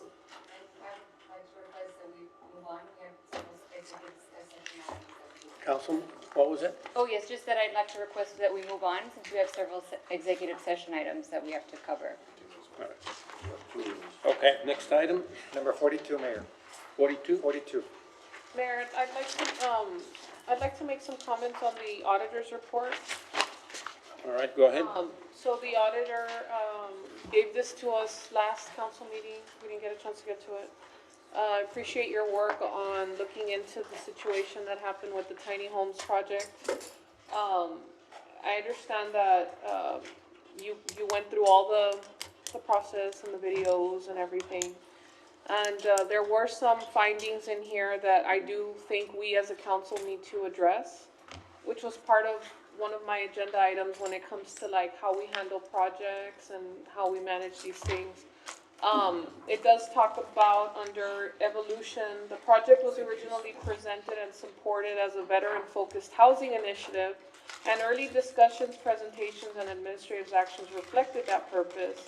However, after the proposed donation failed to materialize in early 2023, city management restructured the initiative using federal home ARP funding, which required eligibility to be based on income and housing rather than veteran status alone. It talks about the transition resulting from reliance on these funding sources. And it also says there was an absence of a formal council action specifically authorizing the revised project scope following the funding and eligibility changes. It says that the project materially differed from its originally presented purpose, and they occurred incrementally rather than through one single clear scope. And so there were some concerns that council didn't approve everything along the way. And in the end, we ended up with a project, although a great project, it just wasn't for veterans like it was originally intended in the beginning. And so it does, you did recommend for us to establish a formal project management policy requiring city council's approval whenever funding sources, eligibility criteria, and you listed certain things that anytime there's a change, implement a formal standardized memorandum, require council briefings whenever the conditions, change, and maintain a decision log. And so I would actually like to make a motion that we implement her recommendations and we ask management to make this a requirement of all projects moving forward, so Second. we don't end up with a situation like this again. All right. There's a motion and a second. Question? Ms. Rodriguez, when you were going through the project, I did notice you also mentioned several points where the project was explained to either council or the committee, and there was several opportunities for a fuller discussion about the change of scope. And that throughout the process, while not black and white, as in we had this tiny homes project for veterans, the funding fell through. Now we're changing it to a non-veteran prioritized project. That language that we would give, or that community development would give weight to homeless veterans, was mentioned several times during the years that this project developed. Yes, it was. It's Tina Rodriguez, internal audit. Yes, it was. The thing is, it was done at the Veterans Committee and not necessarily here at council. There seemed to be a couple of times that it did come to council because we had to vote for the funding to change, or I don't want funding to change, but that we voted for different funds to be used. And I remember that there was some discussion about those funds could not be restricted to veterans, and we were relying on the community development to outreach to veterans so that they could be at the head of the line, but that the funds themselves did not allow for veterans to be the only recipients of this funding. Go ahead. I'm asking a question. I haven't, so. Okay. Yes, Finish of up course. and then. So, that is when it came to council, and again, not as much as it was mentioned at the Veterans Committee, but that was my recollection of the times that it did present itself to council, because we did have to vote for the funding, the different type of funding. When it came to funding, it came as part of the CD's full CDBG. Yes, CDBG. But I do not believe that it had the name within it. Right. It was Community Development Block Grant Funding, CDBG. It was a home ARP. Right. But it was underneath that umbrella. Yes. And so, but it was very specific that the funds, and I don't know if it was specific at council or at the Veterans Committee, but it was specific that the funds could not be restricted to veterans. And, right? Yes, the funds cannot be restricted to veterans, but at that time, when it was presented to council and it was approved, it was given, there was no project. The project itself was not attached to the home ARP. So, council did not know that that was one of the projects that was gonna be funded through home ARP. Right, but when the project came back to either council or the committee, and again, I apologize, I don't remember exactly, it was specified that, well, I'm talking about my own personal experience of hearing Ms. Rodriguez explain that because home ARP funds were being used, it couldn't be specifically restricted to the veterans. And when we opened the Lafayette Tiny Homes Project, veterans groups were there because they supported the Tiny Homes Project. I believe veterans, either at the committee or maybe they spread it to, through their own communications, understood that the Tiny Homes Project was no longer solely for veterans. Yes. And on top of that, it was announced that there weren't enough homeless veterans identified by our city department that could fill all those homes. No, and I understand. The thing is, when we prepared the timeline, when the home ARP grant was used, it wasn't given to council. That was why one of our recommendations is to, whenever the funding changes, it actually has to be explicitly stated that from, because all of this started as a donation. Right. And then it started off like, where were they gonna get the money? They received the money from Home ARP. And Home ARP does have restrictions that it cannot be just used for veterans itself. So, that was the miscommunication that was not brought forth to council. It was brought forth to the Veterans Committee. It wasn't brought forth to council. Yes. But there was excitement that the project would continue because the funding had, like the tiny homes for veterans project completely fell through because the donation disappeared. Yes. I mean, it disappeared in a way that was strange and not normal. And people were wondering, well, how could we revive housing that could also serve veterans? And so when Ms. Rodriguez brought forward an opportunity, I remember her stating that this was going to be different, that we could definitely open up these homes for veterans, but that it would be different. It would not be the project that was originally envisioned. And I don't think, I agree that perhaps it wasn't as explicit, but because it was Home ARP funds, the definition of that, it could not be restricted in that manner was discussed.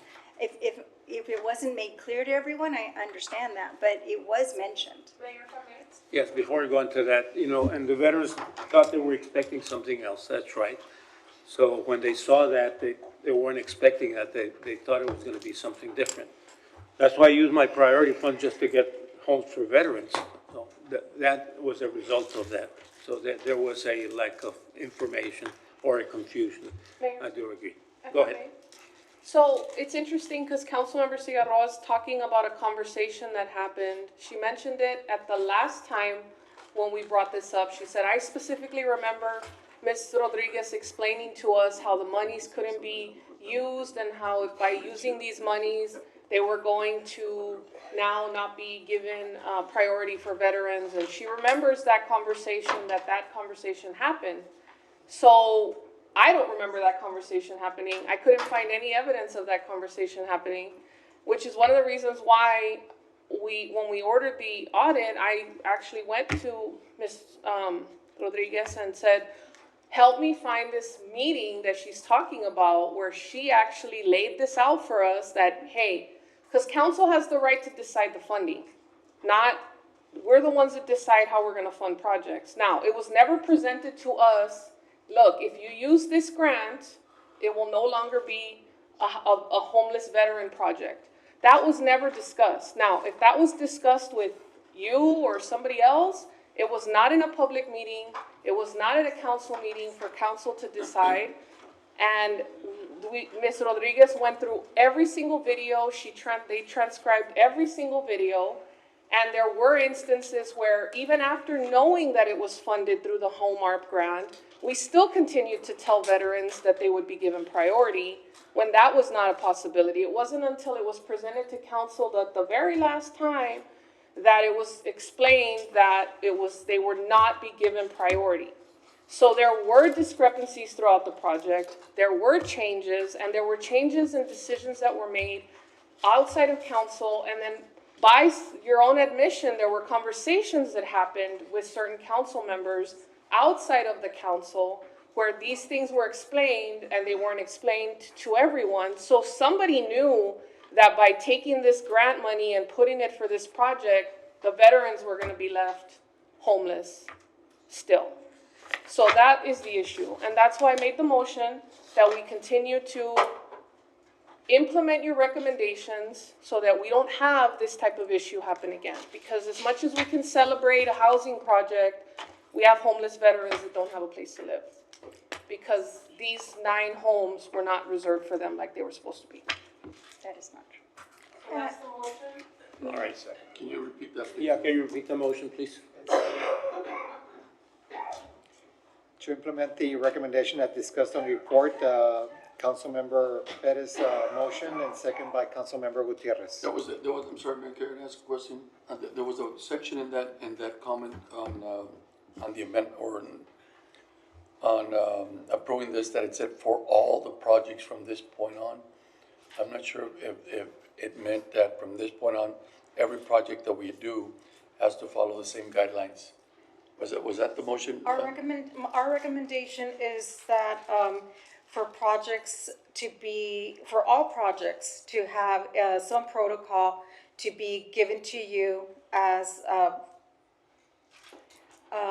quarterly basis, or in your Friday packets, or, monthly reports, to have, to give you the information. An FYI situation, so sending us to Yes. give us updates on a regular basis, okay, I agree with that. Yes, go ahead. It does, except that giving it to us in a Friday packet when there's changes is not sufficient. So it does actually, if you go to page 3 of her auditor report, there's a section that says recommendations, and she specifically says, formal process, timelines, whenever federal funding conditions materially alter approved project objectives, bring that to us and specifically let us know that by approving this funding source, it's going to, because that conversation did not happen with council, it was not recorded. And I'm sorry, the reason I was saying is because, in any way, in any project that we have, any funding change would be considered a change order. So therefore they have to bring it before us. But I thought it was about how we, provide the information back and forth to the council, and I agree with that. So, go ahead. It wasn't a change order because it was a donation and it didn't just disappear. What happened is there were these like unlivable structures that were donated for veterans that were still gonna have to be outfitted with electricity, and they didn't have bathrooms, and they basically were like little shacks, okay? So, and we were gonna get this donation, and we were gonna bring them here, and we were looking for land. That's when we decided on the lot that they're on right now, and there was gonna be like an outline, and there was gonna be a community center, very similar to what it has right now, except that they were not gonna look like what they are right now. They're actually way nicer than what they were gonna be. And so, there was like transportation issues, a nonprofit was created. Even going back to the beginning, there was issues with management designating lots outside of council approval and stuff like that. So this whole project from the beginning was not handled according to how it should have in terms of like seeking approvals from the governing body to name a project, to designate land. To even create it. And, To even create it. to even create the project to begin with. So it was like a good idea. People jumped on it. They got excited. It fell through. I understand there was an effort to keep it alive. Let's use this funding source and we'll keep it alive and we'll still make something good, which I understand. But by taking that decision and action of using that specific monies, it limited the project away from what it was supposed to be. We've been told, look, this is gonna happen, do you all wanna use this money and take it away from veterans and use it as affordable housing, or do you wanna like designate funding from some other source that would still allow it to retain its original scope? That conversation didn't happen, and if it happened with some, it didn't happen with all, because you can read the report. I couldn't find it, they couldn't find it, and if it happened, it happened behind the scenes. It wasn't in an open meeting, and we didn't vote on it at the end of the day. We didn't vote on it. We voted to approve the ARP grant, but it didn't say tiny homes project in the project listing. So Again- there was a transparency issue, there were misunderstandings, and by the time the veterans were told that they would not be given priority, it was too late. It was Again, already too late. Yeah, again, the one time that it was mentioned to the veterans, it was at the Veterans Committee.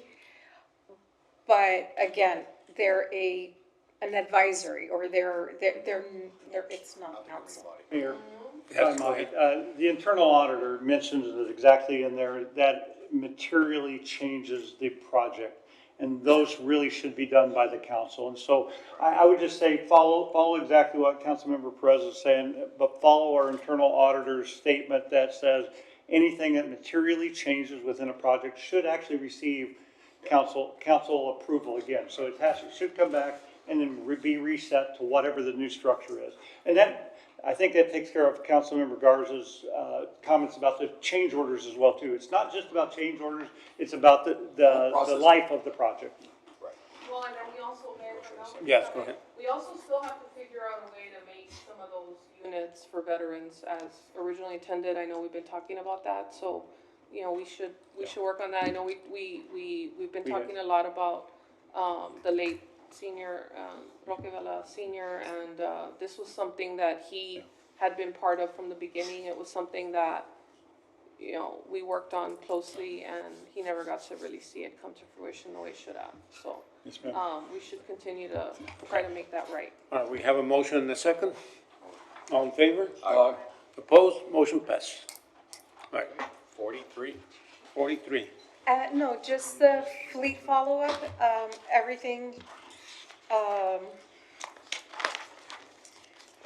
should probably implement those recommendations also. yeah. The evaluation, it was a follow for the 2022 audit that was performed. The department has implemented all the prior recommendations. There is room for improvement, and we did advise them, and they're looking into it to implement them as well. Mayor, may I? Yes, go ahead. Thank you. Mr. Miller, do you mind coming up? Thank you, Ms. Rodriguez. I see here that under safety that something that was commented on was providing and enforcing use of personal protective equipment and installing an emergency eye wash station. And that was an issue in 2022. So it's good that this has come forward, but it seems to me, if we're still talking about safety issues, that it's been a long time in developing them to get to this point. Because the issues that were brought up in 2022 were quite alarming. And so I think that I would have liked to have seen more focus on safety issues and make sure that the department is always considering employee safety when establishing standard operating procedures. Those took a while. And making sure that the workplace environment is safe. Even if there's not an interior building, the working conditions have to be safe for the people that are working, right? So I don't know that it's enough. I would like to see more guardrails because of the alarming conditions that were presented in 2022, and yet we're still having the same conversations about the eye protection and making sure those protocols are followed. You want me to answer you? Yes, please. Okay. Ron Miller, Honorable Mayor and Council, Fleet Management Director. What you're seeing is what we have to work, okay? We've done everything requested for us to make it better for all our employees. We added different wash eyes areas inside the restroom, in the work area. And the work area is the most difficult part for us because we don't have what it takes to have a facility that can keep an eye wash clean for the employees at that point. So we added one into the restroom to add it towards within a close area. And everything else, we've had all safety meetings that we needed to do. We're doing everything that we can do to do with what we have out there. We do not have a real facility. We have what you all requested for us to take care of. We did everything in our power to do the best that we could with what was given to us to do. I do not have a shop yet, but I can say I can contain everything. I'm working in the outside environment, the dust, everything that comes about, but we have had all our employees with all the proper safety equipment, eyewear, abilities for anything they need to get up to plenty of water. We changed it to bottled water because we don't have some place where we can feel safe having a water fountain because of the dust level. Everything comes in the landfill. If you've been there at the landfill and see what they have to work in, We're doing a heck of a job trying to maintain them with what we really need to make them safer. But we do with what we have, and we do everything with our hearts to make sure our guys are safe and protected out there, not to put anybody in any more harm's way. I wish I could do more. I wish. Mr. Miller, I remember the discussions about the facility and about receiving some funds for a facility. Can you explain where you are in that project and what has happened and why you do not have those working conditions that that would be ideal for the employees? We went through, it took a while to finally get it all put into place. We went with Able City. I've recommended what we needed to have. We went with the recommendations that Solid Waste gave to us, where to put the facility. Unfortunately, I wasn't in complete positive with it because it was building over a creek. But that's where they designated the property, because I am not the owner of that property. They are the ones that have to decide where we're gonna put it. So when we finally got everything together, it came out to $9 million. They had put aside $3 million. So it didn't work out. It didn't work out. So we went backwards. We're trying to do something now. I've been talking to Bishop to try to come up with something to at least give my people something. There's a structure there that was built prior years. I have recommended now because I don't know if they want to continue to build a shop that I recommended, that we need to make our people in a safer manner and a better facility. But we've decided to try to go in there and close in one of the areas, concrete it, put electricity, put an office area for my personnel, put a storage area for my personnel, a break room, because right now we're working out of containers. And it's not a pretty environment. All of our materials, everything out there is full of dirt. 1 minute to the next minute, we have the trash cell, the new one, right on top of us. We deal with the birds coming over the flying and all the mosquitoes and everything else that they have to deal with. So I think we're trying to do, but I wish we could have built a shop. Yes. Well, it seemed as if it was a project that was progressing. We put a lot of effort into that, into designing it. It came out really nice. Would have been fantastic. Maybe if they had decided to put it in a different area, maybe it would have come out to $6 million. Mr. Neb, can you explain why Fleet continues to operate like they were operating almost 4 years ago? If there are concerns about keeping the equipment safe and clean, and also if there are still concerns about employee safety?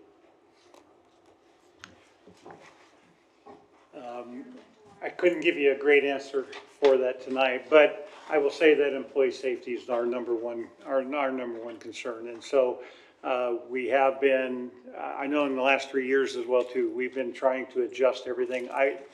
The audit actually started before I got here, and so as we walk all the way back through that, I can tell you that Chief Landine was the one, I think, who was the first. He was very active with Right, this. he was active with Mr. Miller and Yes. talking about standard operating procedures and working through some of what procedurally lacked at the facility, but we also intended for there to be some type of facility for the work that they're doing. Yeah, and all I can say is that you all are aware of how challenging the budget process is and trying to make sure that we align these things up. Probably the outside edge of this thing is that Fleet is kind of an internal service fund. And so it receives funding from a lot of different sources. He has like 2 or 3 shops as well anyway, because solid waste was predominantly a big area department that utilizes the equipment, and it breaks down a lot for that. It's good equipment, but it just still has issues. Throw on the other side, we have of course, we have the work that we do on the police vehicles and everything else. Right. A lot of that work we have contracted out in order to keep the flow going as well too. But yeah, I think that the big challenge is the prioritization of what we have to do first. But as far as employee safety is that's gonna be number one at every chance we have, so. Mayor, if I may. Yes, go ahead. I'd like to make a motion to extend the meeting to 11. Second. Motion and second. All in favor? Aye. Opposed? And I would like to point out just real quick that in the conclusion of the fleet portion of the report, it does say that they are complying and making progress and basically working towards doing all the things that were recommended, and they're like doing a lot better. So the auditor report actually for that department's positive. Thank you. Thank you. All right, thank you. Also to excuse, Yes. Tyler King from online, excuse. For the record. All right, for the record, thank you. No, just to acknowledge it. Just to accept and, I'll move to accept the internal audit for. Second. thank you so much. Motion and second. All in favor? Aye.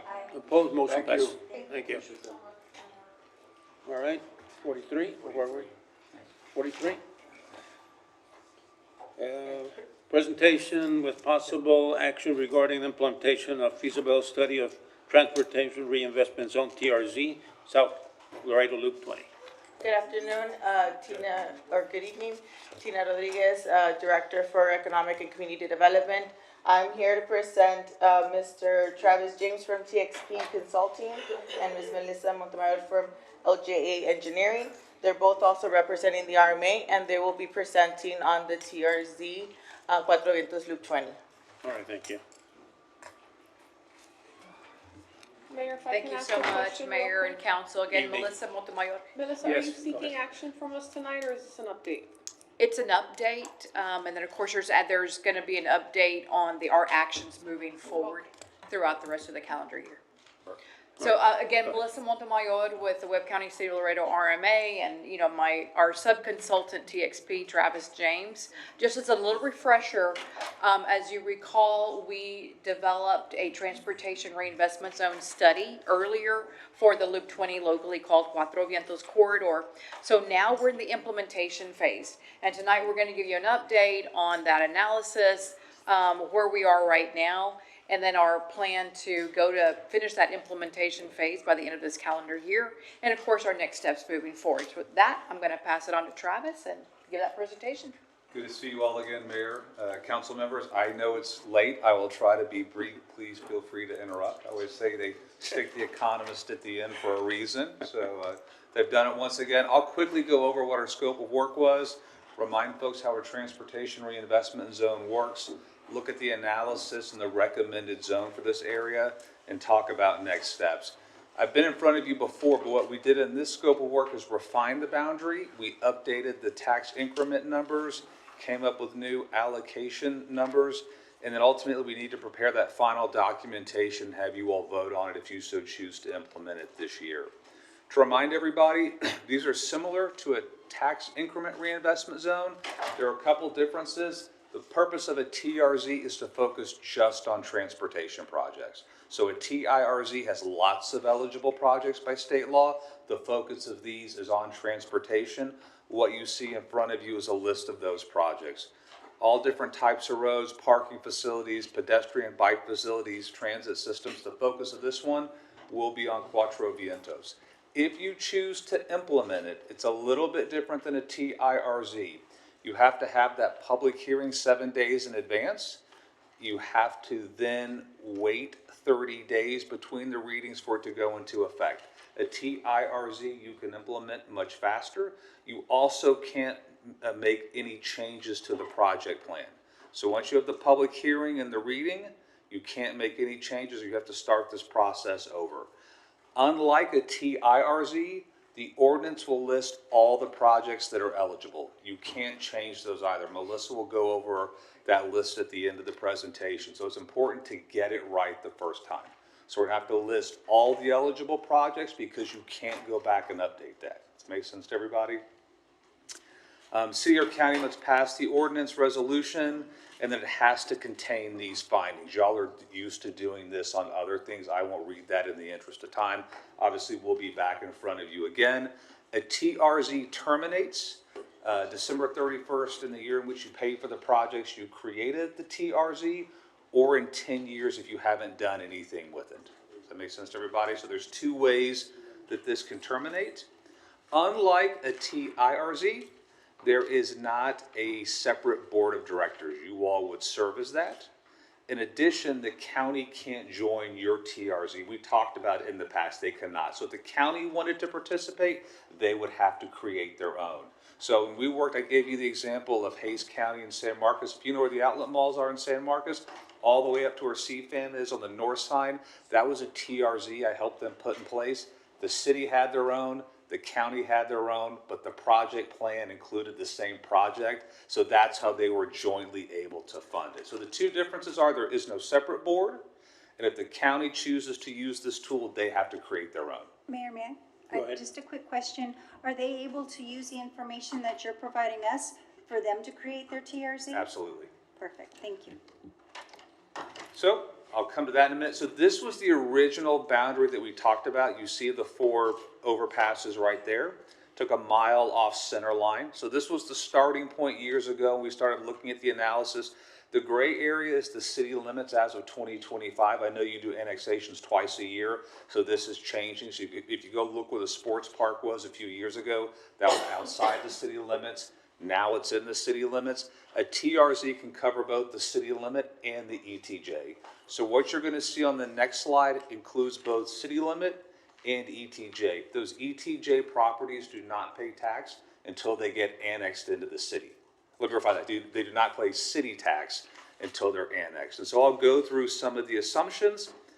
This is my proposed boundary. So I'm going to go between them. And this is based on parcels. So what we did is we removed areas where there was already development and where development was not likely to occur in the future. We tried to pick up some of those major corridors where the proposed crossings would be. So those improvements would be eligible because they are within the zone. Sure. Mayor, Yes, go ahead. you have proposed Loop 20 crossings. Do you have like which points are those? Like which streets are those?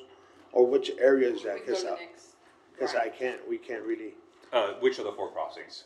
Right, so the 4 crossings are the Cuatro Vientos overpasses, so Cerrito Lindo, Loma del Sur. Yes, sir.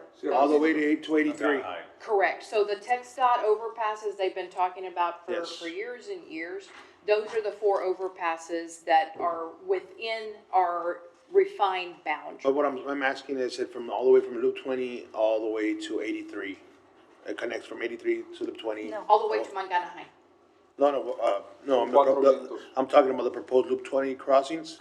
Right. So I'm asking, the overpass is gonna be from Lomas del Sur, right? Correct. So the line, which is the line that, is it gonna include the Lomas del Sur? Is it included? Because It does include Lomas del Sur. all the way to 83.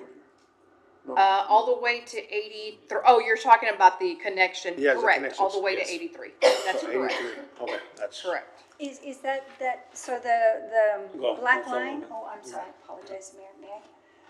The black line is capturing the businesses just on that road? It's just capturing just the right of way. So what we tried to, and I won't talk over her, she's used to me standing over her. We tried to just, so the challenge with these, as you know, and the finance folks behind me, we need to create enough revenue to make it worth doing this, but not take so much revenue that you can't pay for your other city needs. So what we did there is we picked up just the right of way, but no properties. So that would make improvements within that roadway eligible, but you aren't capturing the properties on either side of the road. Okay, that's what I And so understand. depending, some of those, there may have been development there today, or there may not have been a lot of development. So this map might help a little bit more, council member, is that the blue is undeveloped property. So a lot of what we picked up is undeveloped property in the zone. So that was the focus of this. And as you know, some of your parcels, they're really long as they run east to west. And so it's always challenging when you work with an appraisal district. So you see the ones on the right-hand side of the map, you don't want to cut those in half. It's just easier to include it or exclude it. So if you look at the large parcels, if you said we don't want them, my recommendation is you got to remove the whole thing or you got to leave the whole thing in because it's too challenging to figure out what the increment's going to be. All the way to Mangana, Yeah. Yes, go ahead. I think when we started this project, the option to remove yourself from the ETJ was not there. if I'm remembering correctly. Right. And so since then, the law has changed, and it's a little concerning for us to include the ETJ when they essentially have the option to opt out, which would then create a lot of, like, it wouldn't really give us an accurate description, or, I mean, it would allow us to capture the increment, but if they're in the ETJ, then it doesn't count, right? So I Right. think we're including a lot of uncontrolled potential growth in this diagram, or these boundaries that we've set, which is just a little concerning because it almost defeats the purpose of having the TRZ to begin with. But in some areas for the in the ETJ purposely. So I don't know. I don't know how we would, if that's going to be a factor or not, or if it's just going to create white spots. Yeah, I think the bigger concern is because you can't adjust the boundary. I think the bigger concern is if those historically properties come in for annexation have access to city services, right? Water and sewer. So you see that trend continuing over time. And so the thinking based on talking to folks over the years and development patterns is people will continue to come in and ask for voluntary annexation to have access to city services. The real risk would be there's no growth in this area and this area never gets brought in, but there's no downside from you. Does that make sense? And so, I mean, yes, you have to believe that people will continue to come in and ask for voluntary annexation to get access to those city services. Mayor, man. Go ahead. So basically, you have potential, and by including ETJ, you're just making sure that that potential development will then revert to paying taxes into the TRZ Correct. if it becomes annexed. Correct. And I think jumping ahead, this is just an example. It's about 7,700 parcels, 28,000 acres. To your question, Councilmember, Webb County, we pulled that data as well, 1.7 billion. The city's a little bit lower. Different groups have different, annexations, different exemption amounts and what's in the city, what's not in the city. What we did is what's driving this is a population and employment forecast. So we looked at historic growth in the zone, and then we took forecasts by TxDOT, TAZ, small area data. And so what's driving the forecast is that there will be continued growth in this area. And so from that, we created 3 scenarios. The first scenario says, hey, let's just forecast growth based on what we've seen in the past, based on the average value of a home. The average value of a home in that proposed boundary is $193,000. Scenarios 2 and 3 are based on the value of a home built more recently. New homes being built, as you all know and your residents know, are much more expensive.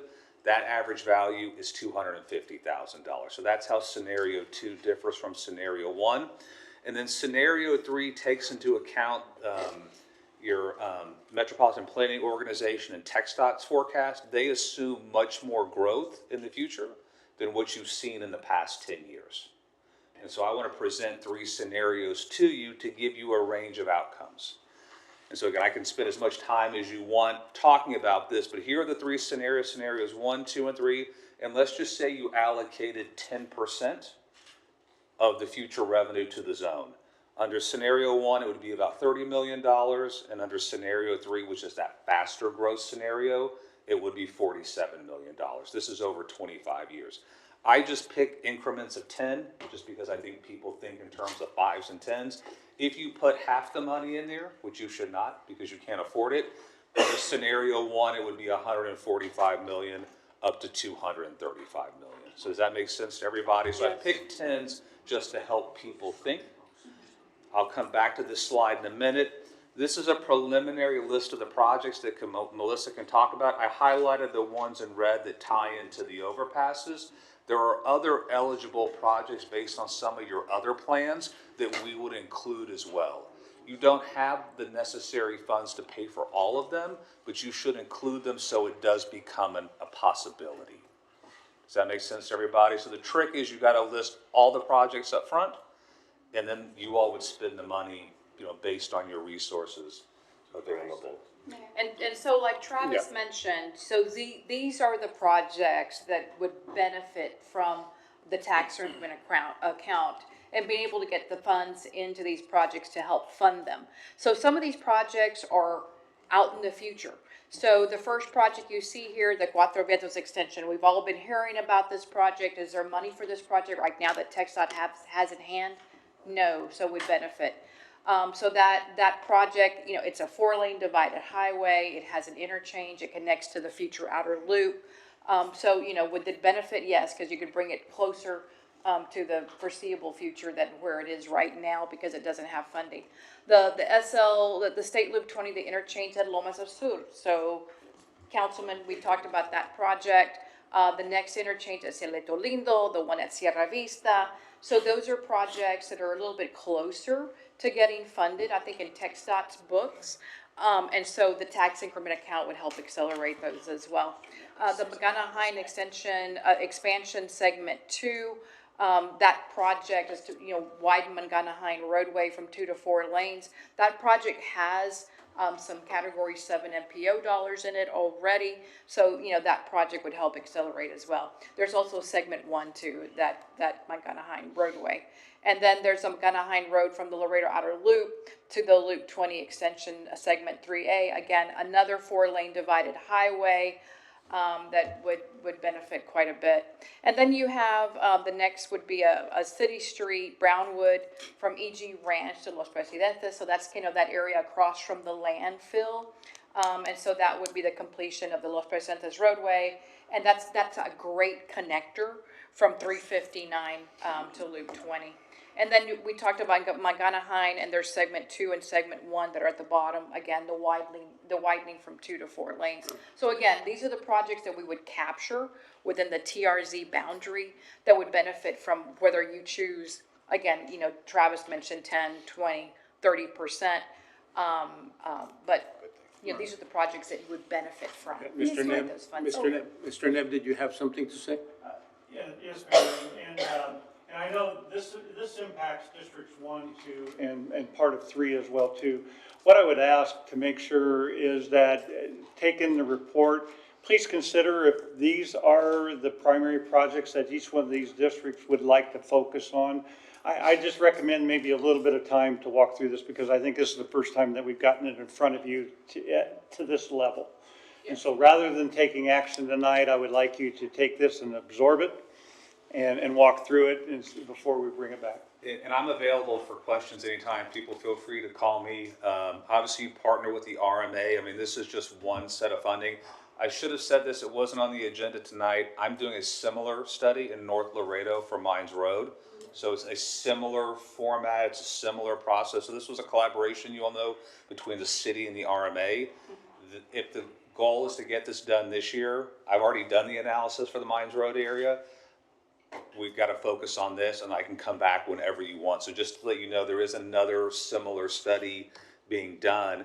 And I think where we are is to, as the city manager said, what projects make sense, what percent makes sense, and then Brian O'Reilly will be helping your legal team that we have to work within this timeline. So if the goal is to set the base for 2026, we just need to sort of back into a calendar that works. Mayor? Yes, go ahead. Mayor, I had you had recognized me. Okay, Yes. Okay, go ahead. I appreciate that, thank you. So I have a couple of questions. One, a connector between 359 and 59 is not on this. And I would think that a connector would be needed to get to between District 3 and District 4, but it's also a huge need for 359. Yes, Brownwood is an excellent extension, but residents also need a way out north, right? We only have one, which is Concord Hills right now, and people get trapped out there. And we saw that when the plane went down. And oh man, people for hours, people did not move from the landfill, took them from the morning till lunchtime to get out of 359. And that really is unacceptable. So I would like to see a connector between 359 and 59 be proposed. And again, it is not a for sure thing, right? We still have time to develop it, but it needs to be, like you said, on the project list. and there are some suggestions out there on what could potentially be there. And then I just have one last question. The priorities that you have, that you listed, who sets the priorities? So you're showing some in red, and then you're Right. showing some in the black type. Right. Are these, is it flexible? It's Is this flexible. something You all to would be make, decided? as the TERS board, I was just trying to focus the red, or what we've been talking about for years, Cuatro Right. Vientos, the 4 sort of overpasses. The others are just projects that would be in the zone. I mean, they're all Because related. my question is, we don't have to set No, those priorities now. No, that was Okay. me just color coding to make it easier for. And then the last question is, when must we decide to move this forward so we can finally get this done? Because this is something that Councilmember Gonzalez, Councilmember Rangel, and I have been waiting Sure. for over a year, I believe. Right. For a couple of years, we've been Right. talking about it, we've had a couple of meetings, so when is the deadline to get it done so we can finally get it done? So I'll work with staff on that. It has to, so this is the timeline. We need about 37 days, and if we have to work around your existing meetings, then we probably would need to call, post in the newspaper, let's just say October. You gotta wait 30 days, that puts us into November, and then, vote on it in December. We can come back to you with the calendar. I know it's taken longer than everybody would have liked, so the analysis is But we're there. here now, But we're so here let's now, which just is the do good it, thing, and I yes. should also say, because 22 and now down in the weeds is the economist, this is 2025 data, the base would actually be 2026, which hasn't been formally certified, so I mean, it's gonna be close to this 1.7 billion, just so you know Councilwoman, that we gotta use. Go ahead, did you have a I question? was just gonna suggest that management schedule a meeting with the council members that are mainly affected, so you all can kind of workshop through what the priorities are and then present it. We can, if management can bring it back to us as a staff report, so we can finalize it, and that way we can meet your timeline. No Just action taken. because we got like 20 more minutes. No, I know, and I have to go fast, so I'm gonna say Appreciate again, it. I'm Thank you. available in person, remote, whatever you all want, I will make myself available to you and city staff. Let me also propose at the next meeting, there will be a calendar that we have to meet. Okay. But just know that if any changes get made after that first reading, you gotta start the clock back over. So we'll get it right the first time. Can I just make one simple statement? One simple statement. I just wanted to do that the staff consider the general fund impacts of this thing right here, so that we can all be on the same page. That's a great point. We had a conversation, I'll say quickly, Councilmember, we had a meeting last week with finance, and so that's when I said, look, the 50% doesn't work. Is it 5, 10? There may be another one of these you're looking in the North Laredo area, so factoring all that in. And so again, this is not gonna solve all your problems, but it does create a dedicated pot of funding to pay for projects. Thank you, sir. Appreciate it. Thank you. Thank you. Mayor, motion to go into executive session number 44 and 45. Request to go into executive session under Texas Government Code 551.087, 551.071. Any member of our employee that is deemed necessary, and would discuss with legal team. Motion and second. All in favor? Aye. Executive session.